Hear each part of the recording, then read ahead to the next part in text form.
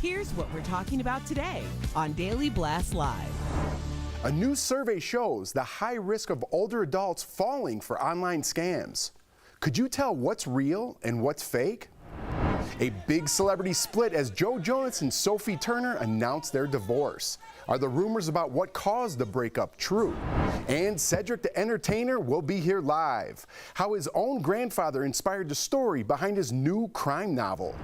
And TV host Maria Menounos is sharing her new mindset after beating pancreatic cancer. I had to use my tools to get out of that sunken place very fast.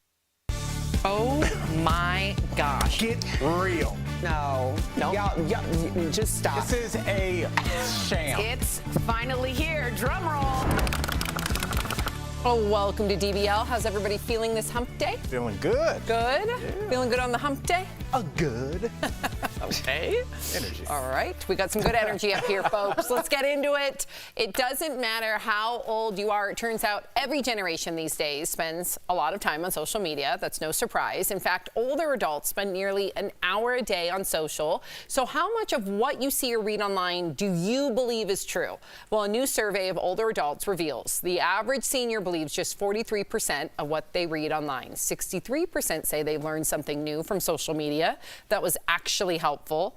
35% see these platforms as a reliable source for keeping up with the news, and 32% use it to seek out information. So what do we all think about this, and how much of what you read online, Al, do you believe to be true? And are you surprised by those numbers? I was surprised at how relatable they are to my life. I think what do they say? Believe half of what you see, and I don't know the rest of that. Yeah. But yeah, that's about right for the internet. I think half of the things you read, there's going to be an agenda. You should be aware of what the point of view of the writer of the article is coming from. Once you have that bias in your mind, now you can proceed forward with the article and see if there's anything in there for you, and not take everything that you come in contact with as gospel. Just like, oh, I'll take that little nugget and keep moving, but not take everything, and then that way you won't have a lot of conflicting messages coming in. Yeah, I think this is showing discernment, which everyone needs. I also don't think it's specific to news, like hard-hitting news. I think that a lot of times people are watching shows, may they be scripted or reality, and there are people that are going to take things as gospel, and then there are going to be people who are like, this is just for entertainment purposes. I think that's a healthy number. I think that's the shining light in that study. But 43% of people still believe such and such, whatever. The majority of the people on this survey are on Facebook, 75% of them. 43% to me is still worrisome, in my opinion. Yeah, and I don't believe, listen, surveys are skewed to what they want to prove, right? And I don't think these people are on for an hour a day. I think they're on much more. Just like when you go to the doctor, how many drinks have you had this week? 1 to 2, and on the weekend you got smashed. So nobody tells the truth. You're on there for way more. But we did a story last week about this photo, we could pop up here, okay, that one of our graphic designers did. And it's super funny. The story's about what would I look like with dye hair. People thought that was really me. No, everybody did. Yeah, and they're like, at least 43% thought that was me, and I stopped dyeing my hair and I look like this. That's how, it's so bizarre that people believe everything that they see, at least 43% in this particular More than case. that. I read the comments. Erica laughed too hard at No, I read the comments, and every single person, not one person is like, good Photoshop. Every single person is like, why would Jeff even dye his hair? Oh my gosh, Jeff looks so much better with gray hair. Yeah.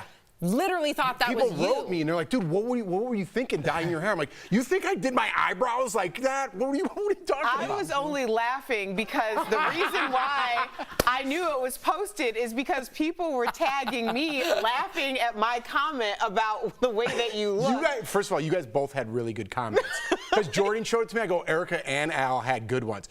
You said I look like a patient. CPR dummy? Yeah, the CPR. You guys had really good ones. I couldn't even be mad. Laugh out loud. It was really good. I know. Sometimes we do the show and I don't appreciate you guys, and then after I'm like, those were some good ones. So good. Okay, so here's a question for you. Do you still feel as awkward or insecure as you did when you were a teenager? Well, new research reveals that more than 2/3 of us adults, 68%, feel just as insecure as an adult as they did in their teens. So what are adults so insecure about? 55% say they are self-conscious about their body shape. 53% are unsure about their hair. 52% say their smile makes them insecure. And 48% are self-conscious about their height. And get this, men are more likely than women to be insecure about their glasses, height, hairstyle, and their smile. So what do we think of this? And is there anything that you're insecure about? Erica. I don't think, I'm really not insecure about like aesthetic things, because I've just gotten to the point in my life where I'm like, some people are gonna like it, some people are gonna love it, some people are gonna hate it, and none of that is any of my business. I think of things that I was insecure about in my body, like I was always the president of the small chess committee growing up. All right. When are elections for that committee? And to the point where I nearly had an augmentation in my 20s, and now I'm very grateful that I didn't, because I just needed to give my body some time to like become a little bit more proportional. It's true. Yeah. I was definitely, if you were the president, I was the vice president. I openly stuffed my bra. I mean, not openly, but I did get outed. No, I got outed. In 7th grade, I had a V-neck tee on. I had my bra that was under wire, so the cups were like this, and I put those brown paper towel balls, 3 in each cup, from the school bathroom, those really rough paper towel balls. Top of the line. And why I didn't want to do it at home, because my mom would have noticed. Yeah. So I waited till I was in the junior high bathroom. But I remember bending down to tie my shoe, and they all came out because I was wearing a V-neck. No one said anything. No one, they said it behind my back. Something, so it would make sense. No. But no, honestly, I was thinking like blow your nose real fast and just be like, oh no, just kidding. Honestly, Sam, if we're being real for a second, I think every one of those things we listed was something that was said to somebody on a school bus. That's exactly right. And you stayed right. You stayed that age at that moment when that kid said your teeth, your hair, your height, your weight. You can be 15 or 5 or 55, and you still remember that moment. So. Definitely. It's true. You smell what's in the air. You I remember everything about my But you seem really confident. How'd you get past that? I'm not confident. My therapist tells me I'm insecure all the time. I'm more insecure about my decisions. So I've grown into my insecurities about having little boobies. Or I have really long fingers. People used to be like, E.T. phone home, and that hurt my feelings.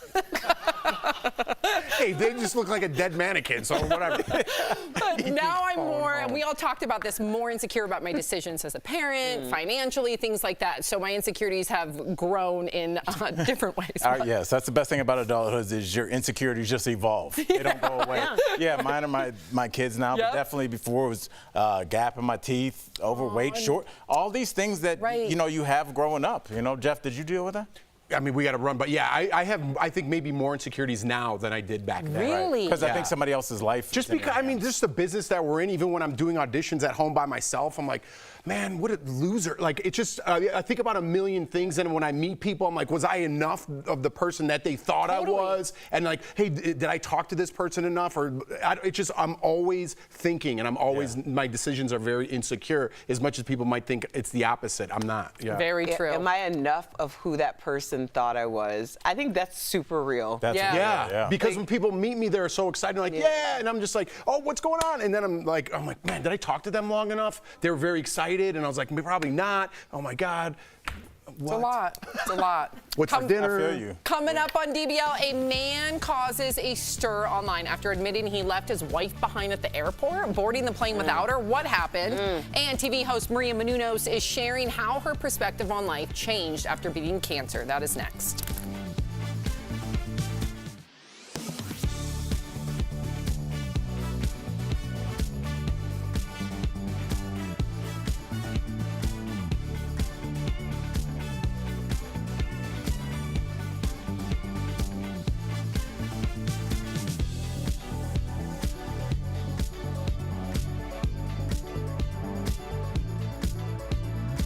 And then I left. It was online? Yeah, it was with the Young Turks. So the Young Turks is the most watched news show in the world. And so their main show at the time was on, you'll know it, who did Current TV. So their main show was on Current TV with Joy Behar following them or before them. And that gave them enough money to start all these other programs. And so then Pop Trigger was started. Pop Trigger is a show I used to host way back when. Loved it. It was on the Young Turks network on YouTube. We shot at YouTube. It was so much fun. I miss it. What was like the premise of just like whatever popped? Just like this. Seriously. We talked about really difficult conversations. We talked about whatever was in the news. The only unique premise about it is we opened up with our thoughts, 5 words or less, which I know it's not grammatically correct. It's 5 words or fewer. But we would open up with our thought on like Joe Jonas, Tophie, 5 words or less. And then we would dive into it. So that was kind of like the hook. Oh, all right. So you would be like, he is a Jonas. Okay, that's good. You know what I mean? And then you dive into why you said that. Would you try and be funny or like provocative? Well, we had guests from YouTube on all the time, and most of them were comedians. So we definitely had, it was more just authentic. It didn't matter. It was just authentic on whatever it was. So, yeah. I think I went to that YouTube building a couple Oh, you for sure did. The one in Marina Del Rey? Yeah, definitely. Yeah, the YouTube building in Marina Del Rey, you can, if you are a creator and you have over, I forget the amount of subscribers, you can go there and shoot for free. It's really cool. Oh, Yeah. gosh.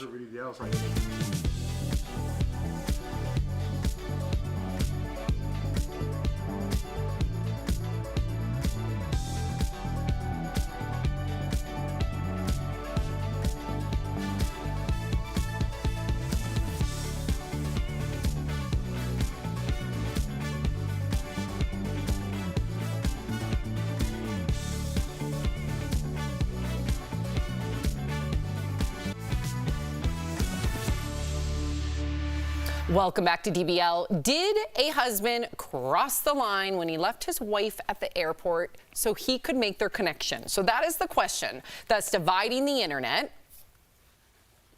Prompter.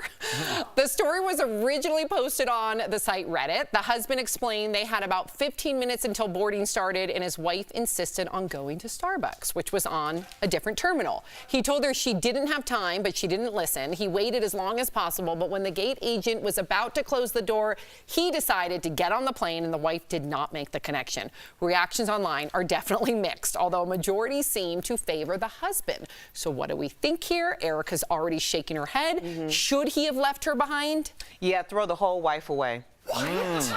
Yep, throw her away. First of all, he was going to visit his daughter. So when the wife decided to go to another terminal with 15 minutes to board the plane, she made him make a choice between her and his daughter. So he made the choice. Do you think that's what it really was? Give the context about the Jeff daughter. is not in his head. Listen, though, this is important. There was a trip planned before, and this is what the word on the street is, Yes, okay? tell us, Erica. So there was just a trip planned before. She overslept, so they already missed the flight. So this is the second time that they're going to try to see his daughter. Not her daughter, his daughter. Yep. So when she decided that she was going to delay or just take her sweet time like the plane was supposed to wait for her, then he did the right thing and he got his butt on that plane to go see his daughter. That's the caveat, Sorry. though. Let's remove the daughter, because I agree with you tenfold. I would do the same thing. What if no kids were involved and it was just you and Jordan going somewhere? You're still making it about yourself. You know you're going to be late. You're counting on that whole plane to wait for you. You're making selfish decisions. I'm not down with that, right? I would tell my wife, we're going to have a big problem if you go get that coffee and you miss this flight. Like, it's going to be an issue. Would you stay? I probably would if there was no kid. If my kid was at the end of that flight, definitely I would go. But if we both missed that flight because of your selfishness, that would be, like, me and Jordan don't fight a lot. That would be a really big problem because I foresaw it and you still chose after I told you, and that's a selfish move. I don't like selfish. What about you, Al? Yeah, I mean, it seems like there's something underneath that decision. Especially, it's not like Starbucks is some exotic, coffee that you can't get everywhere. Yeah. For you to go to another terminal, for you to do so, I think there's always something right underneath the surface. Because I think if they were going to Greece, I don't think she would have risked that. I think agree if they with were you. going on vacation, I think she'd have been right on that plane seat. But since it's not Vegas, since it's your daughter, now all of a sudden, wait a second, I think I saw something in Terminal A. I think there's something a lot deeper than just a missed flight here. agree. I think he needs to reevaluate I said it. moving forward. Erica said it. Get rid of the whole wife. Yes, she White did. away. She started it off by saying that. We'll be right back.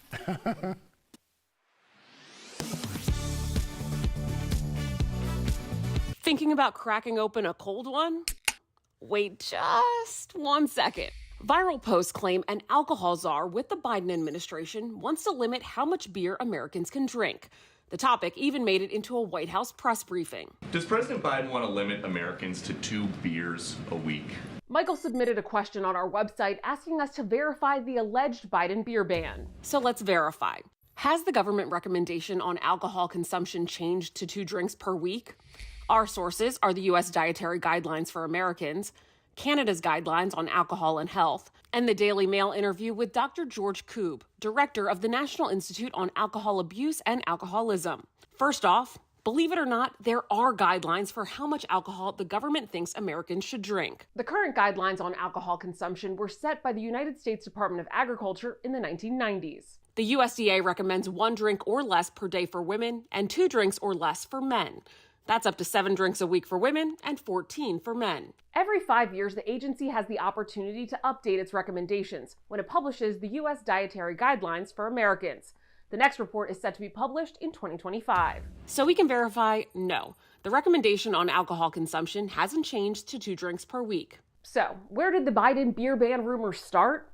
In a recent interview with British tabloid The Daily Mail, Dr. George Koob, director of the National Institute on Alcohol Abuse and Alcoholism, was asked whether he thought the guidance on alcohol consumption in the U.S. could change. He said if the U.S. were going to make a change, it'd be closer to Canadian guidelines, which suggest people consume 2 alcoholic drinks or less per week. But just to be clear, the guidelines aren't actual rules or restrictions on how much booze Canadians or Americans can drink. With your Verify, I'm Ariante Till.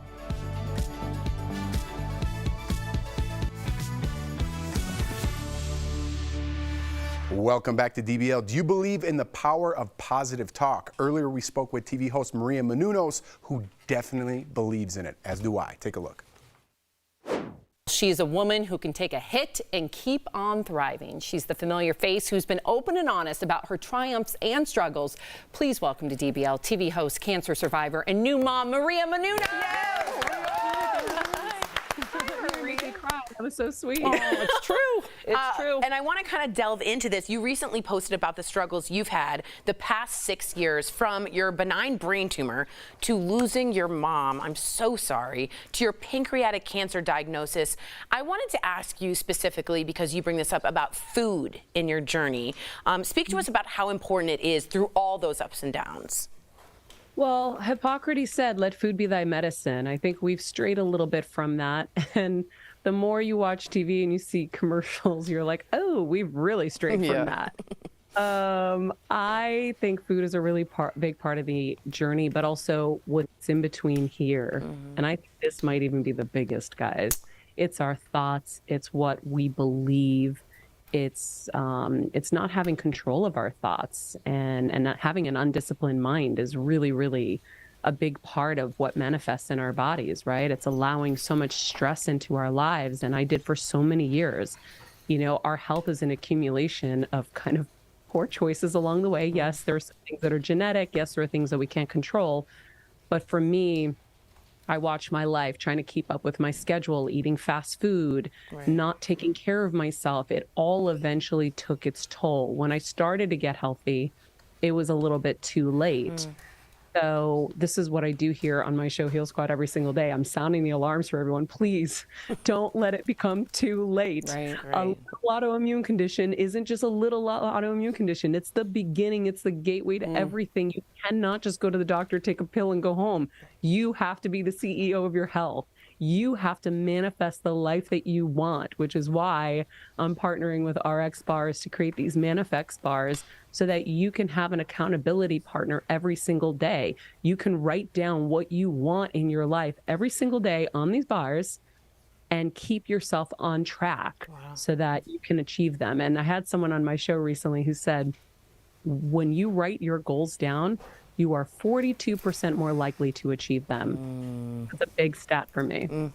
Maria, I say that on this show all the time. My old boss was so into goal setting and all that, and he passed it along to me. I totally believe in all that stuff, but for a different time, I guess, huh? We'll talk about it. But let's talk about you. You're in remission now, congratulations. But when you heard pancreatic cancer for the first time, what was your thought? What was going through your head, speaking of your thoughts?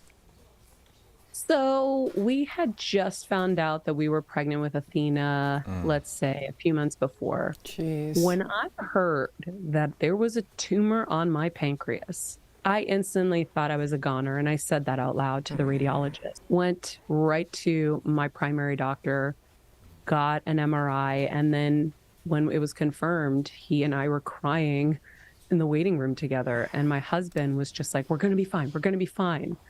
And the next day, my husband and I were in the fetal position, just in bed crying, because all you know, or I knew about pancreas tumors, is you're dead. This is it.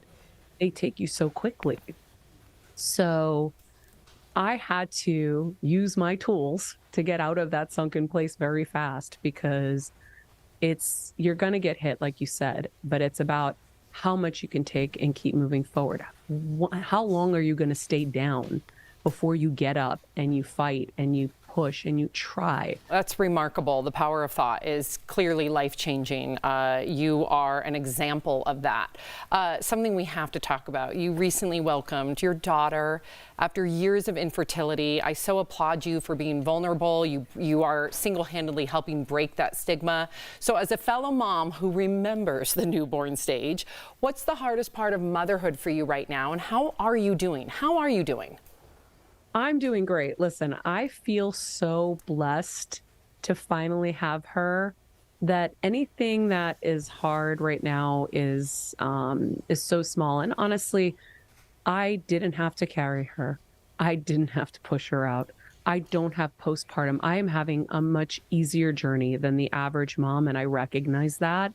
But for me, it's just been the most joyous time of my life. I've never been happier. Everyone who sees me just sees that I'm just so happy being a mom. It's the greatest thing ever. Look at you. You're going to make me cry. Your eyes, your smile. I mean, you can just see the gratitude all over you. That is beautiful. Those are the tears of somebody that realizes, like, your whole life has been leading to this, and everything else is, like, not important. And it's this weird, freeing feeling that I had. I was a professional entertainer for years, and you think about your career and what's next and all this cool stuff you get to do when you have done, and then you have kids and you're like, oh, I don't care about any of that. You are truly inspirational. Is she not? Unbelievable. I love it. Unbelievable. Oh my gosh. DBL Nation, to learn more about RX bars, visit their website. Also, you can enter for a chance to win Maria's limited edition RX bars. Maria, honestly, thank you so much for today. I'm speechless. You're incredible. You are. We'll be right back. Thank you, Maria. With temperatures continuing in the 90s as we move into the fall, we know everybody is looking for ways to save a little money on your power bill. Most houses have something called an attic ventilation fan, but does running that system actually ventilate the attic and then in turn save you money on your power bill? Let's verify. Our sources are Christian Kaltreiter, an energy efficiency researcher at Pacific Northwest National Laboratory, a U.S. Department of Energy lab, and Kenny Wardlaw, a heating and cooling specialist with more than 40 years of experience. First, let's understand how an attic fan is supposed to work. Often they're installed because people want to remove heat in the summertime. Attics get really hot.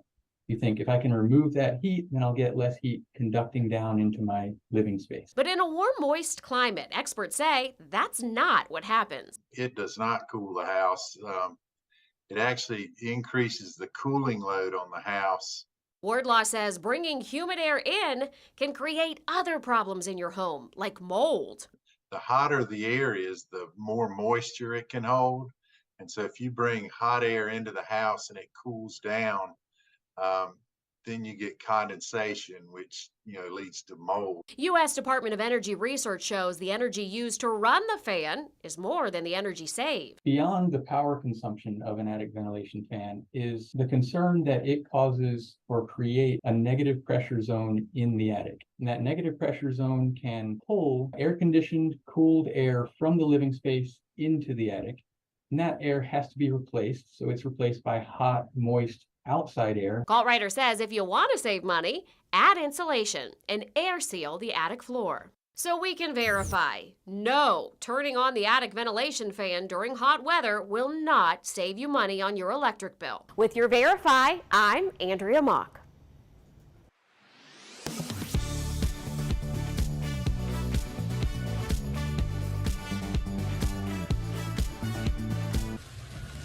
The road out of the Burning Man Festival is finally open. Just days ago, rain poured down on the nearly 80,000 people attending the multi-day gathering in the Black Rock Desert, about 110 miles north of Reno, Nevada. Miles of festival grounds turned into mud, leaving festival goers trapped and worried about dwindling supplies. In the days after the storm, posts claiming to show footage of the poor conditions at the festival went viral. One claims to show footage of a Jeep stuck in the mud. The other claims to show a model walking through the mud during a fashion show at the festival. But is this footage really from Burning Man? Let's verify using these sources. First up, using Google Lens, we traced this video back to an Instagram post from August 15th, 12 days before Burning Man started in Nevada. So we can verify, no, this video does not show a Jeep stranded in the mud at Burning Man. Next up, using Google Lens, we verified that this is footage of a real fashion show, but it isn't recent and it didn't happen at Burning Man. The footage was originally posted to YouTube in October of 2022 and shows footage from designer Balenciaga's fashion show during Paris Fashion Week. With your Verify, I'm Ariande Till.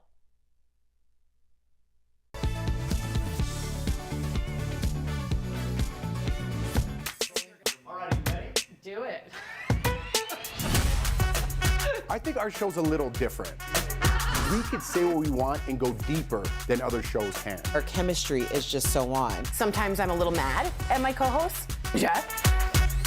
My co-hosts have to trust that I'm gonna bring it and be 100% all the time. There's zero filter with us, whether you love us or hate us or you can't stop watching us. DBL is on.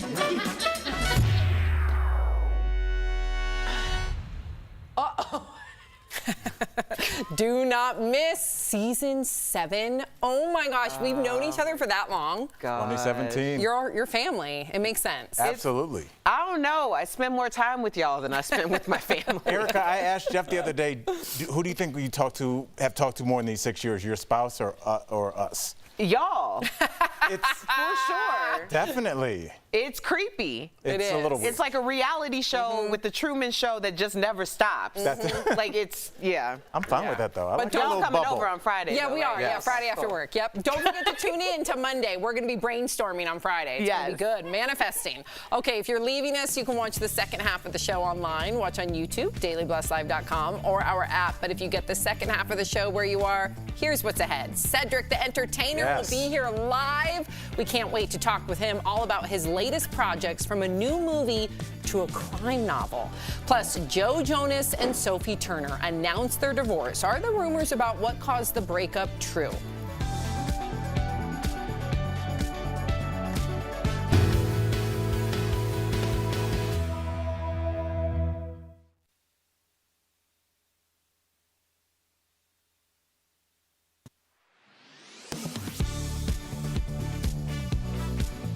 Crust on or crust off? Brown bag or lunch bag? Is a handwritten note adorable or embarrassing? There's lots to debate around the lunch table, but one thing that likely everyone can agree on, you want to make sure the food you're packing is safe to eat. So let's verify the do's and don'ts to keep in mind when you're packing food on the go, with the help of these sources. Do keep food cold until it's time to eat. That means 40 degrees or below, according to the U.S. Department of Agriculture. Perishable foods can only be kept at room temperature for 2 hours before conditions ripen for food poisoning. Along with the meal, pack 2 cold sources like ice packs or frozen water bottles. Use a soft-sided insulated lunchbox. Food safety experts at the University of Michigan recommend wiping it down each night after use. The USDA says to never use a paper bag if you're packing any perishable items. If brown bagging is your only option, though, do consider packing foods that are stable without refrigeration, like whole fruits and veggies, hard cheese, canned meat or fish, chips or crackers, and of course, peanut butter and jelly. If you're packing hot foods, do use an insulated container like a thermos, and don't open the container until it's time to eat. Don't reuse disposable containers or packaging like plastic baggies, because the USDA warns it could contaminate other foods or transmit bacteria. And finally, don't pack more than the lunch recipient can eat in a given meal. That's because many leftovers can't safely be repacked for the next day. With your Verify, I'm Abby Larico.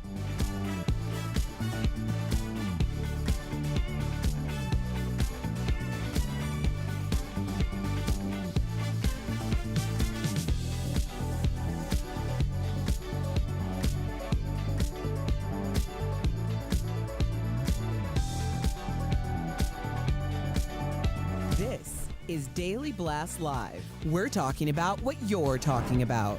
Oh my gosh. Get real. No. Y'all, just stop. This is a sham. It's finally here. Drum roll.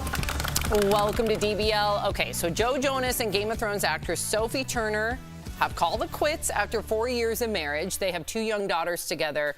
And some tabloids reported that Sophie, who's 27, felt trapped in the marriage and likes to party. Now, TMZ said Joe caught Sophie on the Ring camera. Okay, doing something that made him realize that the marriage was over. They released a joint statement saying, although there are many, quote, many speculative narratives as to why they are separating, this is a united decision. I don't know about that. Just yesterday, Joe Jonas specifically posted a photo wearing his wedding ring. I think that was very strategic because there was no caption. And over the weekend, there was so much speculation on whether or not they were separating. So is it a united decision, Erica? It might be. But I mean, that's completely possible. Right. For him to, I mean, wearing the ring could be there's still an opening for a reconciliation in the future, or it could be like, this is my way of winning the narrative to say that I'm still in the marriage. Right. You know, I don't know. It's a difficult thing to assess because, you know, it's none of our business, but also because Tophie was like 20 when they got together and she was at the height of her career. Apparently, she's been traveling with him in his tour, or had been at some point. She had 2 kids. Like, did she really ever get to enjoy as an adult? You know, these are things that a lot of people don't think about, especially when they have early success because they feel like they've lived this life. You've lived a lot more in these short amount of years, but the years mean something too.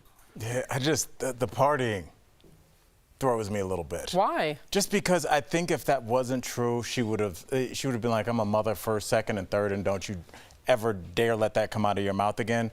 But I don't know if we heard that. He said that he saw something on camera, and I know people's minds, including your first thing maybe is some infidelity, but it may be partying of something that was very unbecoming of a mother. To your point, something that somebody's doing when they're not done with the partying side of their life, which I wasn't for a long time. I'm throwing no stones here. It's really strange that they had, it sounds bad, maybe the second child, if she had been feeling like this for a while, because now she's in this weird place where now she'll be separated, but she has young children, so she'll be attached. And if they're with dad, where is dad, Erica? Toronto, Chicago, Buenos Aires. I mean, his dad's going to be everywhere. So I don't know what she's attached herself to and how detached she can possibly be. It just seems like a tough situation for both people. Yeah, I think it's easier than what everyone's speculating on. I don't know why, I just got a hunch. It's just, listen, 50% of marriages don't work out. This was a young couple and a Hollywood couple that strains the marriage in so many ways, right? They might have just grown out of each other. Now they have these 2 kids, 27, I still want to live my life, but I was trapped in this bubble now. You're famous, I'm famous, we can't live the lives that we wanted to. I kind of see where that is. I don't know if there's something as scandalous as infidelity on a Ring camera. Everyone wants, in some sick way, wants to see a train wreck, right? Like, oh my God, she was making out with Jon Snow on the Ring camera. You know, like they want a story that ends like that, right? But maybe it's just they grew apart from each other. He's still got love if the ring's still there. Maybe it's all good. They just, you know, time to go their own way. Hopefully that's the case, given that they have 2 kids. We'll see if something pops up on that Ring camera. All right, we might find out. We might. Okay, this is really exciting. Nirvana is re-releasing their album In Utero 30 years after its original release.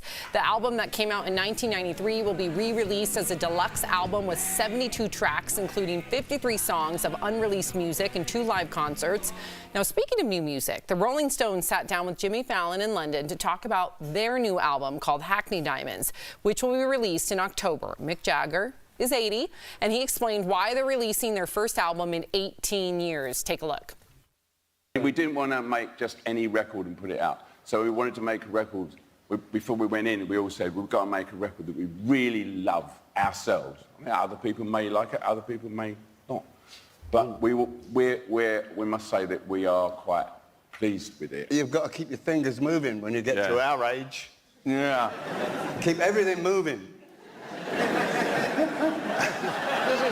Realize what I mean. No, got them down. Keep everything moving. Shake it out. Shake it out. We also got to see the new video for the song Angry. Let's take a look.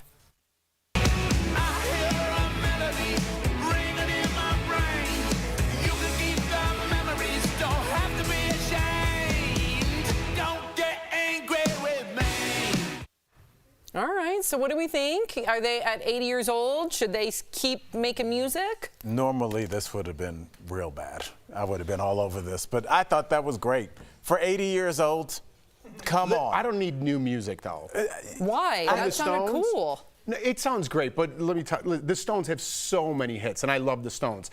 If they happen to do another concert tour and you get to see them one more time, if you play that song, I'm going to be mad about it. You want their stuff? They have so much in their catalog. If you're going to start playing new music, I don't want to hear it. Just come on, man. Come on, Mick. That's the weird position musicians get into, where it's just like you get super famous. The fans are like, we're going to come see you forever, but don't you dare do anything different. It's very strange. But you just went and saw Lionel last night. I did. I saw Lionel Richie. Yeah. Earth, Wind, Fire opened up. Yes. And I gotta say, there were some songs that might have been considered a little newer that I was hoping to hear. Oh, you were? You're definitely an anomaly, though, Erica. Most people want to hear the originals. No, I want all the hits. Okay. But I'm not all the hits, nothing but the hits. I'm like all the hits, throw in like one of those deep cuts that let the people who are really deep in the sauce, like, we see you, boo. Right. But a deep cut's different than a new cut. Okay, I agree with that, but I think that there are people who are like, I've followed you since the Commodores, and then I was on this train, and then the deep cut, and then when you did a collab with Neo, I was there too. I've been there for all the things. Okay. Yes. All right. So shout out to Marcy for those tickets. Yeah, to Lionel. Marcy. I want to get your opinion really quickly on Nirvana. Love them. Do you think posthumously that band, so what I saw is there's some new tracks, but most of it are re-releasing concerts, like full live concerts from London and Rome and Seattle and Los Angeles. So that's cool. But there are some new bonus tracks. They're not new. They're previously recorded.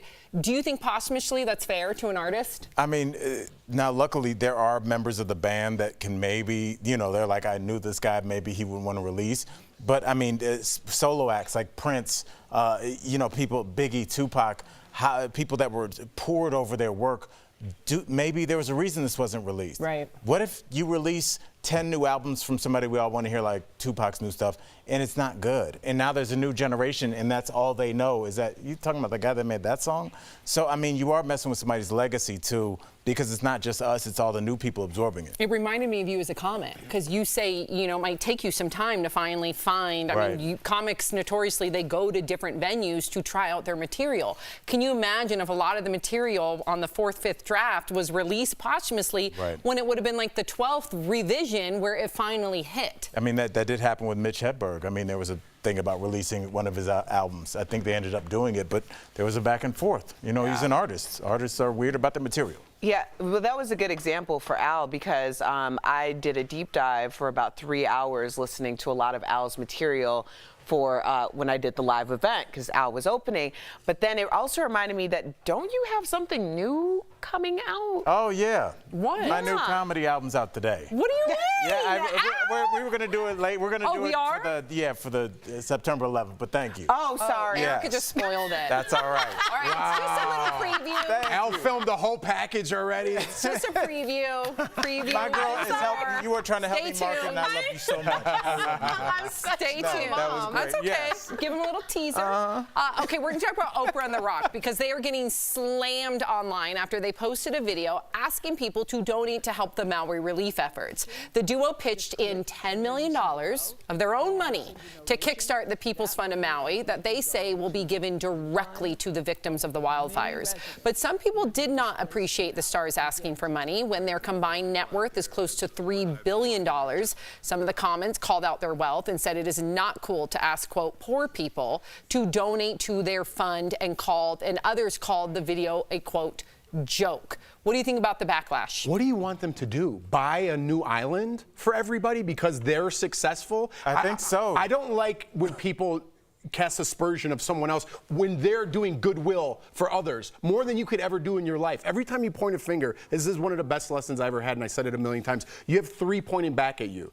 If you want to do something for those people, you go do it. You don't put down other people for helping out in this situation. Shame on everybody that put them down. I understand what they're saying, but Jeff Bezos isn't here to pay your bills. Everything that happens isn't because someone who invented Microsoft, it's not their fault. It's your fault. You want to do it? You want to give money back? Go do it. Right. Sorry, I get angry about how people knock other people off their pedestal for no reason, just because they're not doing something that they're mad about their life, and then when someone else they see successful, they have to chop down for some sick reason. First of all, what would be enough? Is $5 million each Can you not imagine? enough? Like, What's I'm going to give enough? $10 million to Maui, and somebody's like, not enough. That's crazy. That's amazing. I mean, do people yell at the Red Cross when they go, please donate? Does the Red Cross get hate tweets? Why? What's the psychology behind this? I think you always bring it up. You know, if it's athletes or entertainers, then there's always added scrutiny on anything that they do that's positive.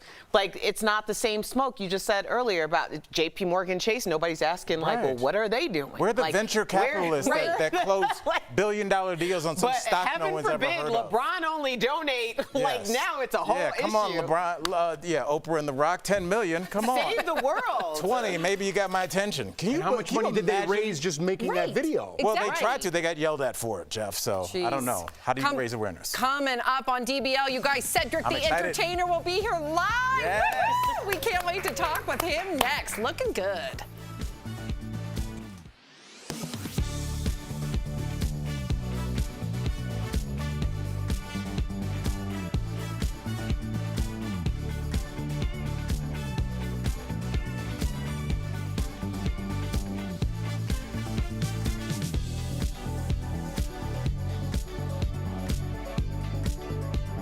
Cancel the live. Let's get Blake.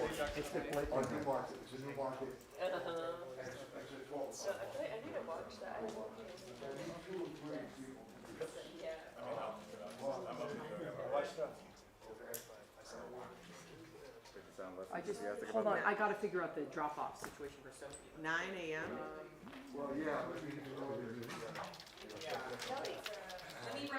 Hi. Kelly, what's happening? Hi, DBL Nation. It's Kelly Schubert here with the DBL Digital team. I'm back sitting in the spot that I was 7 years ago when we started this show. I don't know if you remember. If you were here early enough, this is where I sat. Actually, it was over there, but I would do the spin move and give you breaking news from the Fast Blast desk. I don't have a light anymore, Ira. Ira wants me to get into the light because he's a professional, but there is no light. There's no light, DBL Nation. I'm really sorry, but here we are. I'm looking for news for tomorrow, to pitch for the show tomorrow. I usually get up around 4:35. Then we do a little research. Then at 6:30, we have our pitch meeting. Michael Dean's over there. He's on the pitch meeting with me. Michael, say hi. Ira, turn the camera to Michael. I'm also in the dark. We're all in the dark here, as we usually are. Anyway, it's been a great day here at Daily Blast Live. It's hump day, and we hope you have a great day too. Bye.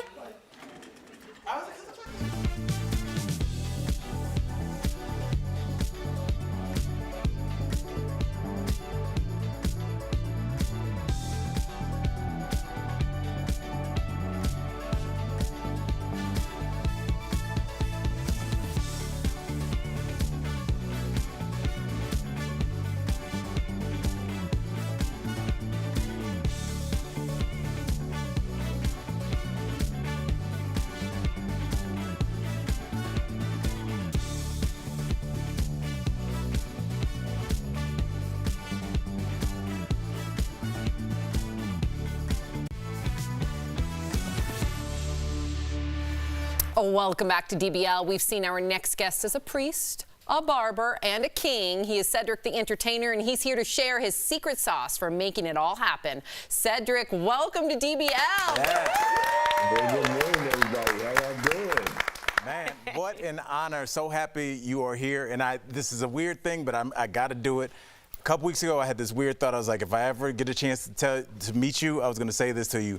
I feel like your bit in Kings of Comedy was the best piece of physical comedy I've ever seen in my life. I'm a comic. I came up under your boy Malik in Miami, and I just want to tell you, you are a true inspiration. Yes. So let's get, yes, it needs to be said. You are one of the all-time greats, but let's get to this book. You have a new book coming out.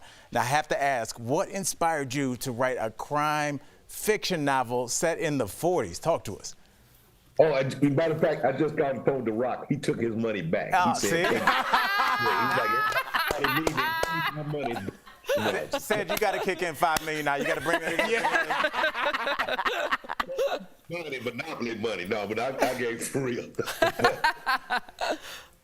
No, man. You know, I was really inspired by this book. You know, the idea was I grew up only hearing about my grandfather. He had passed before I was born, but just through these stories, I just imagined him as this kind of Easy Rollins, you know, kind of character from a Walter Mosley book. And so, you know, just from the stories that my mother would tell, my uncles would tell, and it motivated me to think about him as a person who had all these inspirations and desires. And I just can only imagine what his life was like. So that's what made me, you know, inspire me to write this fictional tale of who he was and how he was. And my mom would say I would do things like him, you know, and so that often laid in my head as a young man, you know, kind of growing up in a female-oriented single-parent household.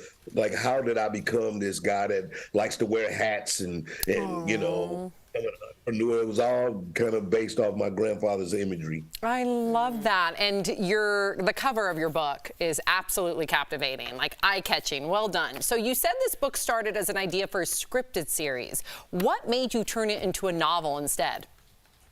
You know, the idea of like trying to tell it as like a TV show, a story was really, you know, what I do now, you know, being an entertainer and being on television, producing television. But when the opportunity came to kind of tell it a little more long form, I just felt like that was going to be a funner ride, a more unique ride, an opportunity for me to take my time and really develop out who I felt the character was, and so it just was a really perfect opportunity when I was asked, did I want to write a book? I knew I didn't want to write Cedric the Entertainers and the jokes I've told throughout the years. You know, so this idea was one that it was like at the top of my head, and the publishers loved the idea, and so that's what really was how we jump started it. We love seeing the diversity of your entertainment portfolio. I mean, there's like literally nothing you cannot do. So you're the father of a bride on a budget in a new movie called The Plus One. How do you manage your money when it comes to being a dad and a grandfather in real life? Look at your beautiful family. Oh my gosh. Man, I mean, such a unique little family. I love them, but and it is, you know, they're kids that at different ages. My oldest daughter, who has my granddaughter, she's 34, lives in St. Louis. You know, and like on her journey, she's catering and wants, you know, and doing the cooking business. So it's all these things where I have to kind of like, again, guide and at the same time allow her to be who she is, but hopefully motivate her to be a dynamic mother and an example to her daughter. And then my two younger kids, they're both like finishing up college. My son is turning 23. He's in his last year of school. His stuff got caught up in COVID. And then my youngest daughter is going to be turning 20, and she's a junior at LMU. So sophomore actually, because she did a gap year, and so she kind of went and saw the world first. So, I mean, I just try to make sure I can provide for them and give them great opportunities and listen to what their dreams are, and then hopefully just kind of be a support for them, you know. But, you know that kids got their own vision of their life and what they want to do, and you just try to be a support for it. I love that. I love that. Speaking of diverse portfolio, you and Anthony Anderson host the show Kings of Barbecue, and you said you love making sausage. So you got any special tips for me? I like cooking too. What goes in your barbecue sauce that's so special? I mean, we got a family recipe that my Uncle Lloyd, man, he would not give anybody this special, but mainly, it starts with a regular, kind of sauce, but I add a little grapefruit in there to get this little unique twist to the spice to it. So it's all about the citrus energy that you add to your sauces to kind of lift it up. But I found grapefruit to be this one little thing, just a little bit of dose in there to give me this kind of season that I want that reminds me of my childhood. So I like that. I'm going to try that out. Oh, my buddy Cedric gave me that recipe. Oh, yeah, drop it. Drop the names. Thank you so much, Cedric. To our DBL viewers, you can find Cedric's book, Flipping Boxcars. It will be available on September 12th, wherever books are sold. Thank you again, Cedric. Congratulations on all your success. What a pleasure to have you. Thanks, brother. We'll be right back. Hi, Holly.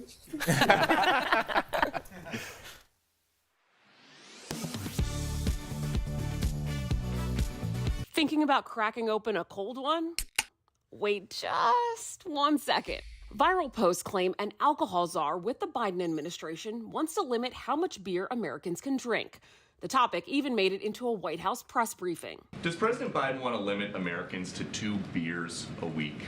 Michael submitted a question on our website asking us to verify the alleged Biden beer ban. So let's verify. Has the government recommendation on alcohol consumption changed to 2 drinks per week? Our sources are the U.S. Dietary Guidelines for Americans, Canada's Guidelines on Alcohol and Health, and the Daily Mail interview with Dr. George Koob, director of the National Institute on Alcohol Abuse and Alcoholism. First off, believe it or not, there are guidelines for how much alcohol the government thinks Americans should drink. The current guidelines on alcohol consumption were set by the United States Department of Agriculture in the 1990s. The USDA recommends 1 drink or less per day for women and 2 drinks or less for men. That's up to 7 drinks a week for women and 14 for men. Every 5 years, the agency has the opportunity to update its recommendations when it publishes the U.S. Dietary Guidelines for Americans. The next report is set to be published in 2025. So we can verify, no, the recommendation on alcohol consumption hasn't changed to 2 drinks per week. So where did the Biden beer ban rumors start? In a recent interview with British tabloid The Daily Mail, Dr. George Koob, director of the National Institute on Alcohol Abuse and Alcoholism, was asked whether he thought the guidance on alcohol consumption in the U.S. could change. He said if the U.S. were going to make a change, it'd be closer to Canadian guidelines, which suggest people consume 2 alcoholic drinks or less per week. But just to be clear, the guidelines aren't actual rules or restrictions on how much booze Canadians or Americans can drink. With your Verify, I'm Ariande Till.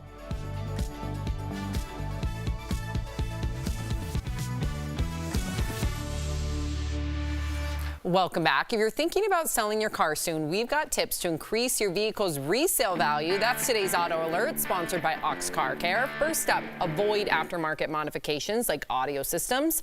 These could actually speed up your car's depreciation. Next, try to keep mileage down. If you're taking a lengthy road trip, it might be worthwhile to get a rental car instead.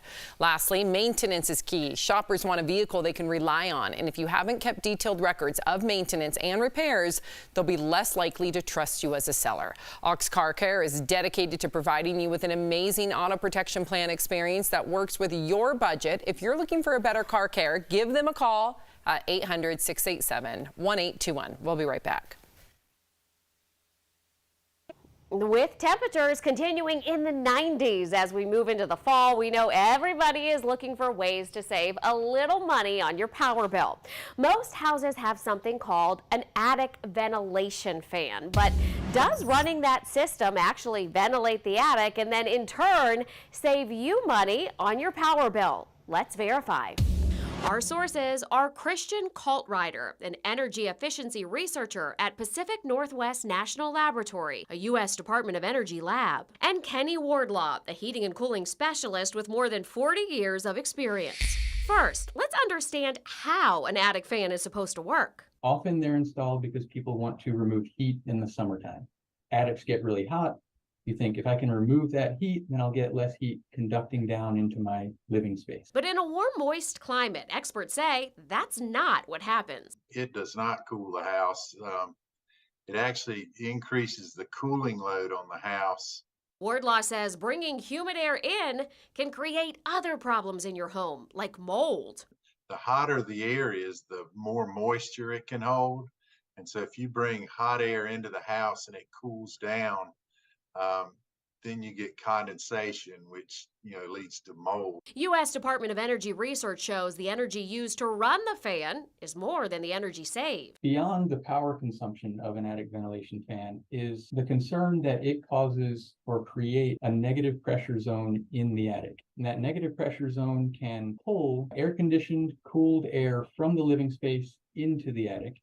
And that air has to be replaced, so it's replaced by hot, moist, outside air. Call Writer says if you want to save money, add insulation and air seal the attic floor. So we can verify, no, turning on the attic ventilation fan during hot weather will not save you money on your electric bill. With your Verify, I'm Andrea Mock.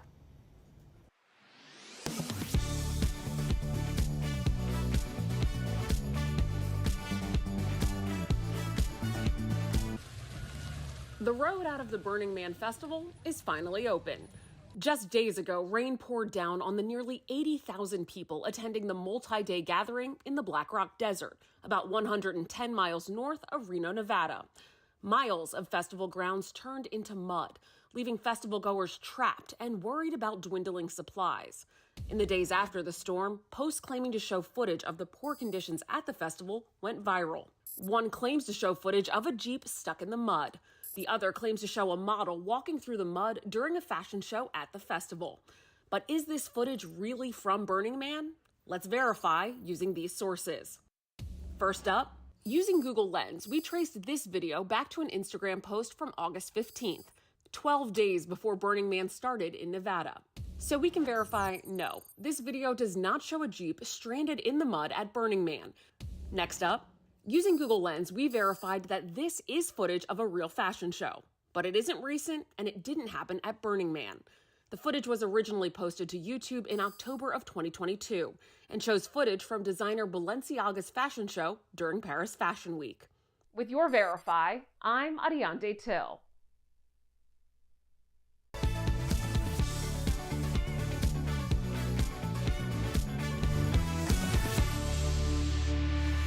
Before we go, Jeff, you've got a very special birthday shout out. I can't believe this, but my little boy is turning 5 today. Layton, happy birthday, buddy. We love you. I was just, thank you. Yeah, I was just outside and ran to the washroom, but I remember being in that hallway when I found out that we were pregnant with Layton. And we're still doing the show. This show is older than Layton. Wow. Oh, my goodness. There's a really great story about that on your podcast, Together Mess. I can say that, right? Yeah. Yeah, you're not I got a package coming out September 11th. No. Yeah, we talk all about it in the podcast, but I can't believe we've been together longer than I remember doing your gender reveal here with the eggs. Yes. And that was before he was even like a concept. And That's now he's crazy. 5. And now he's 5. Yeah. Well, Lord. happy birthday to him. Yes, thank so you. Thank cute. you. Have a great day, everybody. Happy birthday, Layton. Mother.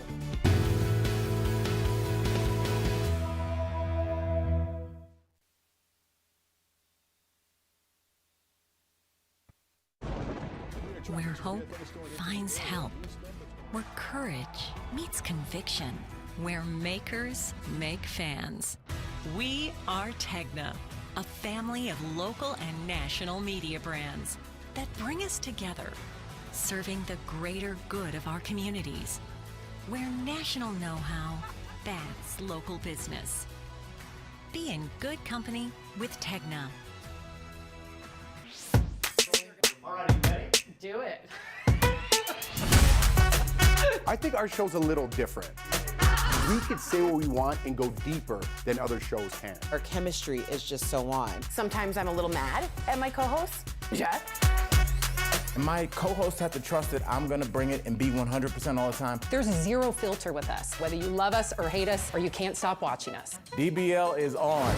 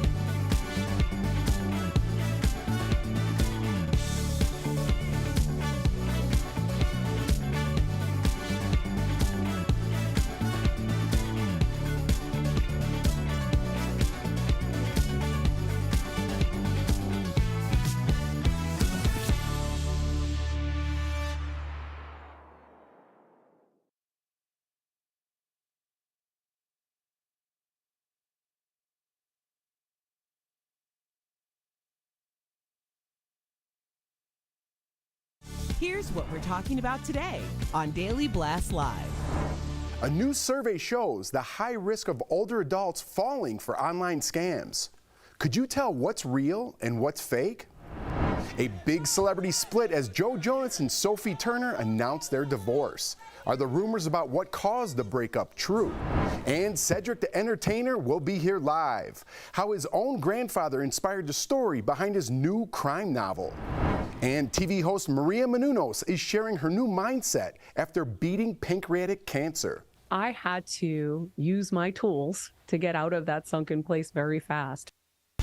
Oh my gosh. Get real. No. Y'all, just stop. This is a sham. It's finally here. Drum roll. Oh, welcome to DBL. How's everybody feeling this hump day? Feeling good. Good? Yeah. Feeling good on the hump day? Good. Okay. Energy. All right. We got some good energy up here, folks. Let's get into it. It doesn't matter how old you are. It turns out every generation these days spends a lot of time on social media. That's no surprise. In fact, older adults spend nearly an hour a day on social. So how much of what you see or read online do you believe is true? Well, a new survey of older adults reveals the average senior believes just 43% of what they read online. 63% say they learned something new from social media that was actually helpful. 35% see these platforms as a reliable source for keeping up with the news, and 32% use it to seek out information. So what do we all think about this, and how much of what you read online, Al, do you believe to be true? And are you surprised by those numbers? I was surprised at how relatable they are to my life. I think what do they say? Believe half of what you see, and I don't know the rest of that. Yeah. But yeah, that's about right for the internet. I think half of the things you read, there's going to be an agenda. You should be aware of what the point of view of the writer of the article is coming from. Once you have that bias in your mind, now you can proceed forward with the article and see if there's anything in there for you, and not take everything that you come in contact with as gospel. Just like, oh, I'll take that little nugget and keep moving, but not take everything, and then that way you won't have a lot of conflicting messages coming in. Yeah, I think this is showing discernment, which everyone needs. I also don't think it's specific to news, like hard-hitting news. I think that a lot of times people are watching shows, may they be scripted or reality, and there are people that are going to take things as gospel, and then there are going to be people who are like, this is just for entertainment purposes. I think that's a healthy number. I think that's the shining light in that study. But 43% of people still believe such and such, whatever. The majority of the people on this survey are on Facebook, 75% of them. 43% to me is still worrisome, in my opinion. Yeah, and I don't believe, listen, surveys are skewed to what they want to prove, right? And I don't think these people are on for an hour a day. I think they're on much more. Just like when you go to the doctor, how many drinks have you had this week? 1 to 2, and on the weekend you got smashed. So nobody tells the truth. You're on there for way more. But we did a story last week about this photo, we could pop up here, okay, that one of our graphic designers did. And it's super funny. The stories about what would I look like with dye hair. People thought that was really me. No, everybody did. Yeah, and they're like, at least 43% thought that was me, and I stopped dyeing my hair and I look like this. That's how, it's so bizarre that people believe everything that they see, at least 43% in this particular case. More than that. I read the comments. Erica laughed too hard at it. No, I read the comments, and every single person, not one person is like, good Photoshop. Every single person is like, why would Jeff even dye his hair? Oh my gosh, Jeff looks so much better with gray hair. Yeah. Literally thought that People was you. wrote me and they're like, dude, what were you thinking dyeing your hair? I'm like, you think I did my eyebrows like that? What were you talking about? I was only laughing because the reason why I knew it was posted is because people were tagging me laughing at my comment about the way that you look. First of all, you guys both had really good comments. Because Jordan showed it to me, I go, Erica and Al had good ones. You said I look like a patient. CPR dummy? Yeah, the CPR. You guys had really good ones. I couldn't even do that. Laugh out loud. It was really good. I know. Sometimes we do the show and I don't appreciate you guys, and then after I'm like, those were some good ones. So good. Okay, so here's a question for you. Do you still feel as awkward or insecure as you did when you were a teenager? Well, new research reveals that more than 2/3 of us adults, 68%, feel just as insecure as an adult as they did in their teens. teens. So what are adults so insecure about? 55% say they are self-conscious about their body shape. 53% are unsure about their hair. 52% say their smile makes them insecure. And 48% are self-conscious about their height. And get this, men are more likely than women to be insecure about their glasses, height, hairstyle, and their smile. So what do we think of this? And is there anything that you're insecure about? Erica.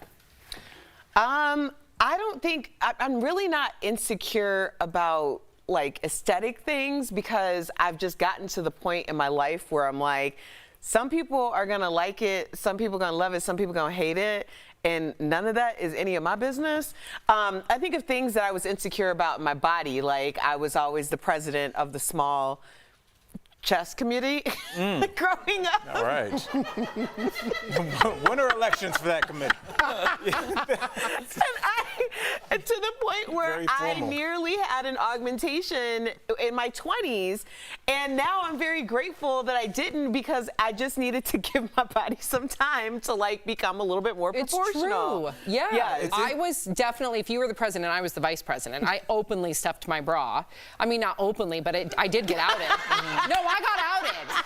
In 7th grade, I had a V-neck tee on. I had my bra that was under wire, so the cups were like this, and I put those brown paper towel balls, 3 in each cup, from the school bathroom, those really rough paper towel balls. Top of the line. And why I didn't want to do it at home, because my mom would have noticed. So I waited till I was in the junior high bathroom. But I remember bending down to tie my shoe, and they all came out because I was wearing a V-neck. No one said anything. No one, they said it behind my back. Spilled something, so it would make sense.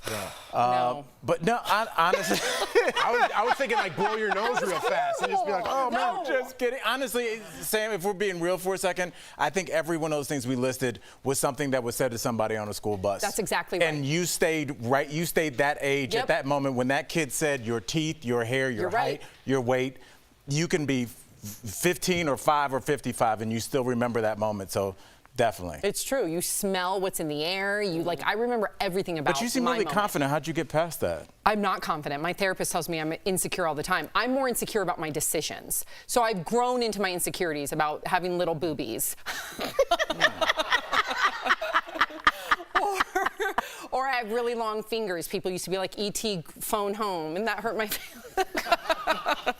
Hey, they just look like a dead mannequin, so whatever. But now I'm more, and we all talked about this, more insecure about my decisions as a parent, financially, things like that. So my insecurities have grown in different ways. Yes, that's the best thing about adulthood is your insecurities just evolve. They don't go away. Yeah, mine are my kids now, but definitely before it was gap in my teeth, overweight, short, all these things that you have growing up. Jeff, did you deal with that? I mean, we got to run, but yeah, I think maybe more insecurities now than I did back then. Really? Because I think somebody else's life. Just because, I mean, just the business that we're in, even when I'm doing auditions at home by myself, I'm like, man, what a loser. Like, it's just, I think about a million things, and when I meet people, I'm like, was I enough of the person that they thought I was? And like, hey, did I talk to this person enough? Or it's just, I'm always thinking, and I'm always, my decisions are very insecure, as much as people might think it's the opposite. I'm not. Very true. Am I enough of who that person thought I was? I think that's super real. Because when people meet me, they're so excited, like, and I'm just like, oh, what's going on? And then I'm like, man, did I talk to them long enough? They were very excited, and I was like, probably not. Oh my God. It's a lot. It's a lot. What's for dinner? I feel you. Coming up on DBL, a man causes a stir online after admitting he left his wife behind at the airport, boarding the plane without her. What happened? And TV host Maria Menounos is sharing how her perspective on life changed after beating cancer. That is next.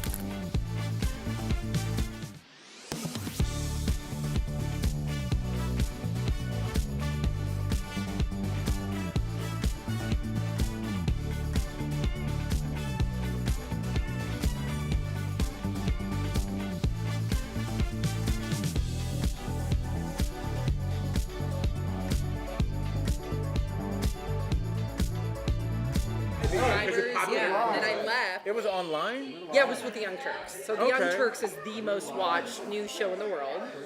And so their main show at the time was on, you'll know it, who did Current TV. So their main show was on Current TV with Joy Behar following them or before them. And that gave them enough money to start all these other programs. And so then Pop Trigger was started. Pop Trigger is a show I used to host way back when, Loved it. It was on the Young Turks Network on YouTube. We shot at YouTube. It was so much fun. I miss it. What was like the premise of just like whatever popped? Just like this. Seriously. We talked about really difficult conversations. We talked about whatever was in the news. The only unique premise about it is we opened up with our thoughts, 5 words or less, which I know it's not grammatically correct. It's 5 words or fewer, but we would open up with our thought on like Joe Jonas, Sophie Turner, 5 words or less. And then we would dive into it. So that was kind of like the hook. Oh, all right. So you would be like, he is a Jonas. Okay, that's good. You know what I mean? And then you dive into why you said that. Would you try and be funny or like provocative? Well, we had guests from YouTube on all the time, and most of them were comedians. So we definitely had, it was more just authentic. It didn't matter. It was just authentic on whatever it was. So, yeah. I think I went to a YouTube building a couple Oh, you for sure did. The one in Marina Del Rey? Yeah, definitely. Yeah, the YouTube building in Marina Del Rey, you can, if you are a creator and you have over, I forget the amount of subscribers, you can go there and shoot for free. It's really cool. Oh, yeah. Gosh.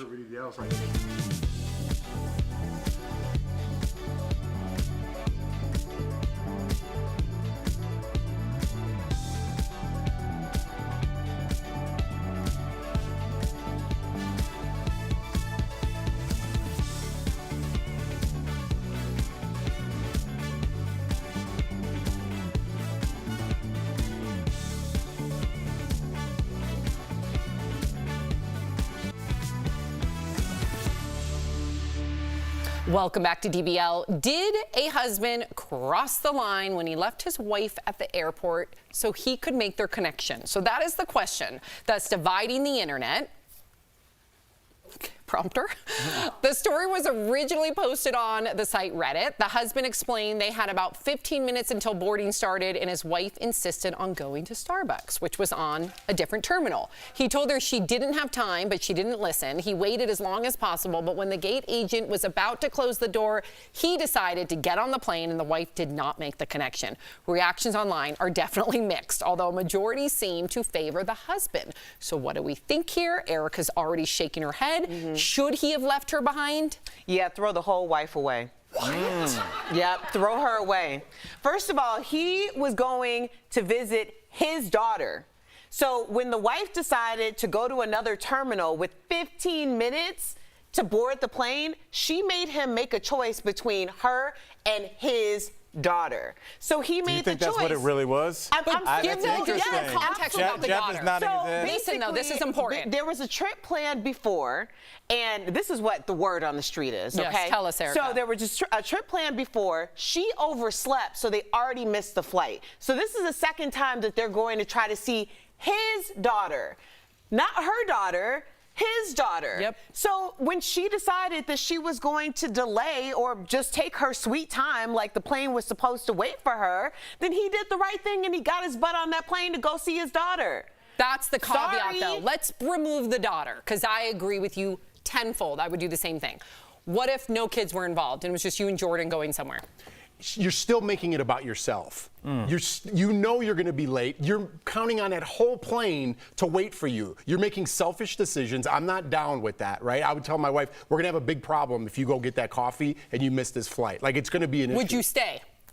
I probably would if there was no kid. If my kid was at the end of that flight, definitely I would go. But if we both missed that flight because of your selfishness, that would be, like, me and Jordan don't fight a lot. That would be a really big problem because I foresaw it and you still chose after I told you, and that's a selfish move. I don't like selfish. What about you, Al? Yeah, I mean, it seems like there's something underneath that decision, especially it's not like Starbucks is some exotic, coffee that you can't get everywhere. Yeah. For you to go to another terminal, for you to do so, I think there's always something right underneath the surface. Because I think if they were going to Greece, I don't think she would have risked that. I think if they were going on vacation, I think she'd have been right on that plane seat. But since it's not Vegas, since it's your daughter, now all of a sudden, wait a second, I think I saw something in Terminal A. I think there's something a lot deeper than just a missed flight here. agree. I think he needs to reevaluate moving forward. Erica said it. Get rid of the whole Yes, she did. She started it off by saying that. We'll be right back.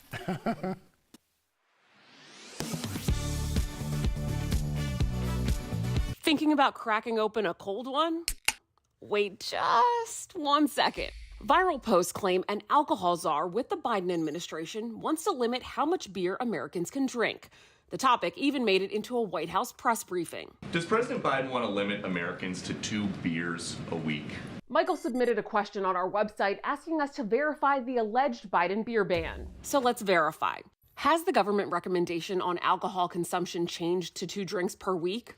Our sources are the U.S. Dietary Guidelines for Americans, Canada's Guidelines on Alcohol and Health, and the Daily Mail interview with Dr. George Koob, director of the National Institute on Alcohol Abuse and Alcoholism. First off, believe it or not, there are guidelines for how much alcohol the government thinks Americans should drink. The current guidelines on alcohol consumption were set by the United States Department of Agriculture in the 1990s. The USDA recommends 1 drink or less per day for women and 2 drinks or less for men. That's up to 7 drinks a week for women and 14 for men. Every 5 years, the agency has the opportunity to update its recommendations when it publishes the U.S. Dietary Guidelines for Americans. The next report is set to be published in 2025. So we can verify, no, the recommendation on alcohol consumption hasn't changed to 2 drinks per week. So where did the Biden beer ban rumor start? In a recent interview with British tabloid The Daily Mail, Dr. George Koob, director of the National Institute on Alcohol Abuse and Alcoholism, was asked whether he thought the guidance on alcohol consumption in the U.S. could change. He said if the U.S. were going to make a change, it'd be closer to Canadian guidelines, which suggest people consume 2 alcoholic drinks or less per week. But just to be clear, the guidelines aren't actual rules or restrictions on how much booze Canadians or Americans can drink. With your Verify, I'm Ariante Till.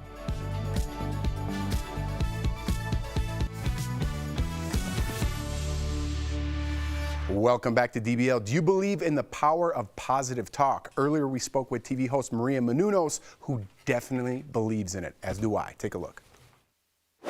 She's a woman who can take a hit and keep on thriving. She's the familiar face who's been open and honest about her triumphs and struggles. Please welcome to DBL TV host, cancer survivor, and new mom, Maria Menounos. That was so sweet. Oh, it's true. It's true. And I want to kind of delve into this. You recently posted about the struggles you've had the past 6 years, from your benign brain tumor to losing your mom. I'm so sorry. To your pancreatic cancer diagnosis. I wanted to ask you specifically, because you bring this up, about food in your journey. Speak to us about how important it is through all those ups and downs. Well, Hippocrates said, let food be thy medicine. I think we've strayed a little bit from that. And the more you watch TV and you see commercials, you're like, oh, we've really strayed from that.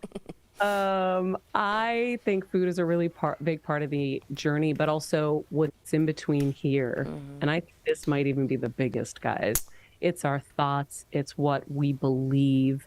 It's not having control of our thoughts, and not having an undisciplined mind is really, really a big part of what manifests in our bodies, right? It's allowing so much stress into our lives. And I did for so many years. You know, our health is an accumulation of kind of poor choices along the way. Yes, there are some things that are genetic. Yes, there are things that we can't control.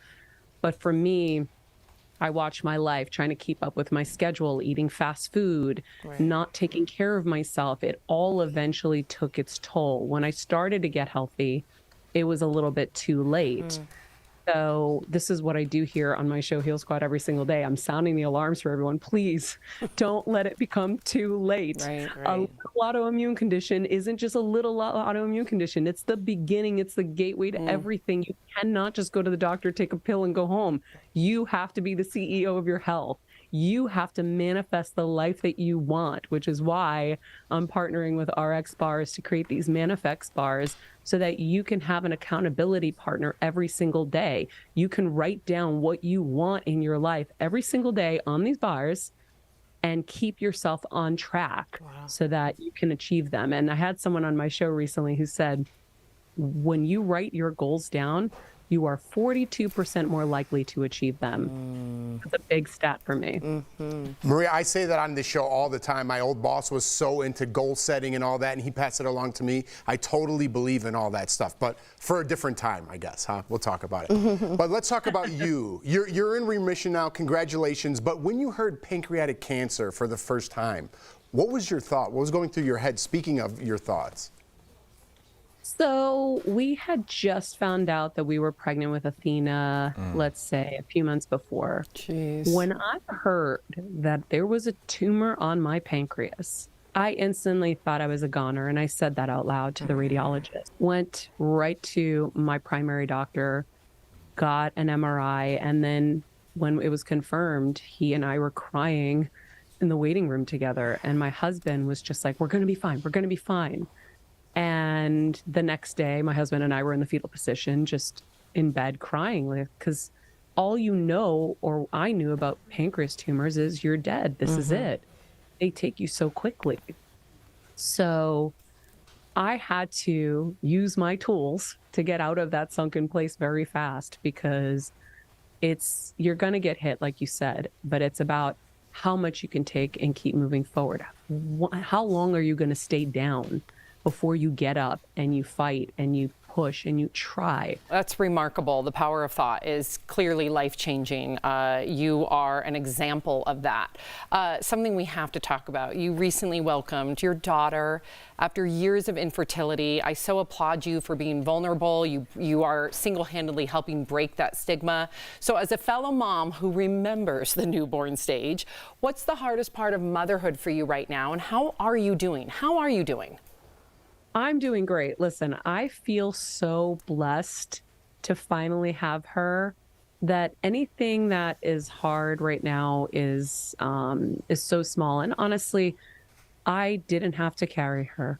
I didn't have to push her out. I don't have postpartum. I am having a much easier journey than the average mom, and I recognize that. But for me, it's just been the most joyous time of my life. I've never been happier. Everyone who sees me just sees that I'm just so happy being a mom. It's the greatest thing ever. Look at you. You're going to make me cry. Your eyes, your smile. I mean, you can just see the gratitude all over you. That is beautiful. Those are the tears of somebody that realizes, like, your whole life has been leading to this, and everything else is, like, not important. And it's this weird, freeing feeling that I had. I was a professional entertainer for years, and you think about your career and what's next and all this cool stuff you get to do when you have done, and then you have kids and you're like, oh, I don't care about any of that. You are truly inspirational. Is she not? Unbelievable. I love it. Unbelievable. Oh my gosh. DBL Nation, to learn more about RX bars, visit their website. Also, you can enter for a chance to win Maria's limited edition RX bars. Maria, honestly, thank you so much for today. I'm speechless. You're incredible. You are. We'll be right back. Thank you, Maria. With temperatures continuing in the 90s as we move into the fall, we know everybody is looking for ways to save a little money on your power bill. Most houses have something called an attic ventilation fan, but does running that system actually ventilate the attic and then in turn save you money on your power bill? Let's verify. Our sources are Christian Kaltrider, an energy efficiency researcher at Pacific Northwest National Laboratory, a U.S. Department of Energy lab, and Kenny Wardlaw, a heating and cooling specialist with more than 40 years of experience. First, let's understand how an attic fan is supposed to work. Often they're installed because people want to remove heat in the summertime. Attics get really hot. You think, if I can remove that heat, then I'll get less heat conducting down into my living space. But in a warm, moist climate, experts say that's not what happens. It does not cool the house. It actually increases the cooling load on the house. Wardlaw says bringing humid air in can create other problems in your home, like mold. The hotter the air is, the more moisture it can hold. And so if you bring hot air into the house and it cools down, then you get condensation, which leads to mold. U.S. Department of Energy research shows the energy used to run the fan is more than the energy saved. Beyond the power consumption of an attic ventilation fan is the concern that it causes or create a negative pressure zone in the attic. And that negative pressure zone can pull air-conditioned, cooled air from the living space into the attic.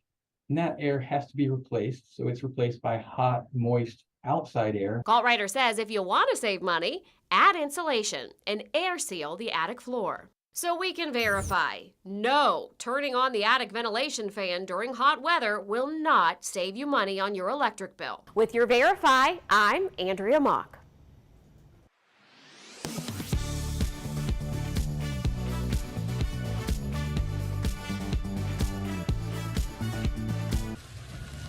The road out of the Burning Man Festival is finally open. Just days ago, rain poured down on the nearly 80,000 people attending the multi-day gathering in the Black Rock Desert, about 110 miles north of Reno, Nevada. Miles of festival grounds turned into mud, leaving festival goers trapped and worried about dwindling supplies. In the days after the storm, posts claiming to show footage of the poor conditions at the festival went viral. One claims to show footage of a Jeep stuck in the mud. The other claims to show a model walking through the mud during a fashion show at the festival. But is this footage really from Burning Man? Let's verify using these sources. First up, using Google Lens, we traced this video back to an Instagram post from August 15th, 12 days before Burning Man started in Nevada. So we can verify, no, this video does not show a Jeep stranded in the mud at Burning Man. Next up, using Google Lens, we verified that this is footage of a real fashion show, but it isn't recent and it didn't happen at Burning Man. The footage was originally posted to YouTube in October of 2022 and shows footage from designer Balenciaga's fashion show during Paris Fashion Week. With your Verify, I'm Ariande Till.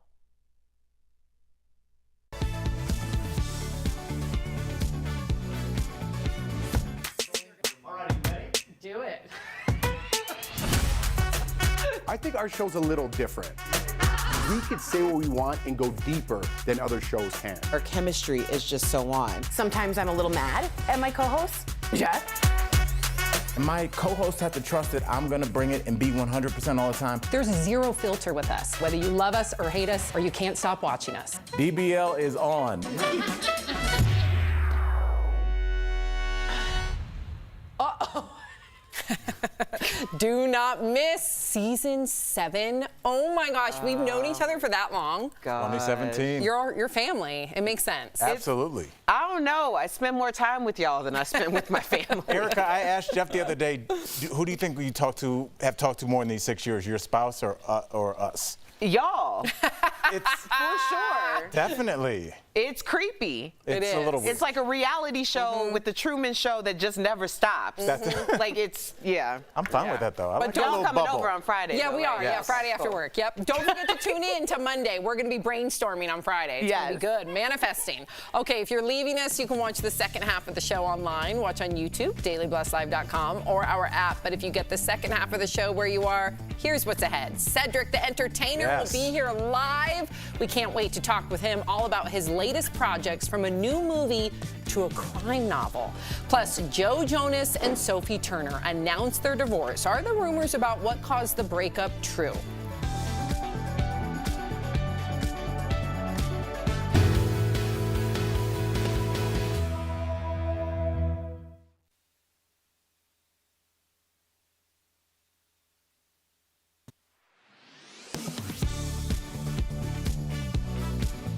Crust on or crust off? Brown bag or lunch bag? Is a handwritten note adorable or embarrassing? There's lots to debate around the lunch table, but one thing that likely everyone can agree on, you want to make sure the food you're packing is safe to eat. So let's verify the do's and don'ts to keep in mind when you're packing food on the go, with the help of these sources.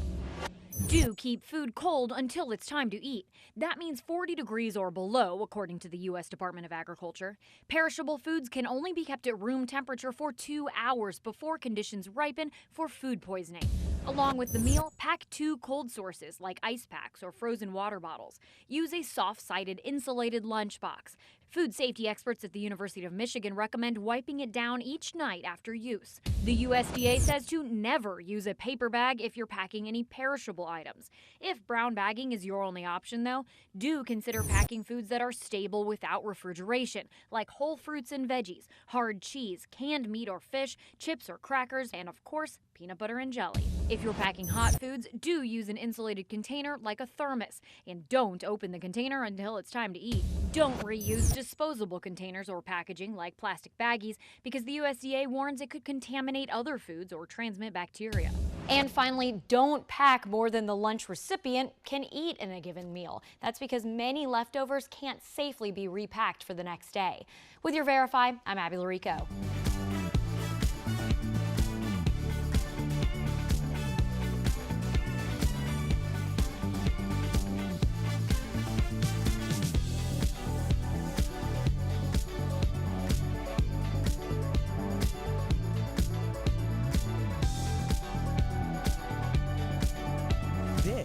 is Daily Blast Live. We're talking about what you're talking about. Oh my gosh. Get real. No. Y'all, just stop. This is a sham. It's finally here. Drum roll. Welcome to DBL. Okay, so Joe Jonas and Game of Thrones actress Sophie-Turner have called it quits after 4 years of marriage. They have 2 young daughters together. And some tabloids reported that Sophie, who's 27, felt trapped in the marriage and likes to party. Now, TMZ said Joe caught Sophie on the Ring camera. Okay, doing something that made him realize that the marriage was over. They released a joint statement saying, although there are many quote, many speculative narratives as to why they are separating, this is a united decision. I don't know about that. Just yesterday, Joe Jonas specifically posted a photo wearing his wedding ring. I think that was very strategic because there was no caption. And over the weekend, there was so much speculation on whether or not they were separating. So is it a united decision, Erica? It might be. But I mean, that's completely possible. Right. For him to, I mean, wearing the ring could be there's still an opening for a reconciliation in the future, or it could be like, this is my way of winning the narrative to say that I'm still in the marriage. Right. You know, I don't know. It's a difficult thing to assess because, you know, it's none of our business, but also because Tophie was like 20 when they got together and she was at the height of her career. Apparently, she's been traveling with him in his tour, or had been at some point. She had 2 kids. Like, does she really ever get to enjoy as an adult? You know, these are things that a lot of people don't think about, especially when they have early success because they feel like they've lived this life. You've lived a lot more in these short amount of years, but the years mean something too. Yeah, the partying throws me a little bit. Why? Just because I think if that wasn't true, she would have been like, I'm a mother first, second, and third, and don't you ever dare let that come out of your mouth again. But I don't know if we heard that. He said that he saw something on camera, and I know people's minds, including your first thing maybe is some infidelity, but it may be partying of something that was very unbecoming of a mother. To your point, something that somebody's doing when they're not done with the partying side of their life, which I wasn't for a long time. I'm throwing no stones here. It's really strange that they had, it sounds bad, maybe the second child, if she had been feeling like this for a while, because now she's in this weird place where now she'll be separated, but she has young children, so she'll be attached. And if they're with dad, where is dad, Erica? Toronto, Chicago, Buenos Aires. I mean, his dad's going to be everywhere. So I don't know what she's attached herself to and how detached she can possibly be. It just seems like a tough situation for both people. Yeah, I think it's easier than what everyone's speculating on. I don't know why, I just got a hunch. It's just, listen, 50% of marriages don't work out. This was a young couple and a Hollywood couple that strains the marriage in so many ways, right? They might have just grown out of each other. Now they have these 2 kids, 27, I still want to live my life, but I was trapped in this bubble now. You're famous, I'm famous, we can't live the lives that we wanted to. I kind of see where that is. I don't know if there's something as scandalous as infidelity on a Ring camera. Right. Everyone wants, in some sick way, wants to see a train wreck, right? Like, oh my God, she was making out with Jon Snow on the Ring camera. You know, like they want a story that ends like that, right? But maybe it's just they grew apart from each other. He's still got love if the ring's still there. Maybe it's all good. They just, you know, time to go their own way. Hopefully that's the case, given that they have 2 kids. We'll see if something pops up on that Ring camera. All right. We might find out. We might. Okay, this is really exciting. Nirvana is re-releasing their album In Utero 30 years after its original release. The album that came out in 1993 will be re-released as a deluxe album with 72 tracks, including 53 songs of unreleased music and 2 live concerts. Now, speaking of new music, the Rolling Stones sat down with Jimmy Fallon in London to talk about their new album called Hackney Diamonds, which will be released in October. Mick Jagger is 80, and he explained why they're releasing their first album in 18 years. Take a look. We didn't want to make just any record and put it out. So we wanted to make a record. Before we went in, we all said, we've got to make a record that we really love ourselves. I mean, other people may like it, other people may not. But we must say that we are quite pleased with it. You've got to keep your fingers moving when you get to our age. Yeah. Keep everything moving. Realize what I mean. You'll get them down. Keep everything moving. Shake it out. Shake it out. We also got to see the new video for the song Angry. Let's take a look.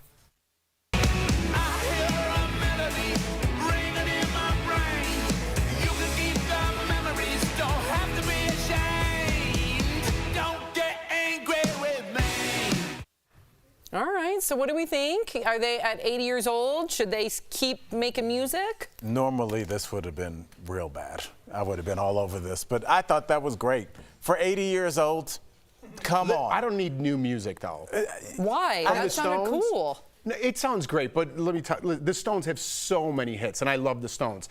If they happen to do another concert tour and you get to see them one more time, if you play that song, I'm going to be mad about it. You want their stuff? They have so much in their catalog. If you're going to start playing new music, I don't want to hear it. Just come on, man. Come on, Mick. That's the weird position musicians get into, where it's just like you get super famous. The fans are like, we're going to come see you forever, but don't you dare do anything different. It's very strange. But you just went and saw Lionel last night. I did. I saw Lionel Richie. Yeah.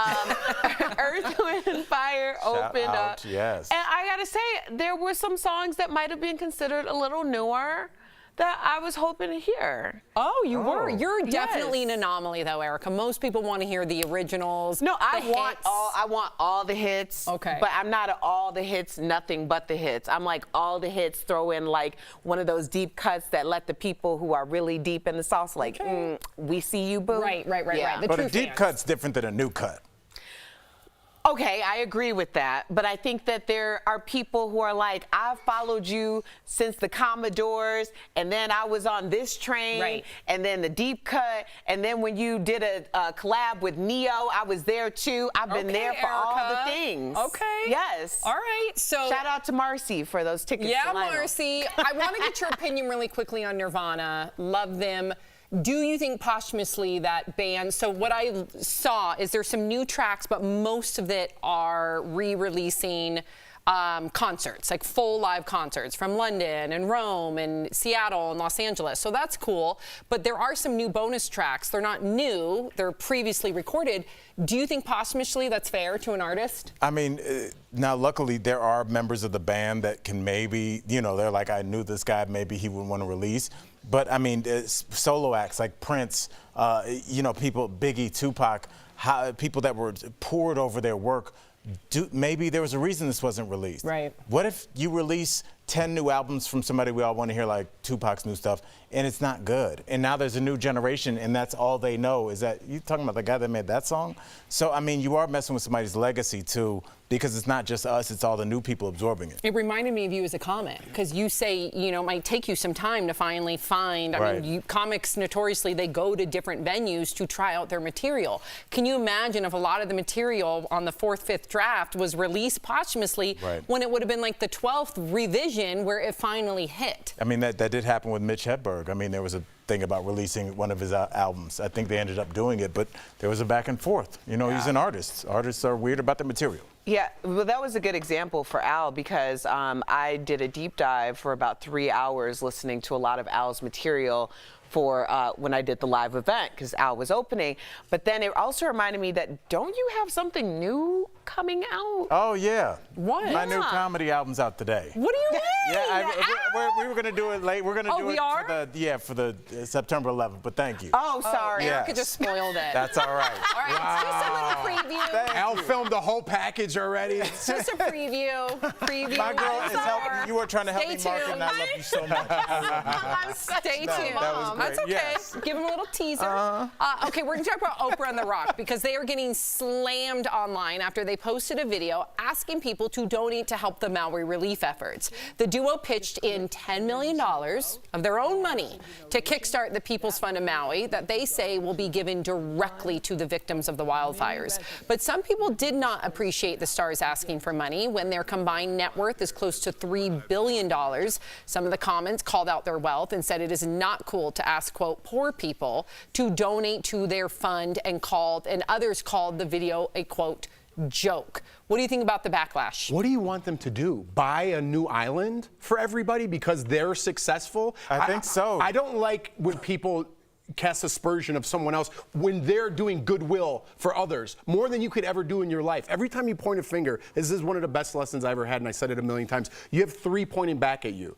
If you want to do something for those people, you go do it. You don't put down other people for helping out in this situation. Shame on everybody that put them down. I understand what they're saying, but Jeff Bezos isn't here to pay your bills. Everything that happens isn't because someone who invented Microsoft, it's not their fault. It's your fault. You want to do it, you want to give money back, go do it. Right. Sorry, I get angry about how people knock other people off their pedestal for no reason, just because they're not doing something that they're mad about their life. And then when someone else they see successful, they have to chop down for some sick reason. First of all, what would be enough? Is $5 million each Can you not imagine? enough? Like, What's I'm going to give enough? $10 million to Maui, and somebody's like, not enough. That's crazy. That's amazing. I mean, do people yell at the Red Cross when they go, please donate? Does the Red Cross get hate tweets? Why? What's the psychology behind this? I think you always bring it up, you know, if it's athletes or entertainers, then there's always added scrutiny on anything that they do that's positive. Like, it's not the same smoke you just said earlier about JP Morgan Chase. Nobody's asking, like, well, what are they doing? We're the like, venture capitalists that close billion-dollar deals on some stock no one's ever heard of. LeBron only donate, like, now it's a whole issue. Come on, LeBron. Oprah and The Rock, $10 million. Come on. Save the world. 20, maybe you got my attention. Can you? How much money did they raise just making that video? Well, they tried to. They got yelled at for it, Jeff. So I don't know. How do you raise awareness? Coming up on DBL, you guys, Cedric the Entertainer will be here live. Yes. We can't wait to talk with him next. Looking good.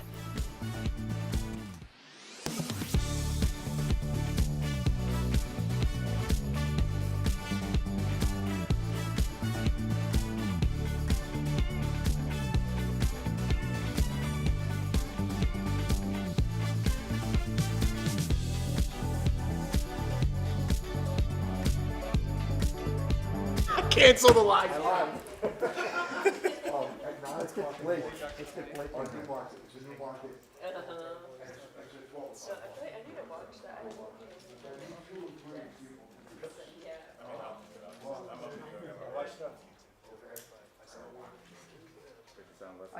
Hold on. I got to figure out the drop-off situation for Sophie. 9 a.m.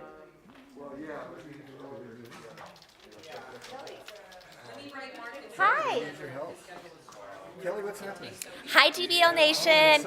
It's Kelly Schubert here with the DBL Digital Team. I'm back sitting in the spot that I was 7 years ago when we started this show. I don't know if you remember. If you were here early enough, this is where I sat.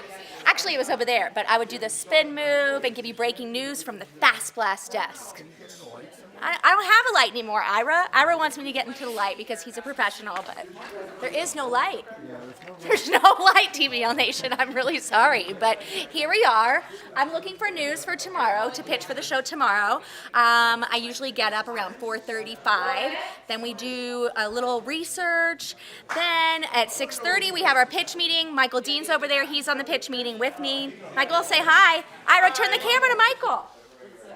I'm also in the dark. We're all in the dark here, as we usually are. Anyway, it's been a great day here at Daily Blast Live. It's Hump Day, and we hope you have a great day too. Bye.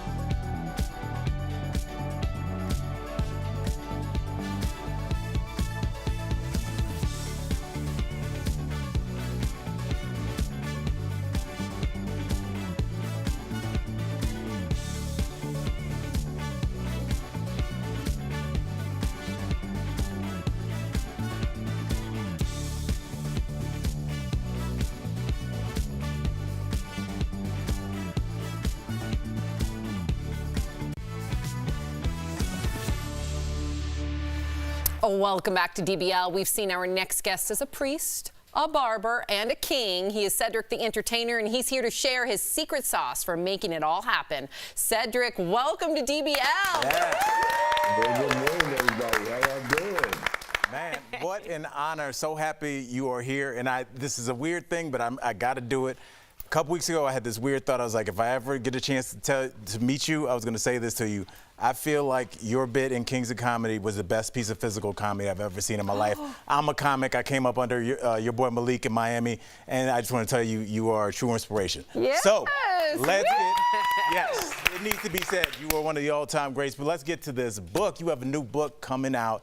Now, I have to ask, what inspired you to write a crime fiction novel set in the 40s? Talk to us. Oh, matter of fact, I just got on the phone to Rock. He took his money back. Oh, he said, he's like, I need my money. Yeah. Said you got to kick in $5 million now. You got to bring it in. Money, monopoly money. No, but I gave for real.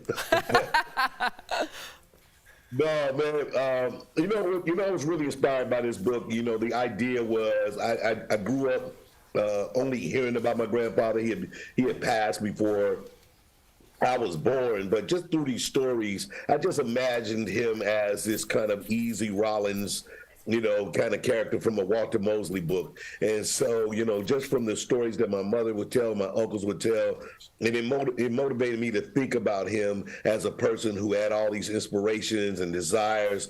And I just can only imagine what his life was like. So that's what made me, you know, inspire me to write this fictional tale of who he was and how he was. And my mom would say I would do things like him, you know, and so that often laid in my head as a young man, you know, kind of growing up in a female-oriented single-parent household. Like, how did I become this guy that likes to wear hats and you know, it was all kind of based off my grandfather's imagery. I love that. And the cover of your book is absolutely captivating, like eye-catching. Well done. So you said this book started as an idea for a scripted series. What made you turn it into a novel instead? You know, the idea of like trying to tell it as like a TV show, a story was really, you know, what I do now, you know, being an entertainer and being on television, producing television. But when the opportunity came to kind of tell it a little more long form, I just felt like that was going to be a funner ride, a more unique ride, an opportunity for me to take my time and really develop out who I felt the character was, and so it just was a really perfect opportunity when I was asked, did I want to write a book? I knew I didn't want to write Cedric the Entertainers and the jokes I've told throughout the years. You know, so this idea was one that it was like at the top of my head, and the publishers loved the idea, and so that's what really was how we jump started it. We love seeing the diversity of your entertainment portfolio. I mean, there's like literally nothing you cannot do. So you're the father of a bride on a budget in a new movie called The Plus One. How do you manage your money when it comes to being a dad and a grandfather in real life? Look at your beautiful family. Oh my gosh. Man, I mean, such a unique little family. I love them, but you know, and it is. You know, they're kids that at different ages. My oldest daughter, who has my granddaughter, she's 34, lives in St. Louis. You know, and like on her journey, she's catering and wants, you know, and doing the cooking business. So it's all these things where I have to kind of like, again, guide and at the same time allow her to be who she is, but hopefully motivate her to be a dynamic mother and an example to her daughter. And then my two younger kids, they're both like finishing up college. My son is turning 23. He's in his last year of school. His stuff got caught up in COVID. And then my youngest daughter is going to be turning 20, and she's a junior at LMU. So sophomore actually, because she did a gap year, and so she kind of went and saw the world first. So, I mean, I just try to make sure I can provide for them and give them great opportunities and listen to what their dreams are, and then hopefully just kind of be a support for them, you know. But, you know that kids got their own vision of their life and what they want to do, and you just try to be a support for it. I love that. I love that. Speaking of diverse portfolio, you and Anthony Anderson host the show Kings of Barbecue, and you said you love making sausage. So you got any special tips for me? I like cooking too. What goes into your barbecue sauce that's so special?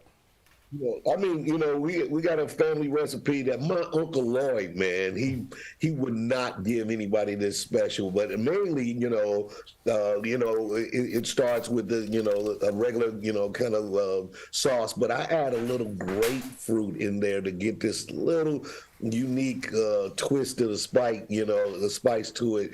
So it's all about the citrus energy that you add to your sauces to kind of lift it up. But I found grapefruit to be this one little thing, just a little bit of dose in there to give me this kind of season that I want that reminds me of my childhood. So I like that. I'm going to try that out. Oh, my buddy Cedric gave me that recipe. Drop it. Drop the names. Thank you so much, Cedric. To our DBL viewers, you can find Cedric's book, Flipping Boxcars. It will be available on September 12th, wherever books are sold. Thank you again, Cedric. Congratulations on all your success. What a pleasure to have you. Thanks, brother. We'll be right back.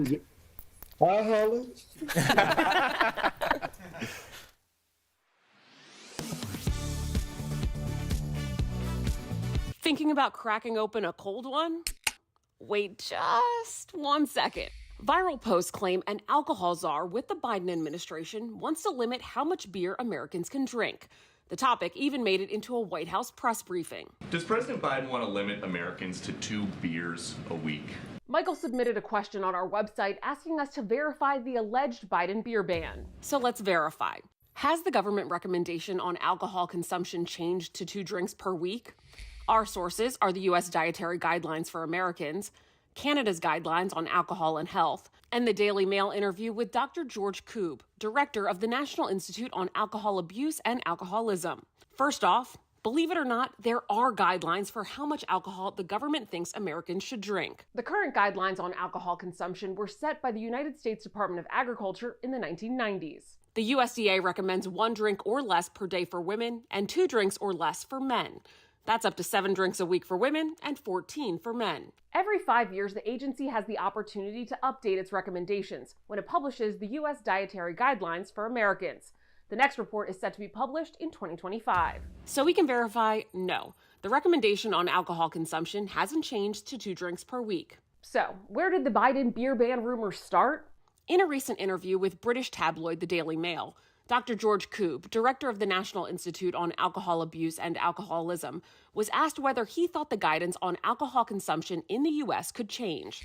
He said if the U.S. were going to make a change, it'd be closer to Canadian guidelines, which suggest people consume 2 alcoholic drinks or less per week. But just to be clear, the guidelines aren't actual rules or restrictions on how much booze Canadians or Americans can drink. With your Verify, I'm Ariante Till.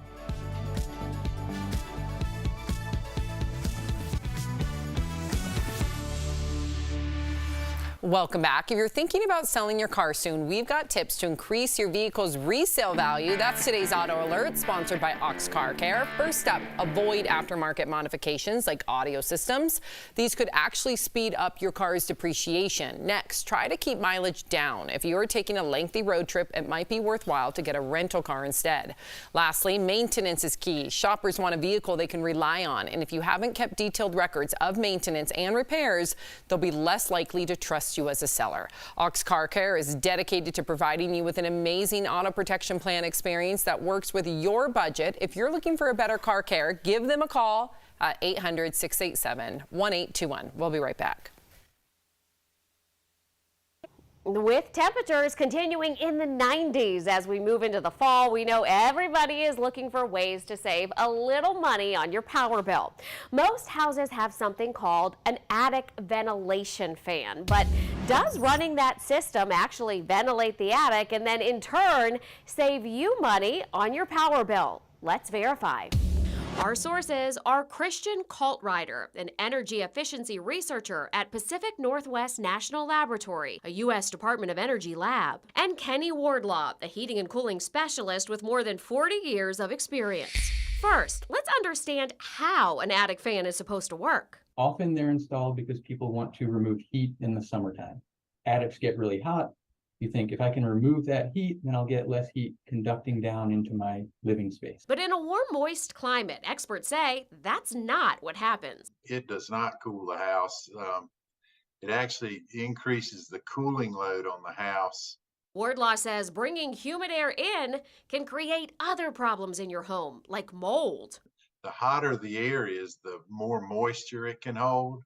And so if you bring hot air into the house and it cools down, then you get condensation, which leads to mold. U.S. Department of Energy research shows the energy used to run the fan is more than the energy saved. Beyond the power consumption of an attic ventilation fan is the concern that it causes or create a negative pressure zone in the attic. And that negative pressure zone can pull air-conditioned, cooled air from the living space into the attic. And that air has to be replaced, so it's replaced by hot, moist, outside air. Call Writer says if you want to save money, add insulation and air seal the attic floor. So we can verify, no, turning on the attic ventilation fan during hot weather will not save you money on your electric bill. With your Verify, I'm Andrea Mock.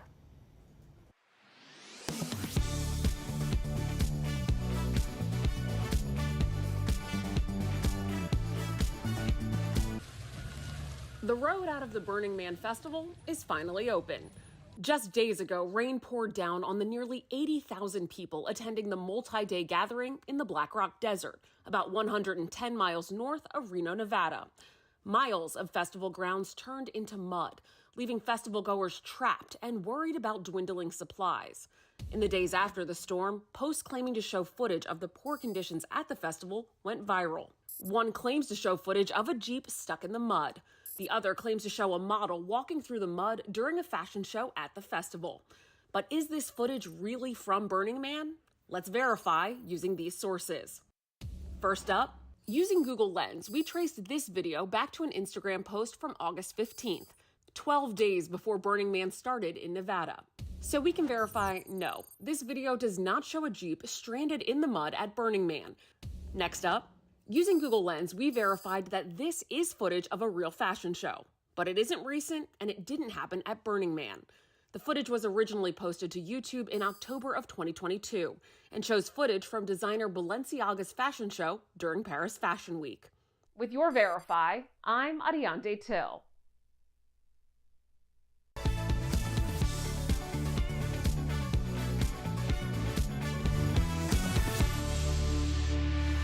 Before we go, Jeff, you've got a very special birthday shout out. I can't believe this, but my little boy is turning 5 today. Layton, Yes. happy birthday, buddy. We love you. I was just, thank you. Yeah, I was just outside and ran to the washroom, but I remember being in that hallway when I found out that we were pregnant with Layton. And we're still doing the show. This show is older than Layton. Wow. Oh my goodness. There's a really great story about that on your podcast, Together Mess. I can say that, right? Yeah. Yeah, you're not I got a package coming out September 11th. No, we talk all about it in the podcast, but I can't believe we've been together longer than I remember doing your gender reveal here with the eggs. Yes. And that was before he was even like a concept. And That's now he's crazy. 5. Now he's 5. Yeah. Well, Lord. happy birthday to him. Yes, thank so you. cute.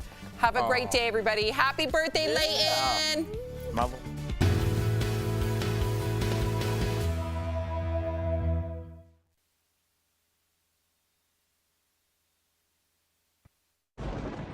Where hope finds help. Where courage meets conviction. Where makers make fans. We are Tegna, a family of local and national media brands that bring us together, serving the greater good of our communities. Where national know-how backs local business. Be in good company with Tegna. All right, you ready? Do it. I think our show's a little different. We could say what we want and go deeper than other shows can. Our chemistry is just so on. Sometimes I'm a little mad at my co-host, Jeff. My co-hosts have to trust that I'm gonna bring it and be 100% all the time. There's zero filter with us. Whether you love us or hate us or you can't stop watching us. DBL is on.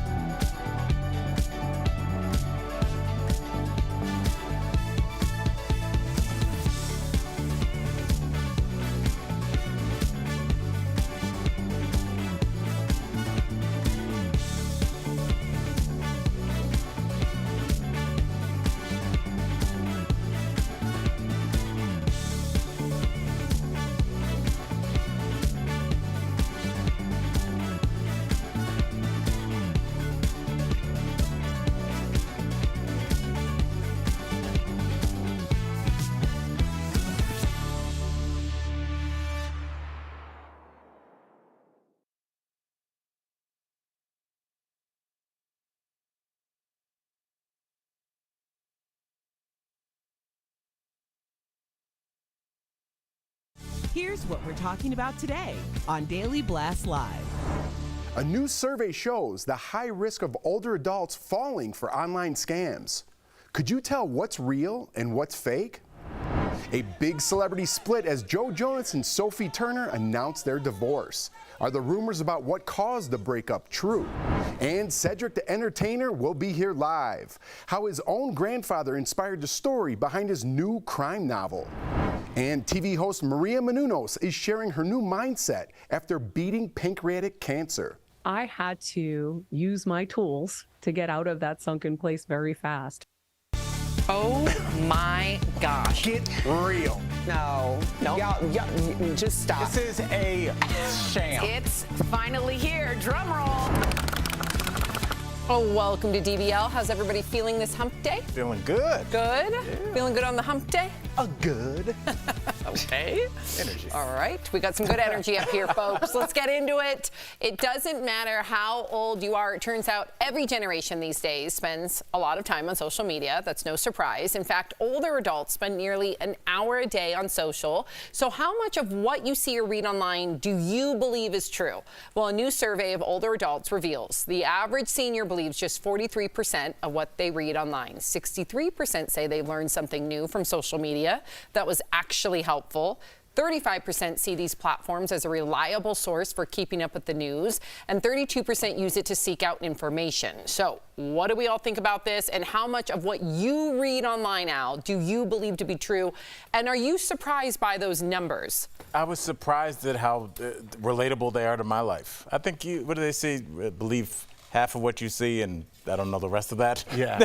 But yeah, that's about right for the internet. I think half of the things you read, there's going to be an agenda. You should be aware of what the point of view of the writer of the article is coming from.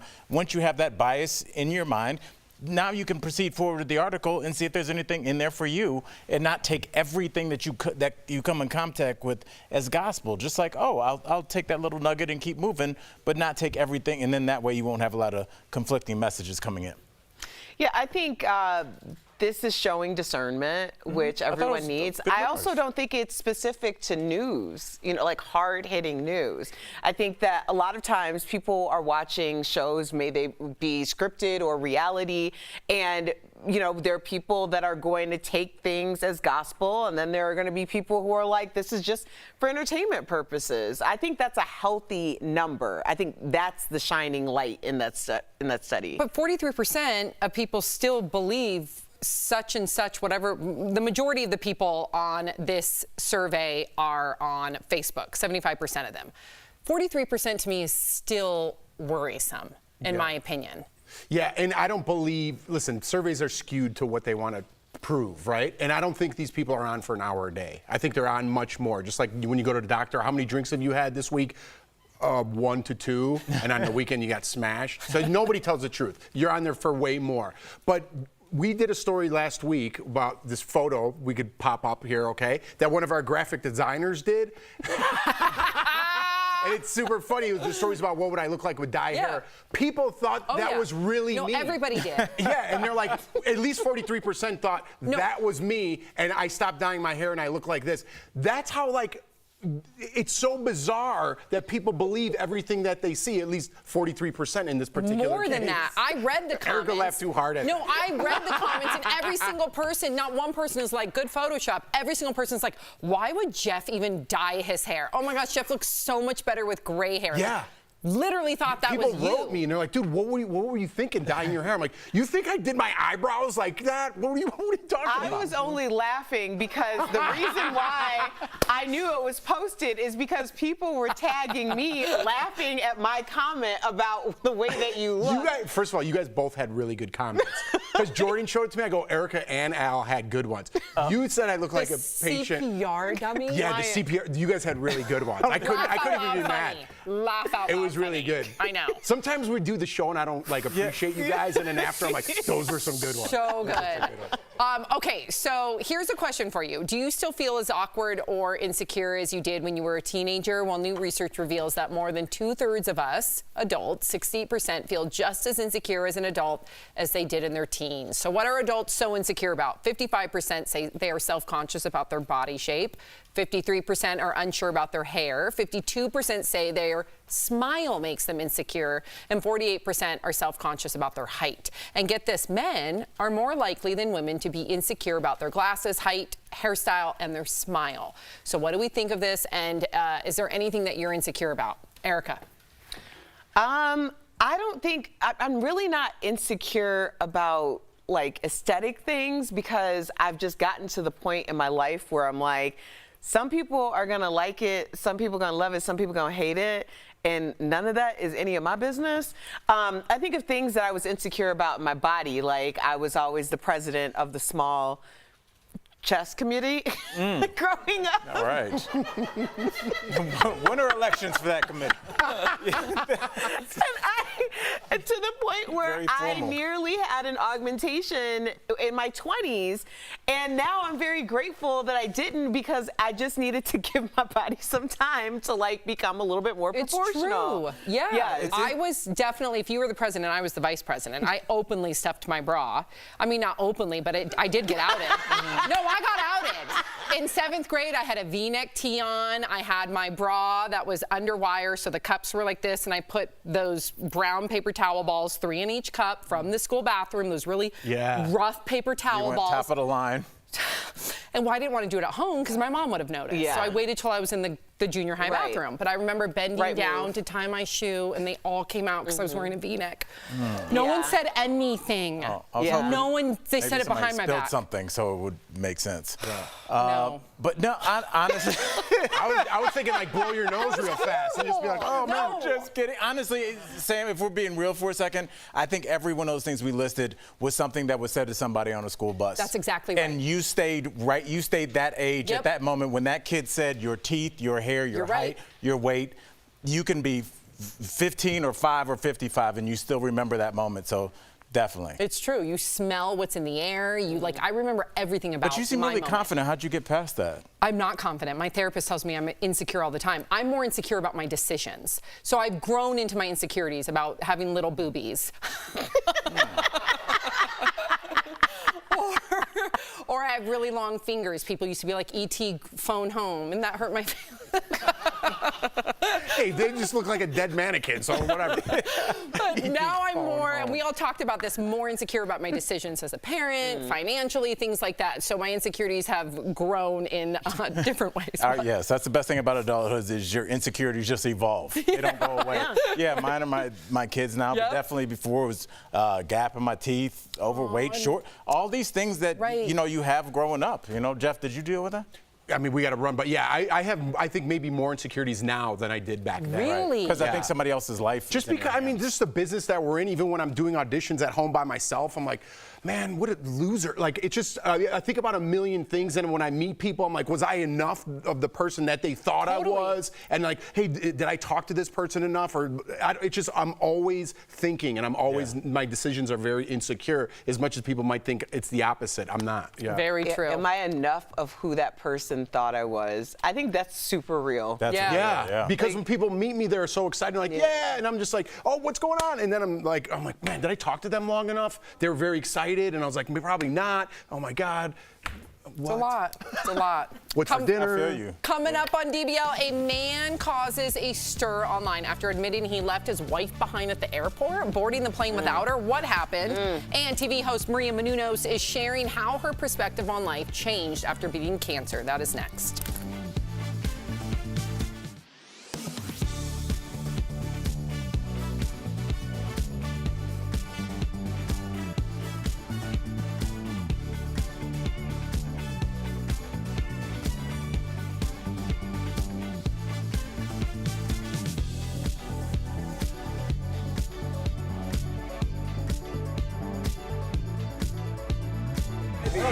And then I left. It was online? Yeah, it was with the Young Turks. So the Young Turks is the most watched news show in the world.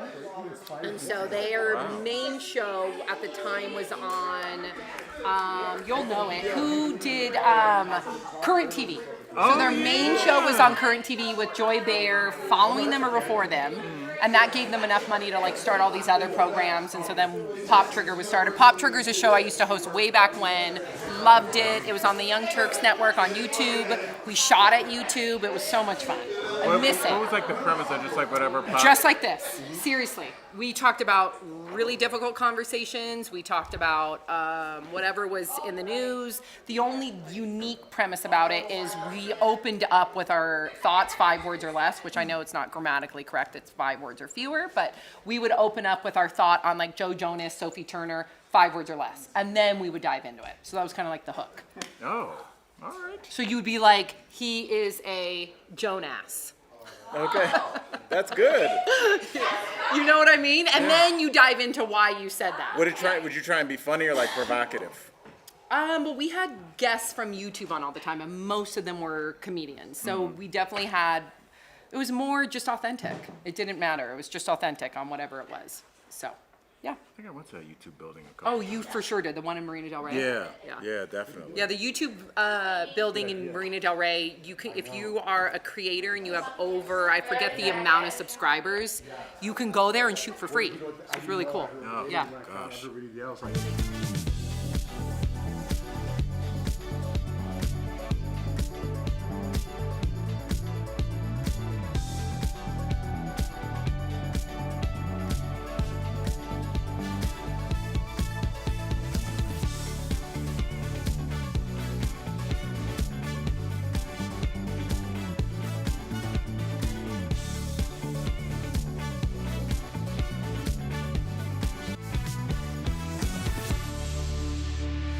Welcome back to DBL. Did a husband cross the line when he left his wife at the airport so he could make their connection? So that is the question that's dividing the internet.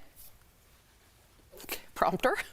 The story was originally posted on the site Reddit. The husband explained they had about 15 minutes until boarding started, and his wife insisted on going to Starbucks, which was on a different terminal. He told her she didn't have time, but she didn't listen. He waited as long as possible, but when the gate agent was about to close the door, he decided to get on the plane, and the wife did not make the connection. Reactions online are definitely mixed, although a majority seem to favor the husband. So what do we think here? Erica's already shaking her head. Should he have left her behind? Yeah, throw the whole wife away. Yep, throw her away. First of all, he was going to visit his daughter. So when the wife decided to go to another terminal with 15 minutes to board the plane, she made him make a choice between her and his daughter. So he made the choice. Do you think that's what it really was? Give them context about the Jeff daughter. is nodding his head. Listen, though, this is important. There was a trip planned before, and this is what the word on the street is, Yes, okay? tell us, Erica. So there was just a trip planned before. She overslept, so they already missed the flight. So this is the second time that they're going to try to see his daughter, not her daughter, his daughter. Yep. So when she decided that she was going to delay or just take her sweet time like the plane was supposed to wait for her, then he did the right thing and he got his butt on that plane to go see his daughter. That's the caveat, Sorry. though. Let's remove the daughter, because I agree with you tenfold. I would do the same thing. What if no kids were involved and it was just you and Jordan going somewhere? You're still making it about yourself. You know you're going to be late. You're counting on that whole plane to wait for you. You're making selfish decisions. I'm not down with that, right? I would tell my wife, we're going to have a big problem if you go get that coffee and you miss this flight. Like, it's going to be an issue. Would you stay? I probably would if there was no kid. If my kid was at the end of that flight, definitely I would go. But if we both missed that flight because of your selfishness, that would be, like, me and Jordan don't fight a lot. That would be a really big problem because I foresaw it and you still chose after I told you, and that's a selfish move. I don't like selfish. What about you, Al? Yeah, I mean, it seems like there's something underneath that decision. Especially, it's not like Starbucks is some exotic, coffee that you can't get everywhere. Yeah. For you to go to another terminal, for you to do so, I think there's always something right underneath the surface. Because I think if they were going to Greece, I don't think she would have risked that. I think if they were going on vacation, I think she'd have been right on that plane seat.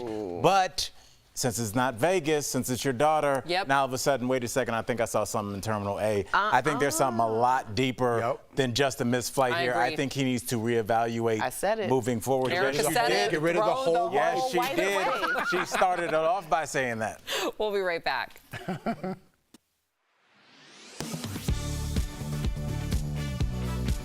Thinking about cracking open a cold one?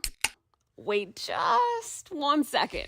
Viral posts claim an alcohol czar with the Biden administration wants to limit how much beer Americans can drink. The topic even made it into a White House press briefing. Does President Biden want to limit Americans to 2 beers a week? Michael submitted a question on our website asking us to verify the alleged Biden beer ban. So let's verify. Has the government recommendation on alcohol consumption changed to 2 drinks per week? Our sources are the U.S. Dietary Guidelines for Americans, Canada's Guidelines on Alcohol and Health, and the Daily Mail interview with Dr. George Koob, director of the National Institute on Alcohol Abuse and Alcoholism. First off, believe it or not, there are guidelines for how much alcohol the government thinks Americans should drink. The current guidelines on alcohol consumption were set by the United States Department of Agriculture in the 1990s. The USDA recommends 1 drink or less per day for women and 2 drinks or less for men. That's up to 7 drinks a week for women and 14 for men. Every 5 years, the agency has the opportunity to update its recommendations when it publishes the U.S. Dietary Guidelines for Americans. The next report is set to be published in 2025. So we can verify, no, the recommendation on alcohol consumption hasn't changed to 2 drinks per week. So where did the Biden beer ban rumor start? In a recent interview with British tabloid The Daily Mail, Dr. George Koob, director of the National Institute on Alcohol Abuse and Alcoholism, was asked whether he thought the guidance on alcohol consumption in the U.S. could change. He said if the U.S. were going to make a change, it'd be closer to Canadian guidelines, which suggest people consume 2 alcoholic drinks or less per week. But just to be clear, the guidelines aren't actual rules or restrictions on how much booze Canadians or Americans can drink. With your Verify, I'm Ariante Till.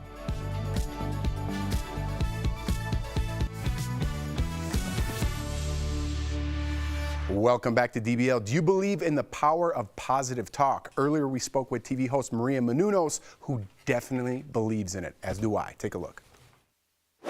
She's a woman who can take a hit and keep on thriving. She's the familiar face who's been open and honest about her triumphs and struggles. Please welcome to DBL TV host, cancer survivor, and new mom, Maria Menounos. That was so sweet. Oh, it's true. It's true. And I want to kind of delve into this. You recently posted about the struggles you've had the past 6 years, from your benign brain tumor to losing your mom. I'm so sorry. To your pancreatic cancer diagnosis. I wanted to ask you specifically, because you bring this up, about food in your journey.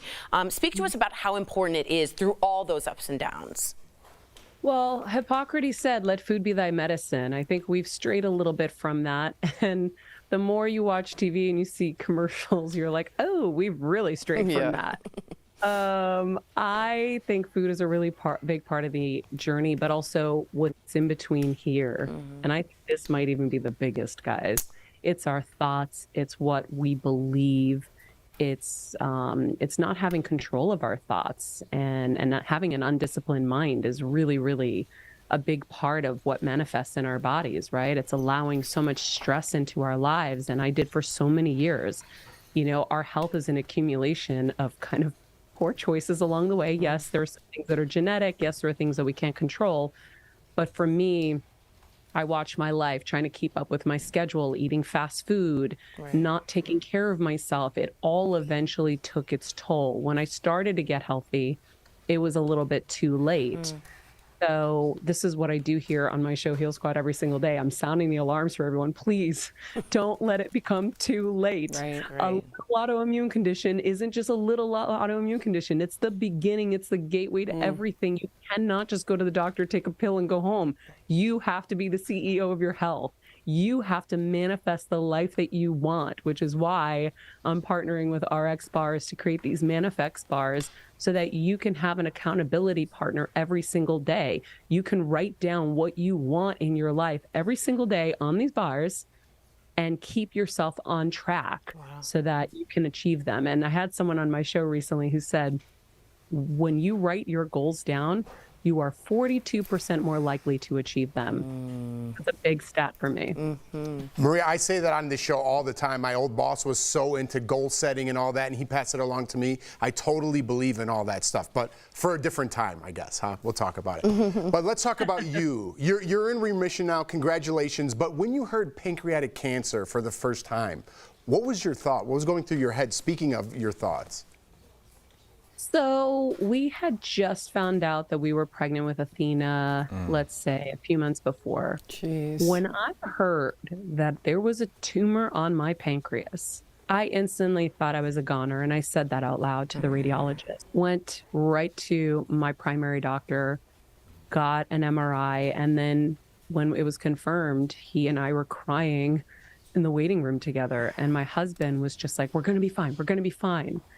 And the next day, my husband and I were in the fetal position, just in bed crying, because all you know, or I knew about pancreas tumors, is you're dead. This is it. They take you so quickly. So I had to use my tools to get out of that sunken place very fast, because you're going to get hit, like you said, but it's about how much you can take and keep moving forward. How long are you going to stay down before you get up and you fight and you push and you try? That's remarkable. The power of thought is clearly life-changing. You are an example of that. Something we have to talk about. You recently welcomed your daughter after years of infertility. I so applaud you for being vulnerable. You are single-handedly helping break that stigma. So as a fellow mom who remembers the newborn stage, what's the hardest part of motherhood for you right now, and how are you doing? How are you doing? I'm doing great. Listen, I feel so blessed to finally have her, that anything that is hard right now is so small. And honestly, I didn't have to carry her. I didn't have to push her out. I don't have postpartum. I am having a much easier journey than the average mom, and I recognize that. But for me, it's just been the most joyous time of my life. I've never been happier. Everyone who sees me just sees that I'm just so happy being a mom. It's the greatest thing ever. Look at you. You're going to make me cry. Your eyes, your smile. I mean, you can just see the gratitude all over you. That is beautiful. Those are the tears of somebody that realizes, like, your whole life has been leading to this, and everything else is, like, not important. And it's this weird, freeing feeling that I had. I was a professional entertainer for years, and you think about your career and what's next and all this cool stuff you get to do when you have done, and then you have kids and you're like, oh, I don't care about any of that. You are truly inspirational, is she not? Unbelievable. I love it. Unbelievable. Oh my gosh. DBL Nation, to learn more about RX bars, visit their website. Also, you can enter for a chance to win Maria's limited edition RX bars. Maria, honestly, thank you so much for today. I'm speechless. You're incredible. You are. We'll be right back. Thank you, Maria. With temperatures continuing in the 90s as we move into the fall, we know everybody is looking for ways to save a little money on your power bill. Most houses have something called an attic ventilation fan, but does running that system actually ventilate the attic and then in turn save you money on your power bill? Let's verify. Our sources are Christian Kaltrider, an energy efficiency researcher at Pacific Northwest National Laboratory, a U.S. Department of Energy lab, and Kenny Wardlaw, a heating and cooling specialist with more than 40 years of experience. First, let's understand how an attic fan is supposed to work. Often they're installed because people want to remove heat in the summertime. Attics get really hot. You think, if I can remove that heat, then I'll get less heat conducting down into my living space. But in a warm, moist climate, experts say that's not what happens. It does not cool the house. It actually increases the cooling load on the house. Wardlaw says bringing humid air in can create other problems in your home, like mold. The hotter the air is, the more moisture it can hold. And so if you bring hot air into the house and it cools down, then you get condensation, which leads to mold. U.S. Department of Energy research shows the energy used to run the fan is more than the energy saved. Beyond the power consumption of an attic ventilation fan is the concern that it causes or create a negative pressure zone in the attic. And that negative pressure zone can pull air-conditioned, cooled air from the living space into the attic. And that air has to be replaced, so it's replaced by hot, moist, outside air. Kaltrider says if you want to save money, add insulation and air seal the attic floor. So we can verify, no, turning on the attic ventilation fan during hot weather will not save you money on your electric bill. With your Verify, I'm Andrea Mock.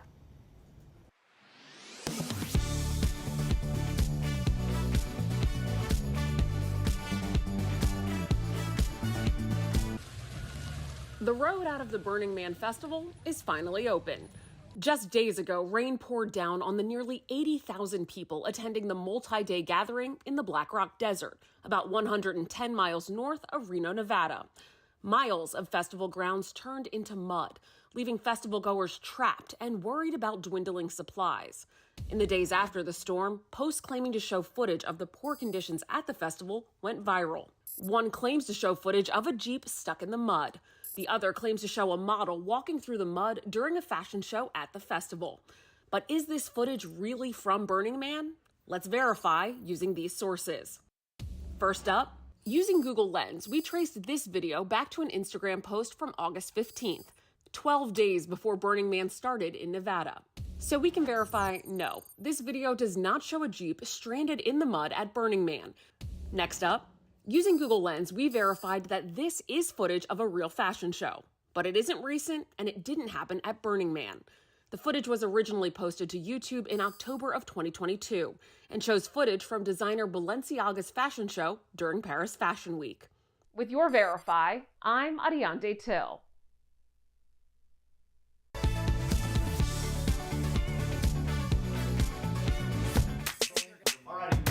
Do it. I think our show's a little different. We could say what we want and go deeper than other shows can. Our chemistry is just so on. Sometimes I'm a little mad at my co-host, Jeff. My co-hosts have to trust that I'm gonna bring it and be 100% all the time. There's zero filter with us, whether you love us or hate us or you can't stop watching us. DBL is on. Uh-oh.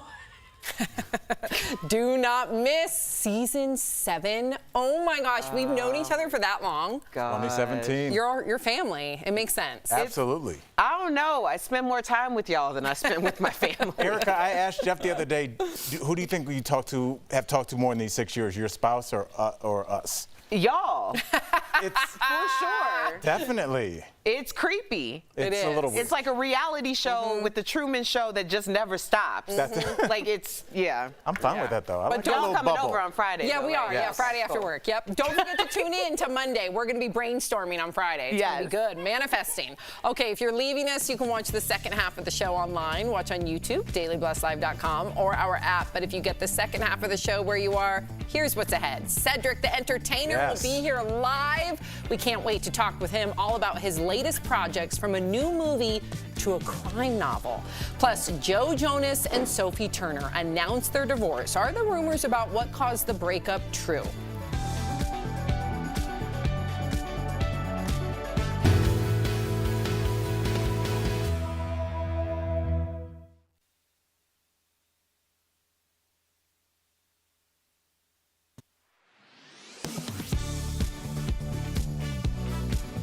Crust on or crust off? Brown bag or lunch bag? Is a handwritten note adorable or embarrassing? There's lots to debate around the lunch table, but one thing that likely everyone can agree on, you want to make sure the food you're packing is safe to eat. So let's verify the do's and don'ts to keep in mind when you're packing food on the go, with the help of these sources. Do keep food cold until it's time to eat. That means 40 degrees or below, according to the U.S. Department of Agriculture. Perishable foods can only be kept at room temperature for 2 hours before conditions ripen for food poisoning. Along with the meal, pack 2 cold sources like ice packs or frozen water bottles. Use a soft-sided insulated lunchbox.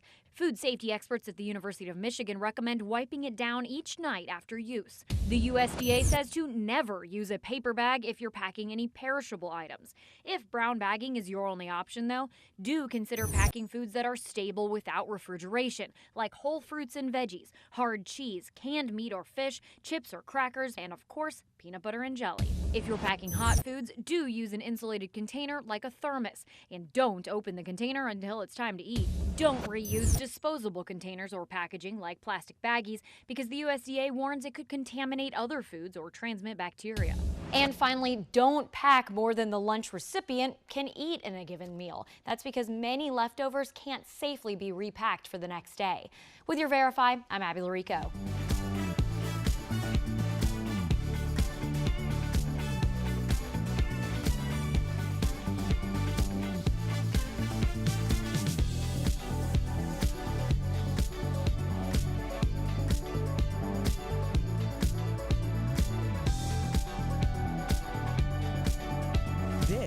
is Daily Blast Live. We're talking about what you're talking about. Oh my gosh. Get real. No. Y'all, just stop. This is a sham. It's finally here. Drum roll. Welcome to DBL. Okay, so Joe Jonas and Game of Thrones actress Sophie-Turner have called it quits after 4 years of marriage. They have 2 young daughters together. And some tabloids reported that Sophie, who's 27, felt trapped in the marriage and likes to party. Now, TMZ said Joe caught Sophie on the Ring camera. Okay, doing something that made him realize that the marriage was over.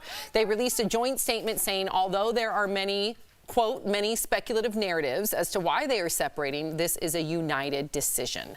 I don't know about that. Just yesterday, Joe Jonas specifically posted a photo wearing his wedding ring. I think that was very strategic because there was no caption. And over the weekend, there was so much speculation on whether or not they were separating. So is it a united decision, Erica? It might be. But I mean, that's completely possible. Right. For him to, I mean, wearing the ring could be there's still an opening for a reconciliation in the future, or it could be like, this is my way of winning the narrative to say that I'm still in the marriage. Right. You know, I don't know. It's a difficult thing to assess because, you know, it's none of our business, but also because Tophie was like 20 when they got together and she was at the height of her career. Apparently, she's been traveling with him in his tour, or had been at some point. She had 2 kids. Like, did she really ever get to enjoy as an adult? You know, these are things that a lot of people don't think about, especially when they have early success because they feel like they've lived this life. You've lived a lot more in these short amount of years, but the years mean something too. Yeah, the partying throws me a little bit. Why? Just because I think if that wasn't true, she would have been like, I'm a mother first, second, and third, and don't you ever dare let that come out of your mouth again. But I don't know if we heard that. He said that he saw something on camera, and I know people's minds, including your first thing maybe is some infidelity, but it may be partying of something that was very unbecoming of a mother. To your point, something that somebody's doing when they're not done with the partying side of their life, which I wasn't for a long time. I'm throwing no stones here. It's really strange that they had, it sounds bad, maybe the second child, if she had been feeling like this for a while, because now she's in this weird place where now she'll be separated, but she has young children, so she'll be attached.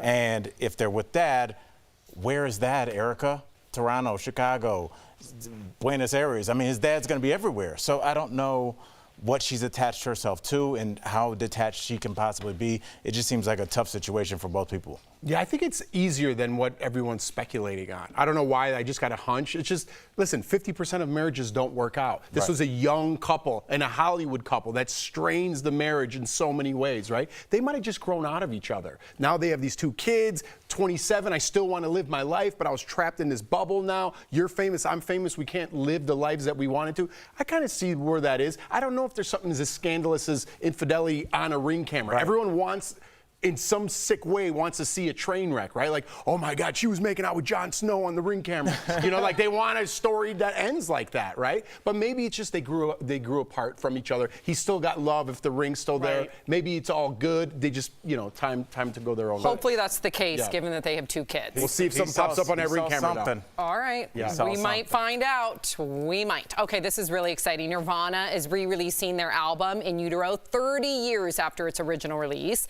The album that came out in 1993 will be re-released as a deluxe album with 72 tracks, including 53 songs of unreleased music and 2 live concerts. Now, speaking of new music, the Rolling Stones sat down with Jimmy Fallon in London to talk about their new album called Hackney Diamonds, which will be released in October. Mick Jagger is 80, and he explained why they're releasing their first album in 18 years. Take a look. We didn't want to make just any record and put it out. So we wanted to make a record. Before we went in, we all said, we've got to make a record that we really love ourselves. I mean, other people may like it, other people may not. But we must say that we are quite pleased with it. You've got to keep your fingers moving when you get to our age. Yeah. Keep everything moving. Realize what I mean. You'll get them down. Keep everything moving. Shake it out. Shake it out. We also got to see the new video for the song Angry. Let's take a look.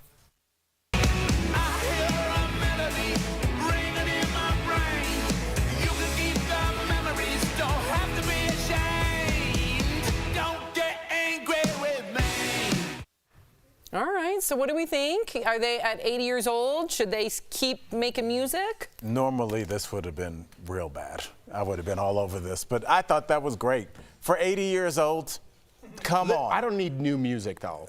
Why? That sounded cool. No, it sounds great, but let me tell you, the Stones have so many hits, and I love the Stones. If they happen to do another concert tour and you get to see them one more time, if you play that song, I'm going to be mad about it. You want their stuff? They have so much in their catalog. If you're going to start playing new music, I don't want to hear it. Just come on, man. Come on, Mick. That's the weird position musicians get into, where it's just like you get super famous, that fans are like, we're going to come see you forever, but don't you dare do anything different. It's very strange. But you just went and saw Lionel last night. I did. I saw Lionel Richie. Yeah. Earth, Wind, and Fire opened up. Yes. And I gotta say, there were some songs that might have been considered a little newer that I was hoping to hear. Oh, you were. You're definitely an anomaly, though, Erica. Most people want to hear the originals. No, I want all the hits. Okay. But I'm not all the hits, nothing but the hits. I'm like all the hits, throw in like one of those deep cuts that let the people who are really deep in the sauce, like, we see you, boo. Right. But a deep cut's different than a new cut. Okay, I agree with that, but I think that there are people who are like, I've followed you since the Commodores, and then I was on this train, and then the deep cut, and then when you did a collab with Neo, I was there too. I've been there for all the things. Okay. Yes. All right. So shout out to Marcy for those tickets. Yeah, to Lionel. Marcy. I want to get your opinion really quickly on Nirvana. Love them. Do you think posthumously that band, so what I saw is there's some new tracks, but most of it are re-releasing concerts, like full live concerts from London and Rome and Seattle and Los Angeles. So that's cool. But there are some new bonus tracks. They're not new. They're previously recorded. Do you think posthumously that's fair to an artist? I mean, now luckily there are members of the band that can maybe, they're like, I knew this guy, maybe he would want to release. But I mean, solo acts like Prince, people, Biggie, Tupac, people that were poured over their work, maybe there was a reason this wasn't released. Right. What if you release 10 new albums from somebody we all want to hear, like Tupac's new stuff, and it's not good? And now there's a new generation, and that's all they know is that you talking about the guy that made that song?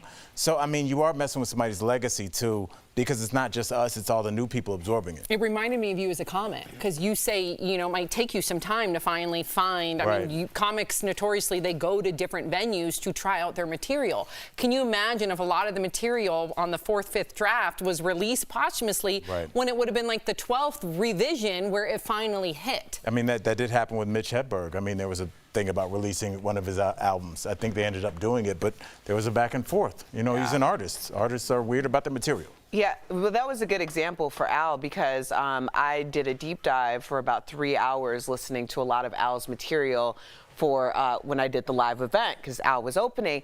But then it also reminded me that don't you have something new coming out? Oh, yeah. What? My new comedy album's out today. What do you mean? Yeah, we were going to do it late. We're going to do it for the September 11th, but thank you. Oh, sorry. Erica just spoiled it. That's all right. All right, it's just a little preview. Al filmed the whole package already. It's just a preview. My girl is helping. You were trying to help me, Mark, and I love you so much. Stay tuned. That was great. That's okay. Yes. Give him a little teaser. Okay, we're going to talk about Oprah and The Rock because they are getting slammed online after they posted a video asking people to donate to help the Maui relief efforts. The duo pitched in $10 million of their own money to kickstart the People's Fund of Maui that they say will be given directly to the victims of the wildfires. But some people did not appreciate the stars asking for money when their combined net worth is close to $3 billion.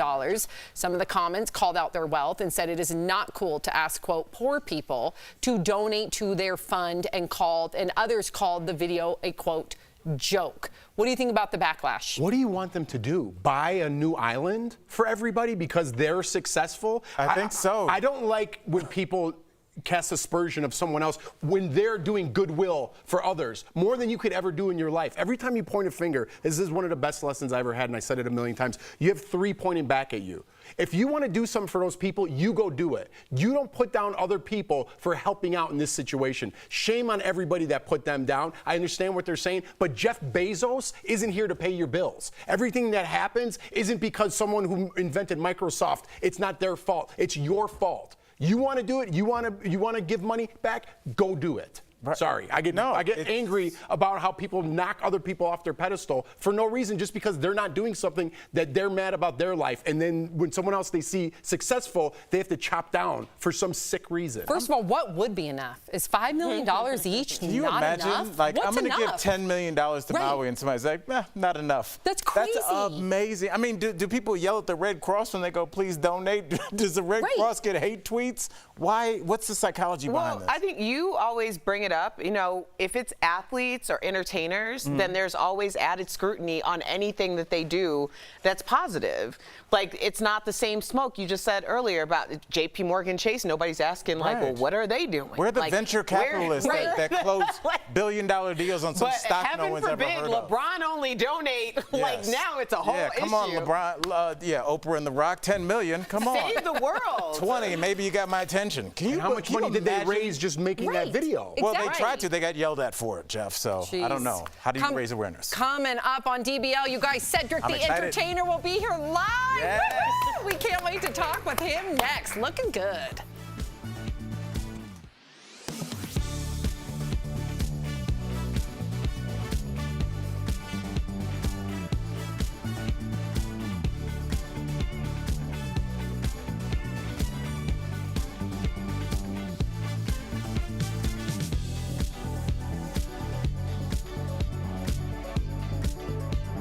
Cancel the live. Let's get Blake. Let's get Blake on new market. It's a new market. So I need to watch that.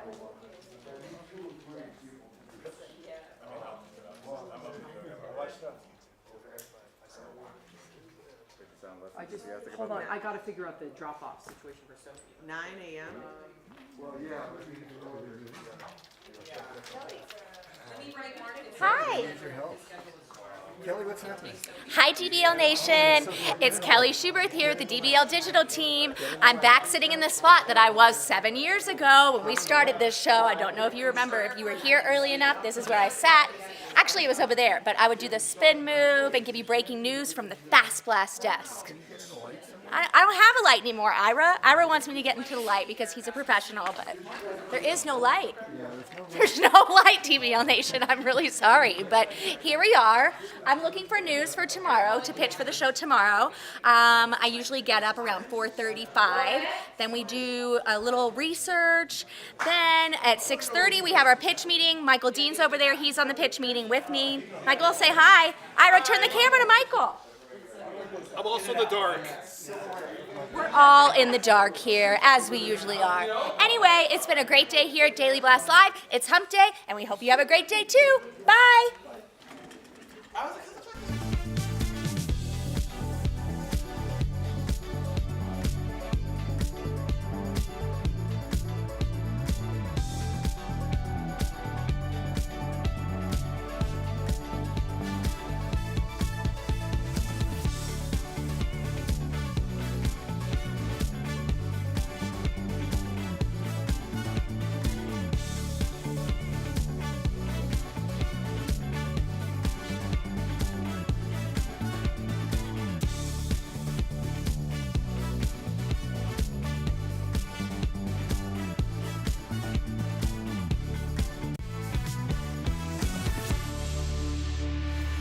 Welcome back to DBL. We've seen our next guest as a priest, a barber, and a king. He is Cedric the Entertainer, and he's here to share his secret sauce for making it all happen. Cedric, welcome to DBL. Good morning, everybody. How y'all doing?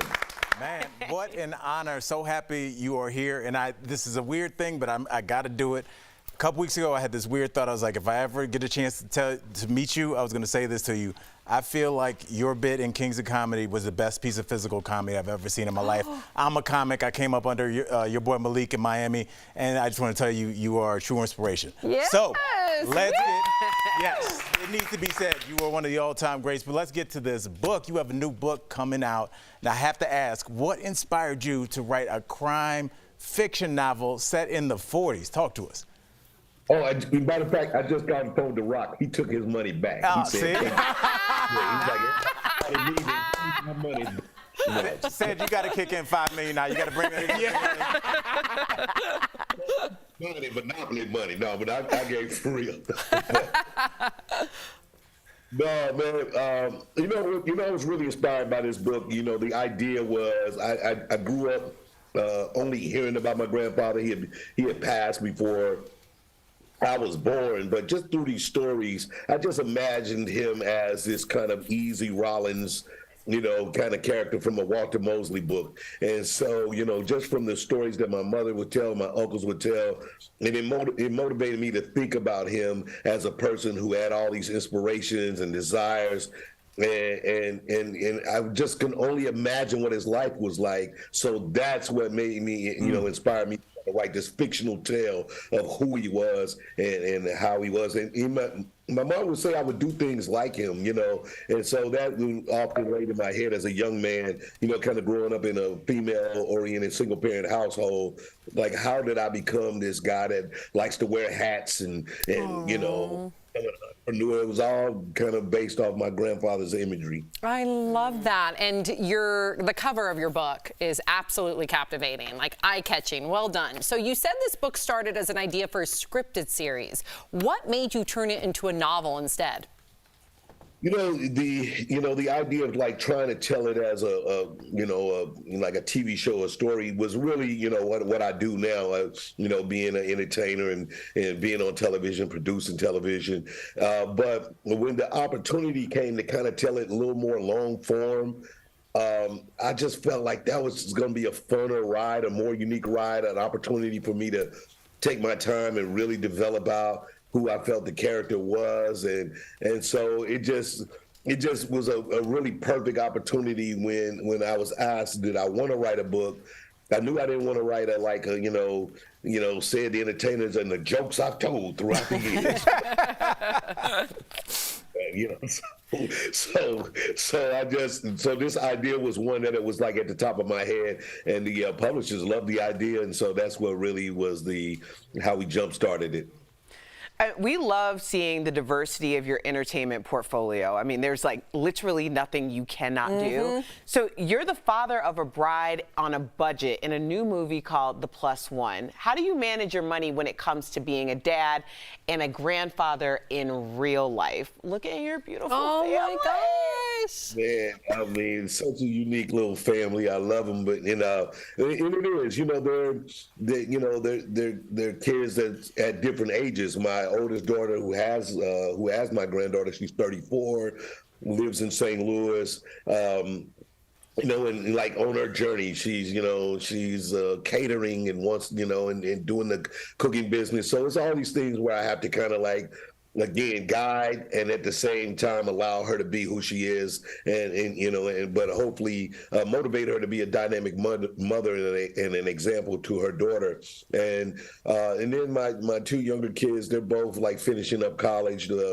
My son is turning 23. He's in his last year of school. His stuff got caught up in COVID. And then my youngest daughter is going to be turning 20, and she's a junior at LMU. So sophomore actually, because she did a gap year, and so she kind of went and saw the world first. So, I mean, I just try to make sure I can provide for them and give them great opportunities and listen to what their dreams are, and then hopefully just kind of be a support for them, you know. But, you know that kids got their own vision of their life and what they want to do, and you just try to be a support for it.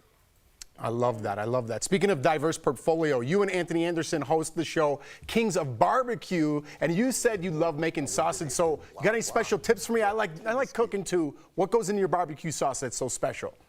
I mean, we got a family recipe that my Uncle Lloyd, man, he would not give anybody this special, but mainly, it starts with a regular, kind of sauce, but I add a little grapefruit in there to get this little unique twist to the spice to it.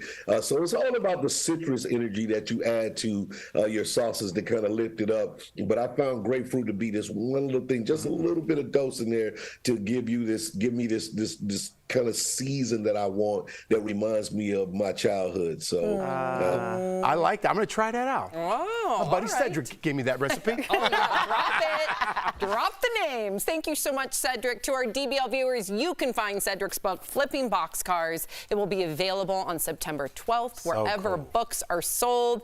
Thank you again, Cedric. Congratulations on all your success. What a pleasure to have you. Thanks, brother. We'll be right back.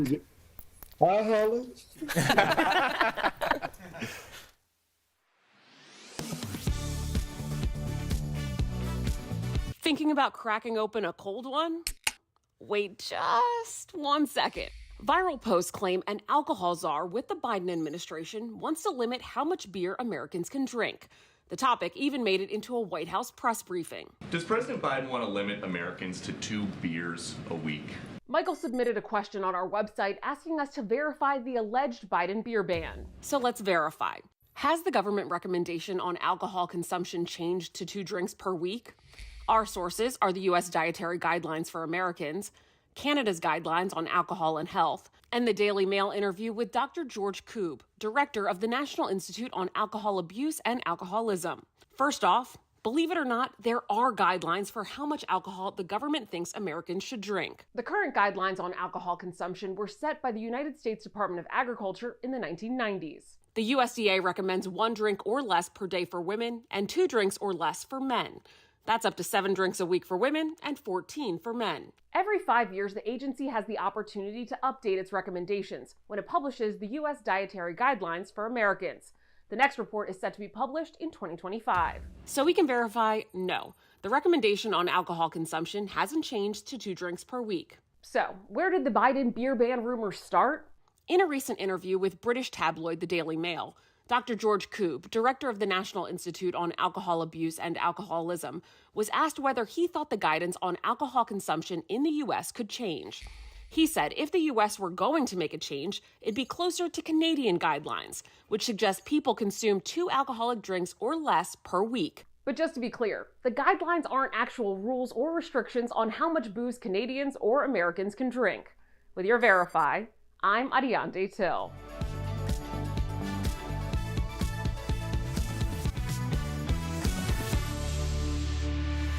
Welcome back. If you're thinking about selling your car soon, we've got tips to increase your vehicle's resale value. That's today's Auto Alert, sponsored by Ox Car Care. First up, avoid aftermarket modifications like audio systems. These could actually speed up your car's depreciation. Next, try to keep mileage down. If you're taking a lengthy road trip, it might be worthwhile to get a rental car instead. Lastly, maintenance is key. Shoppers want a vehicle they can rely on, and if you haven't kept detailed records of maintenance and repairs, they'll be less likely to trust you as a seller. Ox Car Care is dedicated to providing you with an amazing auto protection plan experience that works with your budget. If you're looking for a better car care, give them a call at 800-687-1821. We'll be right back. With temperatures continuing in the 90s as we move into the fall, we know everybody is looking for ways to save a little money on your power bill. Most houses have something called an attic ventilation fan, but does running that system actually ventilate the attic and then in turn save you money on your power bill? Let's verify. Our sources are Christian Kaltrider, an energy efficiency researcher at Pacific Northwest National Laboratory, a U.S. Department of Energy lab, and Kenny Wardlaw, a heating and cooling specialist with more than 40 years of experience. First, let's understand how an attic fan is supposed to work. Often they're installed because people want to remove heat in the summertime. Attics get really hot. You think if I can remove that heat, then I'll get less heat conducting down into my living space. But in a warm, moist climate, experts say that's not what happens. It does not cool the house. It actually increases the cooling load on the house Wardlaw says bringing humid air in can create other problems in your home, like mold. The hotter the air is, the more moisture it can hold. And so if you bring hot air into the house and it cools down, then you get condensation, which leads to mold. U.S. Department of Energy research shows the energy used to run the fan is more than the energy saved. Beyond the power consumption of an attic ventilation fan is the concern that it causes or create a negative pressure zone in the attic. And that negative pressure zone can pull air-conditioned, cooled air from the living space into the attic. And that air has to be replaced, so it's replaced by hot, moist, outside air. Call Writer says if you want to save money, add insulation and air seal the attic floor. So we can verify, no, turning on the attic ventilation fan during hot weather will not save you money on your electric bill. With your Verify, I'm Andrea Mock.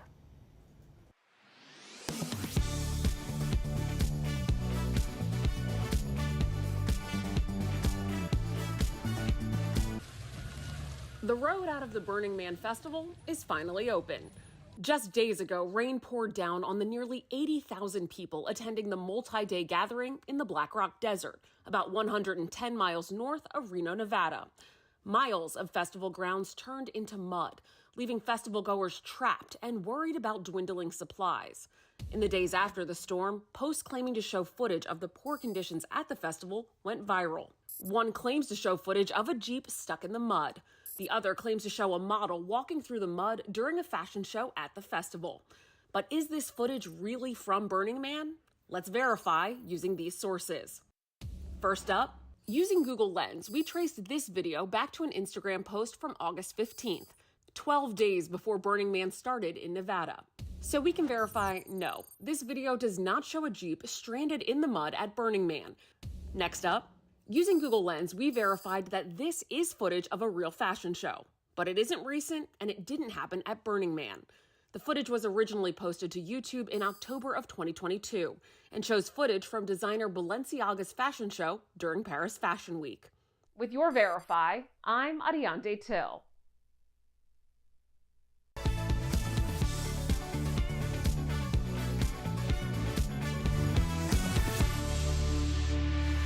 Before we go, Jeff, you've got a very special birthday shout out. I can't believe this, but my little boy is turning 5 today. Layton, Yes. happy birthday, buddy. We love you. I was just, thank you. Yeah, I was just outside and ran to the washroom, but I remember being in that hallway when I found out that we were pregnant with Layton. And we're still doing the show. This show is older than Layton. Wow. Oh my goodness. There's a really great story about that on your podcast, Together Mess. I can say that, right? Yeah. Yes. Yeah, you're not I got a package coming out September 11th. No, yeah, we talk all about it in the podcast, but I can't believe we've been together longer than I remember one of my children. doing your gender reveal here with the eggs. Yes. And that was before he was even like a concept. And That's now he's crazy. 5. Now he's 5. Yeah. Well, Lord. happy birthday to him. Yes, thank so you. cute. Have a great day, everybody. Happy birthday, Layton. Mother.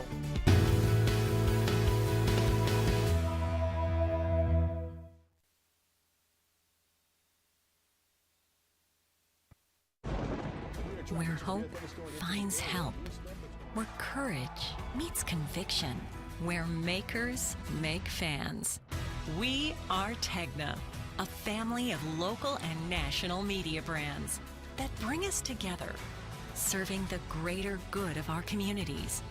Where national know-how backs local business. Be in good company with Tegna. All right, you ready? Do it. I think our show's a little different. We could say what we want and go deeper than other shows can. Our chemistry is just so on. Sometimes I'm a little mad at my co-host, Jeff. My co-hosts have to trust that I'm gonna bring it and be 100% all the time. There's zero filter with us. Whether you love us or hate us or you can't stop watching us. DBL is on.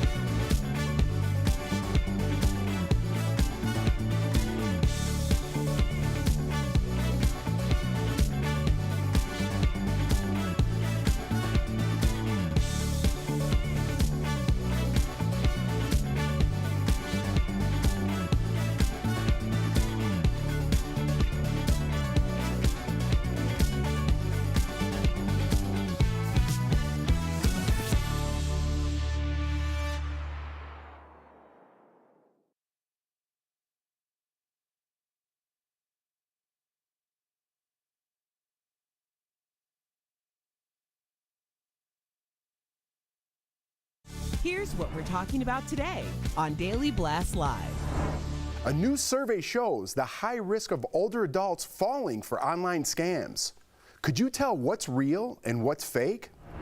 A big celebrity split as Joe Jonas and Sophie Turner announced their divorce. Are the rumors about what caused the breakup true? And Cedric the Entertainer will be here live. How his own grandfather inspired the story behind his new crime novel. And TV host Maria Menounos is sharing her new mindset after beating pancreatic cancer. I had to use my tools to get out of that sunken place very fast. Oh my gosh. Get real. No. Y'all, just stop. This is a sham. It's finally here. Drum roll. Oh, welcome to DBL. How's everybody feeling this hump day? Feeling good. Good? Yeah. Feeling good on the hump day? Good. Okay.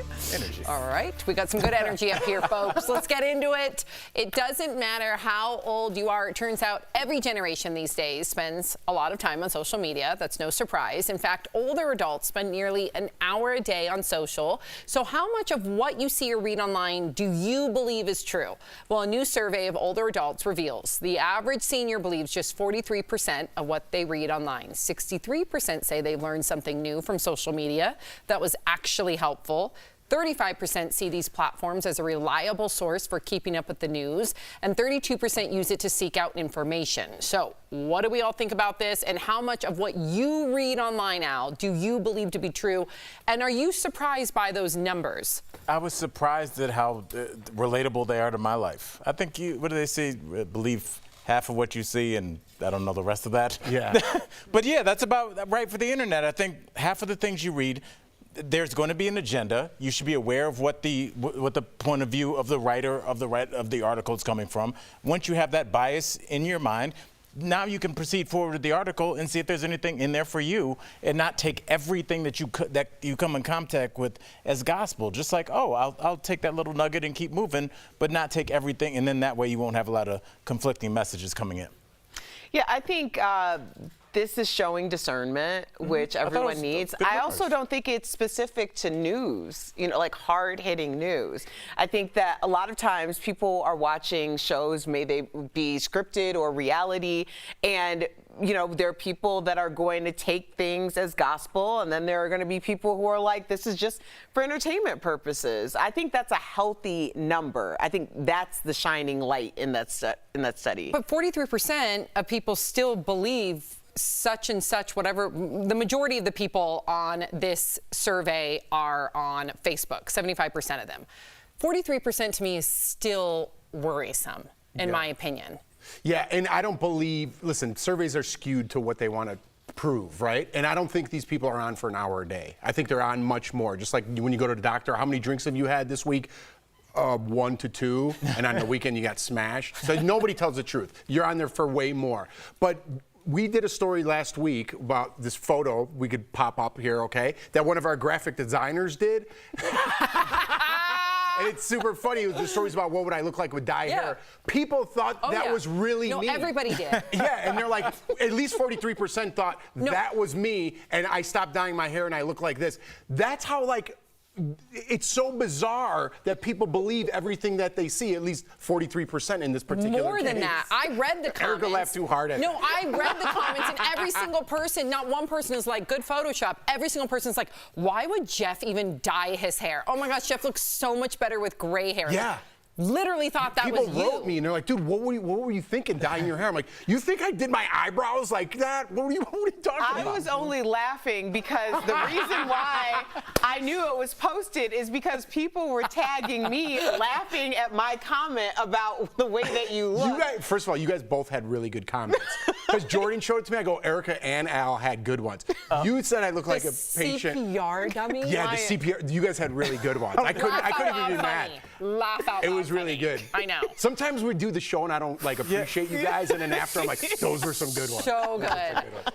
Okay, so here's a question for you. Do you still feel as awkward or insecure as you did when you were a teenager? Well, new research reveals that more than 2/3 of us adults, 68%, feel just as insecure as an adult as they did in their teens. teens. So what are adults so insecure about? 55% say they are self-conscious about their body shape.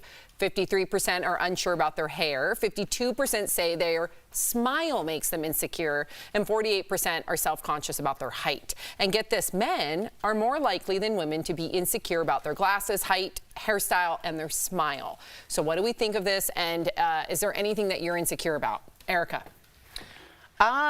I don't think, I'm really not insecure about like aesthetic things, because I've just gotten to the point in my life where I'm like, some people are gonna like it, some people gonna love it, some people gonna hate it, and none of that is any of my business.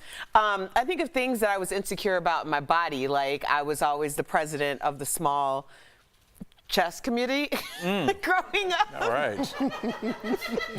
When are elections for that committee? And to the point where I nearly had an augmentation in my 20s, and now I'm very grateful that I didn't, because I just needed to give my body some time to like become a little bit more proportional. It's true. Yeah. I was definitely, if you were the president, I was the vice president. I openly stuffed my bra. I mean, not openly, but I did get outed. No, I got outed. In 7th grade, I had a V-neck tee on. I had my bra that was under wire, so the cups were like this, and I put those brown paper towel balls, 3 in each cup, from the school bathroom, those really rough paper towel balls. Top of the line.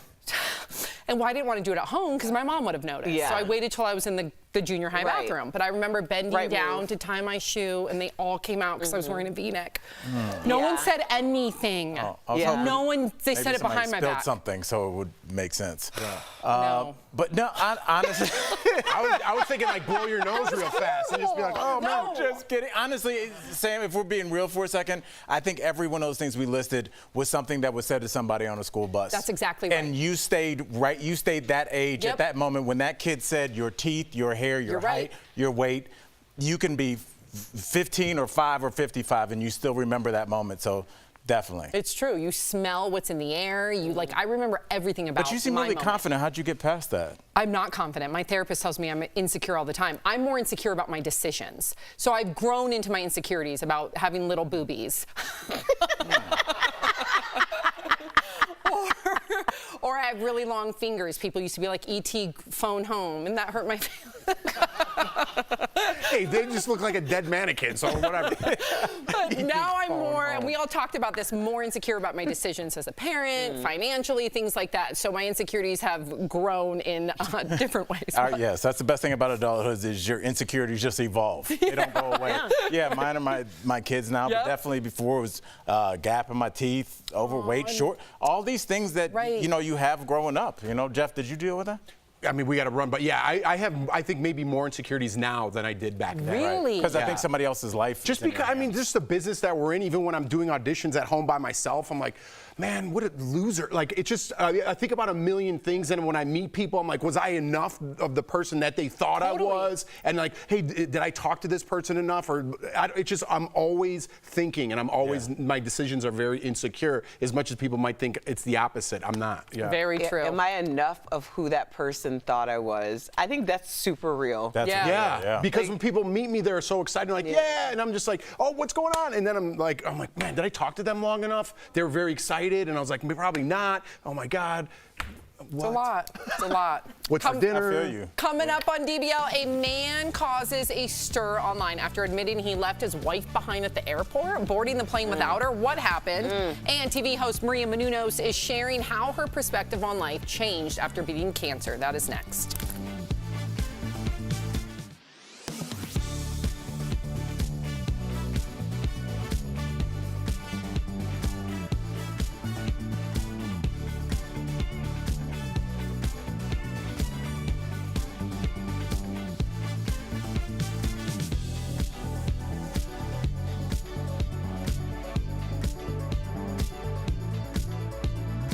And I left. It was online? Yeah, it was with the Young Turks. So the Young Turks is the most watched news show in the world. And so their main show at the time was on, you'll know it, who did Current TV. So their main show was on Current TV with Joy Behar following them or before them. And that gave them enough money to start all these other programs. And so then Pop Trigger was started. Pop Trigger is a show I used to host way back when. loved it. It was on the Young Turks Network on YouTube. We shot at YouTube. It was so much fun. I miss it. What was like the premise of just like whatever? Just like this. Seriously. We talked about really difficult conversations. We talked about whatever was in the news. The only unique premise about it is we opened up with our thoughts, 5 words or less, which I know it's not grammatically correct. It's 5 words or fewer, but we would open up with our thought on like Joe Jonas, Sophie Turner, 5 words or less. And then we would dive into it. So that was kind of like the hook. Oh, all right. So you would be like, he is a Jonas. Okay, that's good. You know what I mean? And then you dive into why you said that. Would you try and be funny or like provocative? But we had guests from YouTube on all the time, and most of them were comedians. So we definitely had, it was more just authentic. It didn't matter. It was just authentic on whatever it was. So, yeah. I think I went to that YouTube building a couple Oh, you for sure did. The one in Marina Del Rey. Yeah, definitely. Yeah, the YouTube building in Marina Del Rey, you can, if you are a creator and you have over, I forget the amount of subscribers, you can go there and shoot for free. It's really cool. Oh, yeah. Gosh.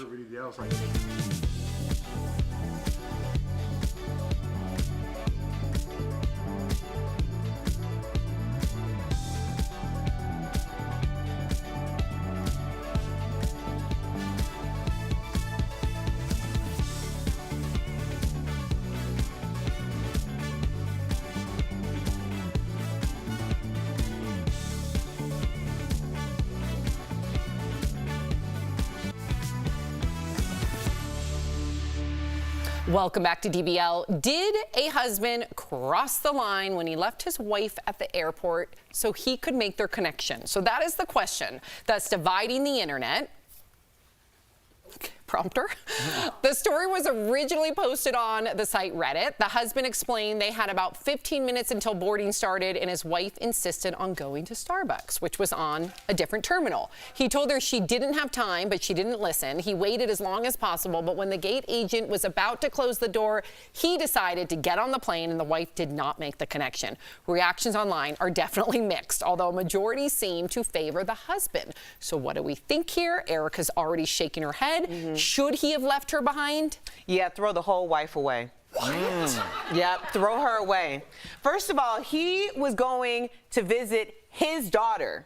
So when the wife decided to go to another terminal with 15 minutes to board the plane, she made him make a choice between her and his daughter. So he made the choice. Do you think that's what it really was? Give the context about the Jeff is daughter. nodding his head. Listen, though, this is important. There was a trip planned before, and this is what the word on the street is, Yes, okay? tell us, Erica. So there was just a trip planned before. She overslept, so they already missed the flight. So this is the second time that they're going to try to see his daughter, not her daughter, his daughter. Yep. So when she decided that she was going to delay or just take her sweet time like the plane was supposed to wait for her, then he did the right thing and he got his butt on that plane to go see his daughter. That's the caveat, Sorry. though. Let's remove the daughter, because I agree with you tenfold. I would do the same thing. What if no kids were involved and it was just you and Jordan going somewhere? You're still making it about yourself. You know you're going to be late. You're counting on that whole plane to wait for you. You're making selfish decisions. I'm not down with that, right? I would tell my wife, we're going to have a big problem if you go get that coffee and you miss this flight. Like, it's going to be an issue. Would you stay? I probably would if there was no kid. If my kid was at the end of that flight, definitely I would go. But if we both missed that flight because of your selfishness, that would be, like, me and Jordan don't fight a lot. That would be a really big problem because I foresaw it and you still chose after I told you, and that's a selfish move. I don't like selfish. What about you, Al? Yeah, I mean, it seems like there's something underneath that decision, especially it's not like Starbucks is some exotic, coffee that you can't get everywhere. Yeah. For you to go to another terminal, for you to do so, I think there's always something right underneath the surface. Because I think if they were going to Greece, I don't think she would have risked that. I think if they were going on vacation, I think she'd have been right on that plane seat. But since it's not Vegas, since it's your daughter, now all of a sudden, wait a second, I think I saw something in Terminal A. I think there's something a lot deeper than just a missed flight here. agree. I think he needs to reevaluate moving forward. Erica said it. Get rid of the whole Yes, she did. She started it off by saying that. We'll be right back.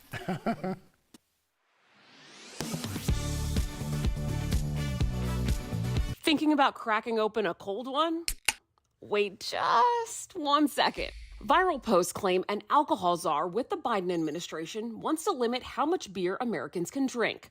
The topic even made it into a White House press briefing. Does President Biden want to limit Americans to 2 beers a week? Michael submitted a question on our website asking us to verify the alleged Biden beer ban. So let's verify. Has the government recommendation on alcohol consumption changed to 2 drinks per week?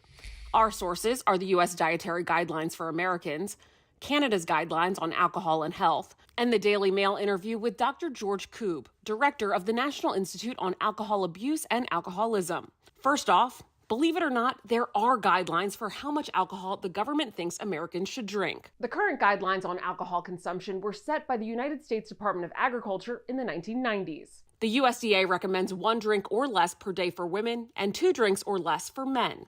That's up to 7 drinks a week for women and 14 for men. Every 5 years, the agency has the opportunity to update its recommendations when it publishes the U.S. Dietary Guidelines for Americans. The next report is set to be published in 2025. So we can verify, no, the recommendation on alcohol consumption hasn't changed to 2 drinks per week. So where did the Biden beer ban rumor start? In a recent interview with British tabloid The Daily Mail, Dr. George Koob, director of the National Institute on Alcohol Abuse and Alcoholism, was asked whether he thought the guidance on alcohol consumption in the U.S. could change. He said if the U.S. were going to make a change, it'd be closer to Canadian guidelines, which suggest people consume 2 alcoholic drinks or less per week. But just to be clear, the guidelines aren't actual rules or restrictions on how much booze Canadians or Americans can drink. With your Verify, I'm Ariante Till.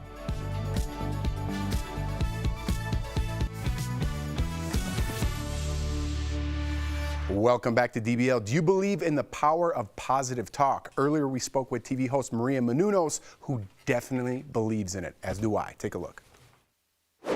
She's a woman who can take a hit and keep on thriving. She's the familiar face who's been open and honest about her triumphs and struggles. Please welcome to DBL TV host, cancer survivor, and new mom, Maria Menounos.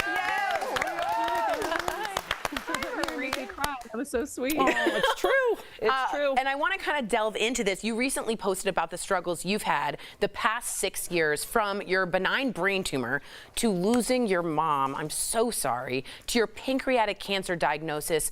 I wanted to ask you specifically, because you bring this up, about food in your journey. Speak to us about how important it is through all those ups and downs. Well, Hippocrates said, let food be thy medicine. I think we've strayed a little bit from that. And the more you watch TV and you see commercials, you're like, oh, we've really strayed from that. I think food is a really big part of the journey, but also what's in between here. And I think this might even be the biggest, guys. It's our thoughts. It's what we believe. It's not having control of our thoughts, and not having an undisciplined mind is really, really a big part of what manifests in our bodies, right? It's allowing so much stress into our lives. And I did for so many years. You know, our health is an accumulation of kind of poor choices along the way. Yes, there are some things that are genetic. Yes, there are things that we can't control. But for me, I watched my life trying to keep up with my schedule, eating fast food, not taking care of myself. It all eventually took its toll. When I started to get healthy, it was a little bit too late. So this is what I do here on my show, Heal Squad, every single day. I'm sounding the alarms for everyone. Please don't let it become too late. A little autoimmune condition isn't just a little autoimmune condition. It's the beginning. It's the gateway to everything. You cannot just go to the doctor, take a pill, and go home. You have to be the CEO of your health. You have to manifest the life that you want, which is why I'm partnering with RX Bars to create these Manifest Bars so that you can have an accountability partner every single day. You can write down what you want in your life every single day on these bars and keep yourself on track so that you can achieve them. And I had someone on my show recently who said, when you write your goals down, you are 42% more likely to achieve them. That's a big stat for me. Maria, I say that on this show all the time. My old boss was so into goal setting and all that, and he passed it along to me. I totally believe in all that stuff, but for a different time, I guess, huh? We'll talk about it. But let's talk about you. You're in remission now, congratulations. But when you heard pancreatic cancer for the first time, what was your thought? What was going through your head, speaking of your thoughts? So we had just found out that we were pregnant with Athena, let's say a few months before. Jeez. When I heard that there was a tumor on my pancreas, I instantly thought I was a goner, and I said that out loud to the radiologist. Went right to my primary doctor, got an MRI, and then when it was confirmed, he and I were crying in the waiting room together, and my husband was just like, we're going to be fine, we're going to be fine. And the next day, my husband and I were in the fetal position, just in bed crying, because all you know, or I knew about pancreas tumors is you're dead. This is it. They take you so quickly. So I had to use my tools to get out of that sunken place very fast, because you're going to get hit, like you said, but it's about how much you can take and keep moving forward. How long are you going to stay down before you get up and you fight and you push and you try? That's remarkable. The power of thought is clearly life-changing. You are an example of that. Something we have to talk about. You recently welcomed your daughter after years of infertility. I so applaud you for being vulnerable. You are single-handedly helping break that stigma. So as a fellow mom who remembers the newborn stage, what's the hardest part of motherhood for you right now, and how are you doing? How are you doing? I'm doing great. Listen, I feel so blessed to finally have her, that anything that is hard right now is so small. And honestly, I didn't have to carry her. I didn't have to push her out. I don't have postpartum. I am having a much easier journey than the average mom, and I recognize that. But for me, it's just been the most joyous time of my life. I've never been happier. Everyone who sees me just sees that I'm just so happy being a mom. It's the greatest thing ever. Look at you. You're going to make me cry. Your eyes, your smile. I mean, you can just see the gratitude all over you. That is beautiful. Those are the tears of somebody that realizes, like, your whole life has been leading to this, and everything else is, like, not important. And it's this weird, freeing feeling that I had. I was a professional entertainer for years, and you think about your career and what's next and all this cool stuff you get to do when you have done, and then you have kids and you're like, oh, I don't care about any of that. You are truly inspirational. Is she not? Unbelievable. I love it. Unbelievable. Oh my gosh. DBL Nation, to learn more about RX bars, visit their website. Also, you can enter for a chance to win Maria's limited edition RX bars. Maria, honestly, thank you so much for today. I'm speechless. You're incredible. You are. We'll be right back. Thank you, Maria. With temperatures continuing in the 90s as we move into the fall, we know everybody is looking for ways to save a little money on your power bill. Most houses have something called an attic ventilation fan, but does running that system actually ventilate the attic and then in turn save you money on your power bill? Let's verify. Our sources are Christian Kaltrider, an energy efficiency researcher at Pacific Northwest National Laboratory, a U.S. Department of Energy lab, and Kenny Wardlaw, a heating and cooling specialist with more than 40 years of experience. First, let's understand how an attic fan is supposed to work. Often they're installed because people want to remove heat in the summertime. Attics get really hot. You think, if I can remove that heat, then I'll get less heat conducting down into my living space. But in a warm, moist climate, experts say that's not what happens. It does not cool the house. It actually increases the cooling load on the house. Wardlaw says bringing humid air in can create other problems in your home, like mold. The hotter the air is, the more moisture it can hold. And so if you bring hot air into the house and it cools down, then you get condensation, which leads to mold. U.S. Department of Energy research shows the energy used to run the fan is more than the energy saved. Beyond the power consumption of an attic ventilation fan is the concern that it causes or create a negative pressure zone in the attic. And that negative pressure zone can pull air-conditioned, cooled air from the living space into the attic. And that air has to be replaced, so it's replaced by hot, moist, outside air. Kaltrider says if you want to save money, add insulation and air seal the attic floor. So we can verify, no, turning on the attic ventilation fan during hot weather will not save you money on your electric bill. With your Verify, I'm Andrea Mock.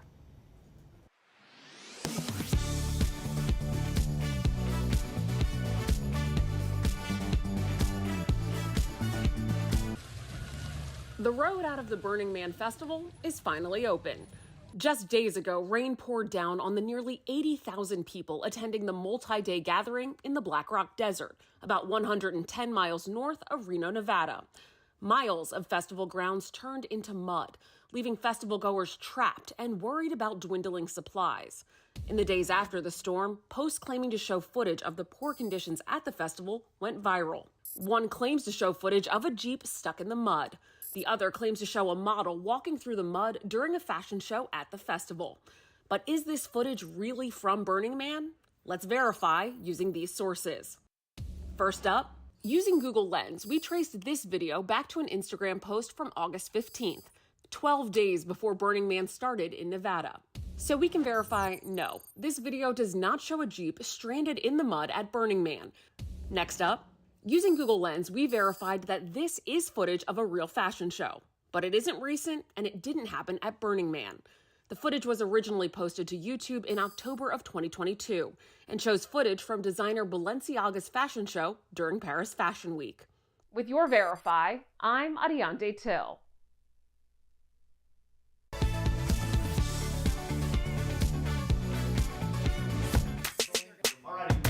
Do it. I think our show's a little different. We could say what we want and go deeper than other shows can. Our chemistry is just so on. Sometimes I'm a little mad at my co-host, Jeff. My co-hosts have to trust that I'm gonna bring it and be 100% all the time. There's zero filter with us, whether you love us or hate us or you can't stop watching us. DBL is on. Uh-oh. Do not miss season 7. Oh my gosh, we've known each other for that long. God. 2017. You're family. It makes sense. Absolutely. I don't know. I spend more time with y'all than I spend with my family. Erica, I asked Jeff the other day, who do you think you have talked to more in these 6 years, your spouse or us? Y'all. It's for sure. Definitely. It's creepy. It's a little weird. It's like a reality show with the Truman Show that just never stops. Like it's, yeah. I'm fine with that though. I But like y'all a little coming bubble. over on Friday. Yeah, though, we right? are. Yeah, Friday after work. Yep. Don't forget to tune in to Monday. We're going to be brainstorming on Friday. It's going to be good. Manifesting. Okay, if you're leaving us, you can watch the second half of the show online. Watch on YouTube, dailyblesslive.com, or our app. But if you get the second half of the show where you are, here's what's ahead. Cedric the Entertainer will be here live. We can't wait to talk with him all about his latest projects, from a new movie to a crime novel.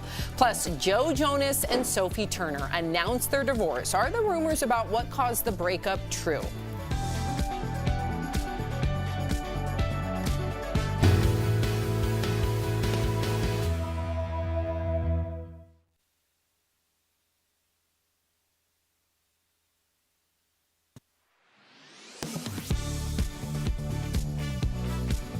Crust on or crust off? Brown bag or lunch bag? Is a handwritten note adorable or embarrassing? There's lots to debate around the lunch table, but one thing that likely everyone can agree on, you want to make sure the food you're packing is safe to eat. So let's verify the do's and don'ts to keep in mind when you're packing food on the go, with the help of these sources. Do keep food cold until it's time to eat. That means 40 degrees or below, according to the U.S. Department of Agriculture. Perishable foods can only be kept at room temperature for 2 hours before conditions ripen for food poisoning. Along with the meal, pack 2 cold sources like ice packs or frozen water bottles. Use a soft-sided insulated lunchbox. Food safety experts at the University of Michigan recommend wiping it down each night after use. The USDA says to never use a paper bag if you're packing any perishable items. If brown bagging is your only option, though, do consider packing foods that are stable without refrigeration, like whole fruits and veggies, hard cheese, canned meat or fish, chips or crackers, and of course, peanut butter and jelly. If you're packing hot foods, do use an insulated container like a thermos, and don't open the container until it's time to eat.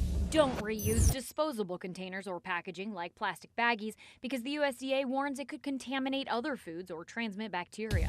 And finally, don't pack more than the lunch recipient can eat in a given meal. That's because many leftovers can't safely be repacked for the next day. With your Verify, I'm Abby Larico.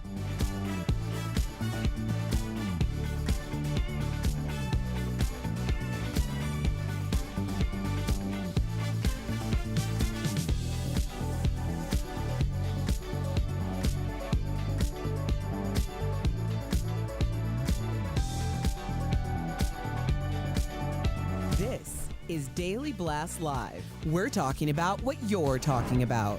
Oh my gosh. Get real. No. Y'all, just stop. This is a sham. It's finally here. Drum roll. Welcome to DBL. Okay, so Joe Jonas and Game of Thrones actress Sophie-Turner have called it quits after 4 years of marriage. They have 2 young daughters together.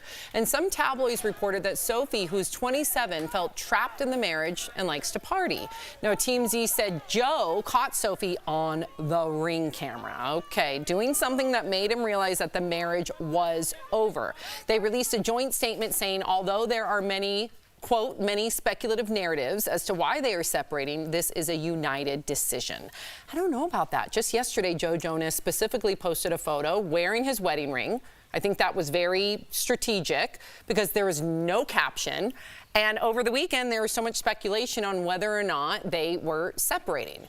So is it a united decision, Erica? It might be. But I mean, that's completely possible. Right. For him to, I mean, wearing the ring could be there's still an opening for a reconciliation in the future, or it could be like, this is my way of winning the narrative to say that I'm still in the marriage. Right. You know, I don't know. It's a difficult thing to assess because, you know, it's none of our business, but also because Tophie was like 20 when they got together and she was at the height of her career. Apparently, she's been traveling with him in his tour, or had been at some point. She had 2 kids. Like, does she really ever get to enjoy as an adult? You know, these are things that a lot of people don't think about, especially when they have early success because they feel like they've lived this life. You've lived a lot more in these short amount of years, but the years mean something too. Yeah, the partying throws me a little bit. Why? Just because I think if that wasn't true, she would have been like, I'm a mother first, second, and third, and don't you ever dare let that come out of your mouth again. But I don't know if we heard that. He said that he saw something on camera, and I know people's minds, including your first thing maybe is some infidelity, but it may be partying of something that was very unbecoming of a mother. To your point, something that somebody's doing when they're not done with the partying side of their life, which I wasn't for a long time. I'm throwing no stones here. It's really strange that they had, it sounds bad, maybe the second child, if she had been feeling like this for a while, because now she's in this weird place where now she'll be separated, but she has young children, so she'll be attached. And if they're with dad, where is dad, Erica? Toronto, Chicago, Buenos Aires. I mean, his dad's going to be everywhere. So I don't know what she's attached herself to and how detached she can possibly be. It just seems like a tough situation for both people. Yeah, I think it's easier than what everyone's speculating on. I don't know why, I just got a hunch. It's just, listen, 50% of marriages don't work out. This was a young couple and a Hollywood couple that strains the marriage in so many ways, right? They might have just grown out of each other. Now they have these 2 kids, 27, I still want to live my life, but I was trapped in this bubble now. You're famous, I'm famous, we can't live the lives that we wanted to. I kind of see where that is. I don't know if there's something as scandalous as infidelity on a Ring camera. Right. Everyone wants, in some sick way, wants to see a train wreck, right? Like, oh my God, she was making out with Jon Snow on the Ring camera. You know, like they want a story that ends like that, right? But maybe it's just they grew apart from each other. He's still got love if the ring's still there. Maybe it's all good. They just, you know, time to go their own way. Hopefully that's the case, given that they have 2 kids. We'll see if something pops up on that Ring camera. All right. We might find out. We might. Okay, this is really exciting. Nirvana is re-releasing their album In Utero 30 years after its original release. The album that came out in 1993 will be re-released as a deluxe album with 72 tracks, including 53 songs of unreleased music and 2 live concerts. Now, speaking of new music, the Rolling Stones sat down with Jimmy Fallon in London to talk about their new album called Hackney Diamonds, which will be released in October. Mick Jagger is 80, and he explained why they're releasing their first album in 18 years. Take a look. We didn't want to make just any record and put it out. So we wanted to make a record. Before we went in, we all said, we've got to make a record that we really love ourselves. I mean, other people may like it, other people may not.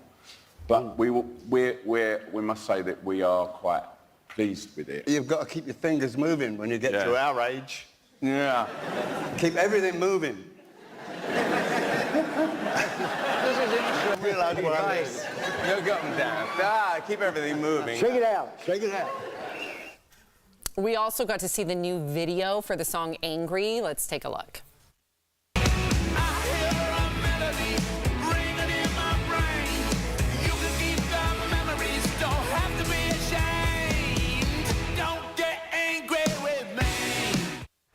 All right, so what do we think? Are they at 80 years old? Should they keep making music? Normally, this would have been real bad. I would have been all over this, but I thought that was great.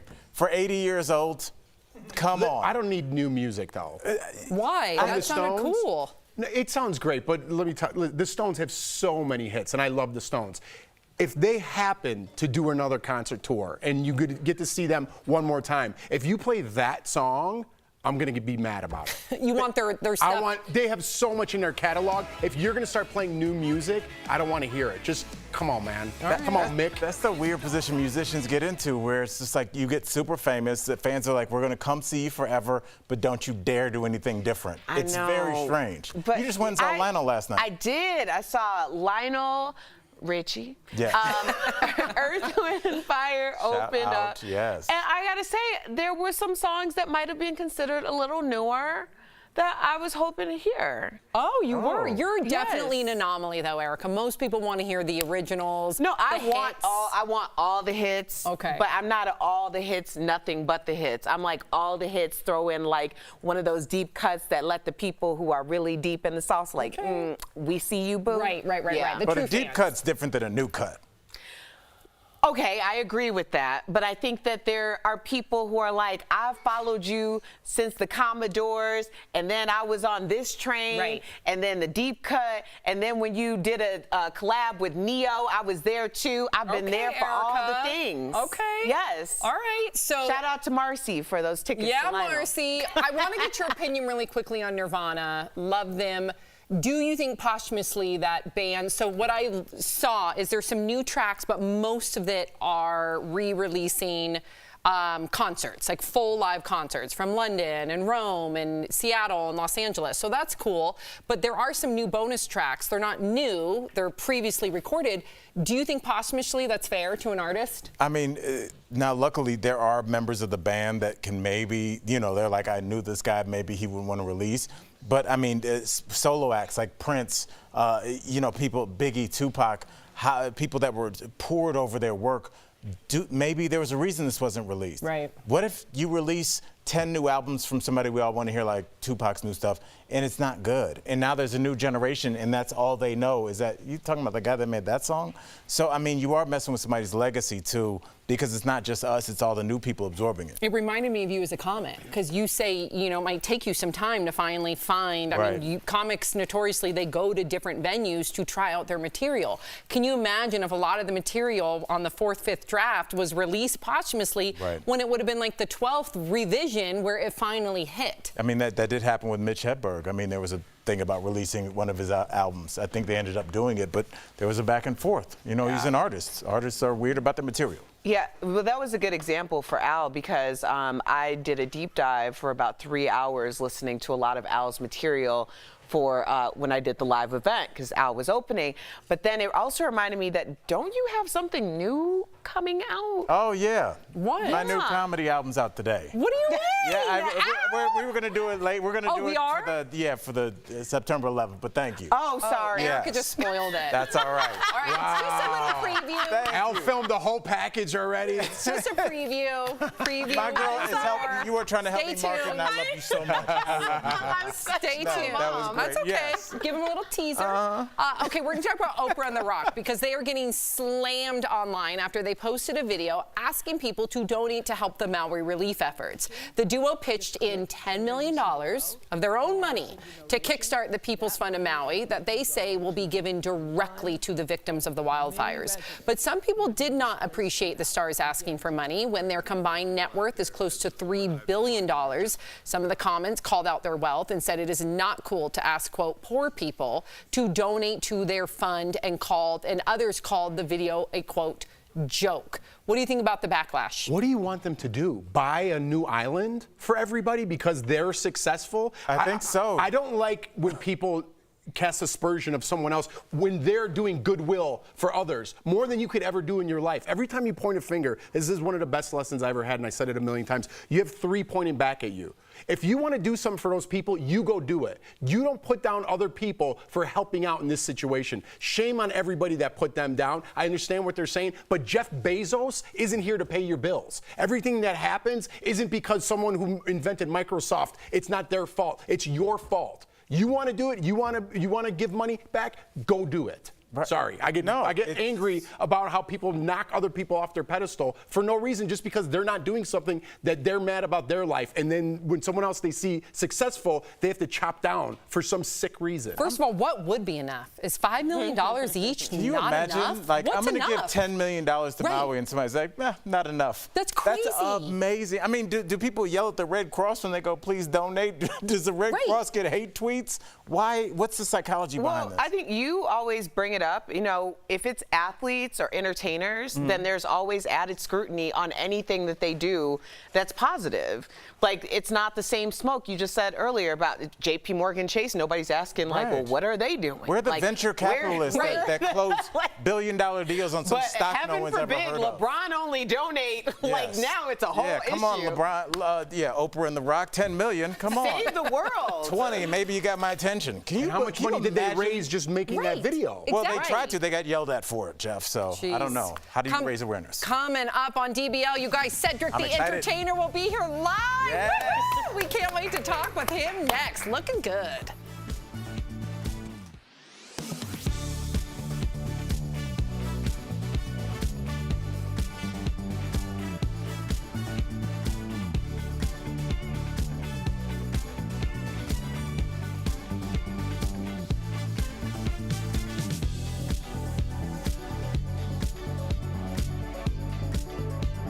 Cancel the live. Let's get Blake. Let's get Blake on new market. It's a new market. So I need to watch that.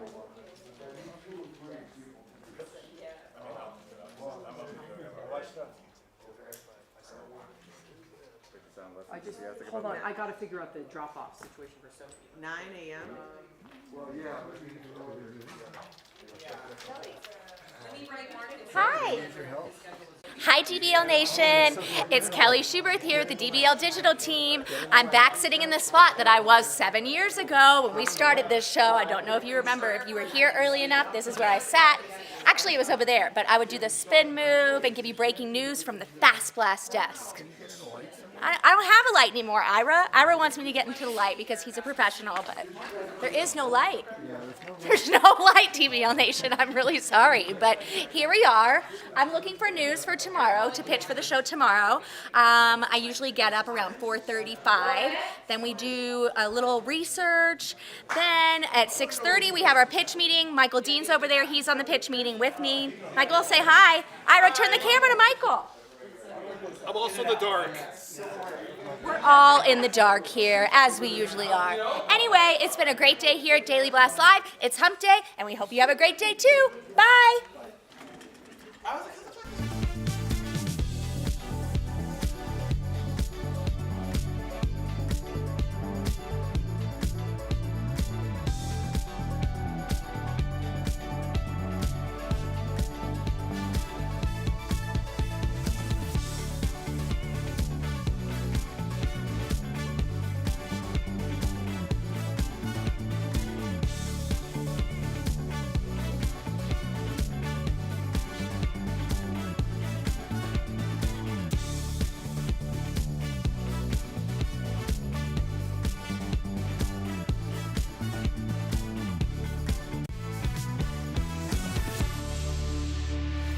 Welcome back to DBL. We've seen our next guest as a priest, a barber, and a king. He is Cedric the Entertainer, and he's here to share his secret sauce for making it all happen. Cedric, welcome to DBL. Well, good morning, everybody. How y'all doing?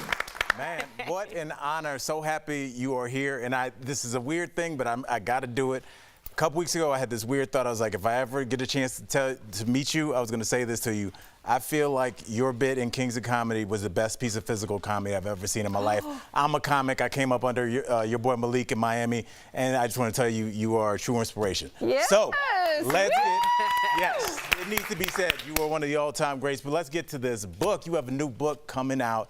Now, I have to ask, what inspired you to write a crime fiction novel set in the 40s? Talk to us.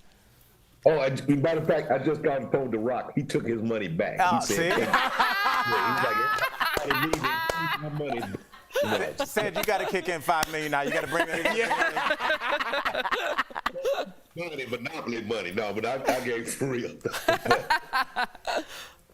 No, man. You know, I was really inspired by this book. You know, the idea was I grew up only hearing about my grandfather. He had passed before I was born, but just through these stories, I just imagined him as this kind of Easy Rollins, you know, kind of character from a Walter Mosley book. And so, you know, just from the stories that my mother would tell, my uncles would tell, and it motivated me to think about him as a person who had all these inspirations and desires. And I just can only imagine what his life was like. So that's what made me, you know, inspire me to write this fictional tale of who he was and how he was. And my mom would say I would do things like him, you know, and so that often laid in my head as a young man, you know, kind of growing up in a female-oriented single-parent household. Like, how did I become this guy that likes to wear hats and you know, it was all kind of based off my grandfather's imagery. I love that. And the cover of your book is absolutely captivating, like eye-catching. Well done. So you said this book started as an idea for a scripted series. What made you turn it into a novel instead? You know, the idea of like trying to tell it as like a TV show, a story was really, you know, what I do now, you know, being an entertainer and being on television, producing television. But when the opportunity came to kind of tell it a little more long form, I just felt like that was going to be a funner ride, a more unique ride, an opportunity for me to take my time and really develop out who I felt the character was, and so it just was a really perfect opportunity when I was asked, did I want to write a book? I knew I didn't want to write Cedric the Entertainers and the jokes I've told throughout the years. You know, so this idea was one that it was like at the top of my head, and the publishers loved the idea, and so that's what really was how we jump started it. We love seeing the diversity of your entertainment portfolio. I mean, there's like literally nothing you cannot do. So you're the father of a bride on a budget in a new movie called The Plus One. How do you manage your money when it comes to being a dad and a grandfather in real life? Look at your beautiful family. Oh my gosh. Man, I mean, such a unique little family. I love them, but and it is, you know, they're kids that's at different ages. My oldest daughter, who has my granddaughter, she's 34, lives in St. Louis. You know, and like on her journey, she's catering and wants, you know, and doing the cooking business. So it's all these things where I have to kind of like, again, guide and at the same time allow her to be who she is, but hopefully motivate her to be a dynamic mother and an example to her daughter. And then my two younger kids, they're both like finishing up college. My son is turning 23. He's in his last year of school. His stuff got caught up in COVID. And then my youngest daughter is going to be turning 20, and she's a junior at LMU. So sophomore actually, because she did a gap year, and so she kind of went and saw the world first. So, I mean, I just try to make sure I can provide for them and give them great opportunities and listen to what their dreams are, and then hopefully just kind of be a support for them, you know. But, you know that kids got their own vision of their life and what they want to do, and you just try to be a support for it. I love that. I love that. Speaking of diverse portfolio, you and Anthony Anderson host the show Kings of Barbecue, and you said you love making sausage. So, you got any special tips for me? I like cooking too. What goes into your barbecue sauce that's so special?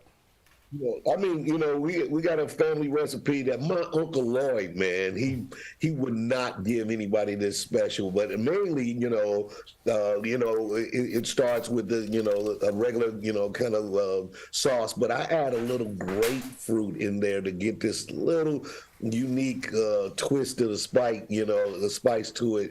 So it's all about the citrus energy that you add to your sauces to kind of lift it up. But I found grapefruit to be this one little thing, just a little bit of dose in there to give me this kind of season that I want that reminds me of my childhood. So I like that. I'm going to try that out. Oh, my buddy all right. Cedric gave me that recipe. Oh, yeah, drop it. Drop the names. Thank you so much, Cedric. To our DBL viewers, you can find Cedric's book, Flipping Boxcars. It will be available on September 12th, wherever books are sold. Thank you again, Cedric. Congratulations on all your success. What a pleasure to have you. Thanks, brother. We'll be right back. Hi, Holly.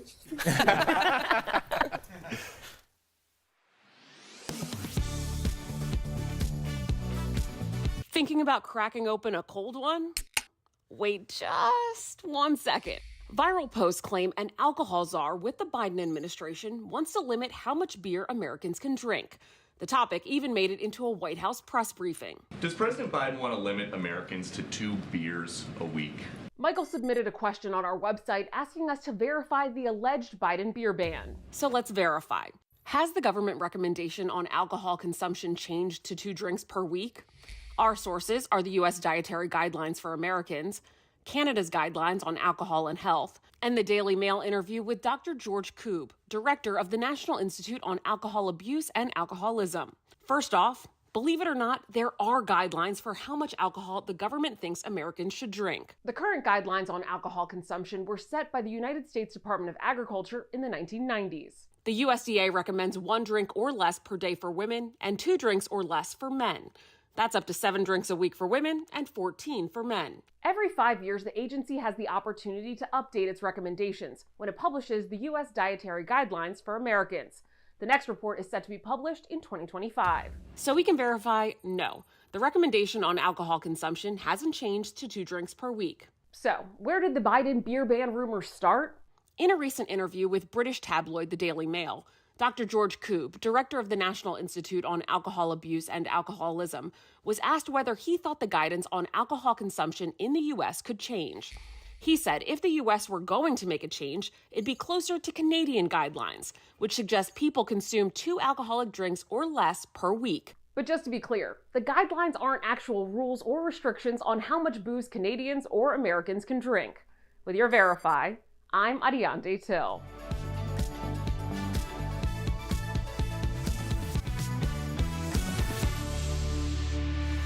Welcome back. If you're thinking about selling your car soon, we've got tips to increase your vehicle's resale value. That's today's Auto Alert, sponsored by Ox Car Care. First up, avoid aftermarket modifications like audio systems. These could actually speed up your car's depreciation. Next, try to keep mileage down. If you are taking a lengthy road trip, it might be worthwhile to get a rental car instead. Lastly, maintenance is key. Shoppers want a vehicle they can rely on, and if you haven't kept detailed records of maintenance and repairs, they'll be less likely to trust you as a seller. Ox Car Care is dedicated to providing you with an amazing auto protection plan experience that works with your budget. If you're looking for a better car care, give them a call at 800-687-1821. We'll be right back. With temperatures continuing in the 90s as we move into the fall, we know everybody is looking for ways to save a little money on your power bill. Most houses have something called an attic ventilation fan, but does running that system actually ventilate the attic and then in turn save you money on your power bill? Let's verify. Our sources are Christian Kaltrider, an energy efficiency researcher at Pacific Northwest National Laboratory, a U.S. Department of Energy lab, and Kenny Wardlaw, a heating and cooling specialist with more than 40 years of experience. First, let's understand how an attic fan is supposed to work. Often they're installed because people want to remove heat in the summertime. Attics get really hot. You think if I can remove that heat, then I'll get less heat conducting down into my living space. But in a warm, moist climate, experts say that's not what happens. It does not cool the house. It actually increases the cooling load on the house Wardlaw says bringing humid air in can create other problems in your home, like mold. The hotter the air is, the more moisture it can hold. And so if you bring hot air into the house and it cools down, then you get condensation, which leads to mold. U.S. Department of Energy research shows the energy used to run the fan is more than the energy saved. Beyond the power consumption of an attic ventilation fan is the concern that it causes or create a negative pressure zone in the attic. And that negative pressure zone can pull air-conditioned, cooled air from the living space into the attic.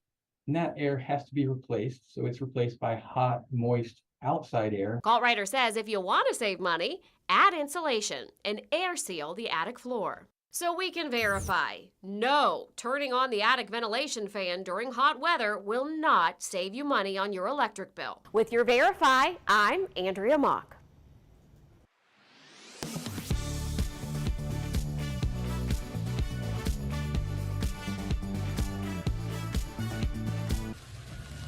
The road out of the Burning Man Festival is finally open.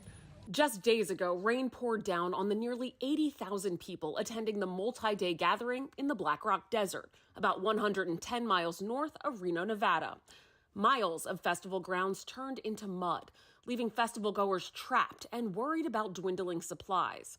In the days after the storm, posts claiming to show footage of the poor conditions at the festival went viral. One claims to show footage of a Jeep stuck in the mud. The other claims to show a model walking through the mud during a fashion show at the festival. But is this footage really from Burning Man? Let's verify using these sources. First up, using Google Lens, we traced this video back to an Instagram post from August 15th, 12 days before Burning Man started in Nevada. So we can verify, no, this video does not show a Jeep stranded in the mud at Burning Man. Next up, using Google Lens, we verified that this is footage of a real fashion show, but it isn't recent and it didn't happen at Burning Man. The footage was originally posted to YouTube in October of 2022 and shows footage from designer Balenciaga's fashion show during Paris Fashion Week. With your Verify, I'm Ariande Till.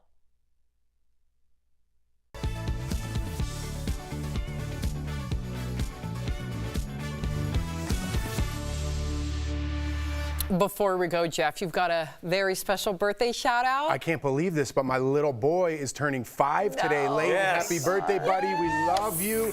I was just, thank you. Yeah, I was just outside and ran to the washroom, but I remember being in that hallway when I found out that we were pregnant with Layton. And we're still doing the show. This show is older than Layton. Wow. Oh, my goodness. There's a really great story about that on your podcast, Together Mess. I can say that, right? Yeah. Yeah, you're not I got a package coming out September 11th. No. Yeah, we talk all about it in the podcast, but I can't believe we've been together longer than I remember doing your gender reveal here with the eggs. Yes. And that was before he was even like a concept. And That's now he's crazy. 5. And now he's 5. Yeah. Well, Lord. happy birthday to him. Yes, thank so you. Thank cute. you.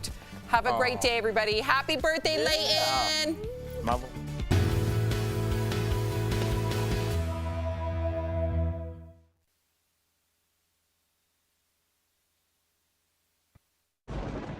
Where hope finds help. Where courage meets conviction. Where makers make fans. We are Tegna, a family of local and national media brands that bring us together, serving the greater good of our communities. Where national know-how backs local business. Be in good company with Tegna. All right, you ready? Do it. I think our show's a little different. We could say what we want and go deeper than other shows can. Our chemistry is just so on. Sometimes I'm a little mad at my co-host, Jeff. My co-hosts have to trust that I'm going to bring it and be 100% all the time. There's zero filter with us, whether you love us or hate us or you can't stop watching us. DBL is on.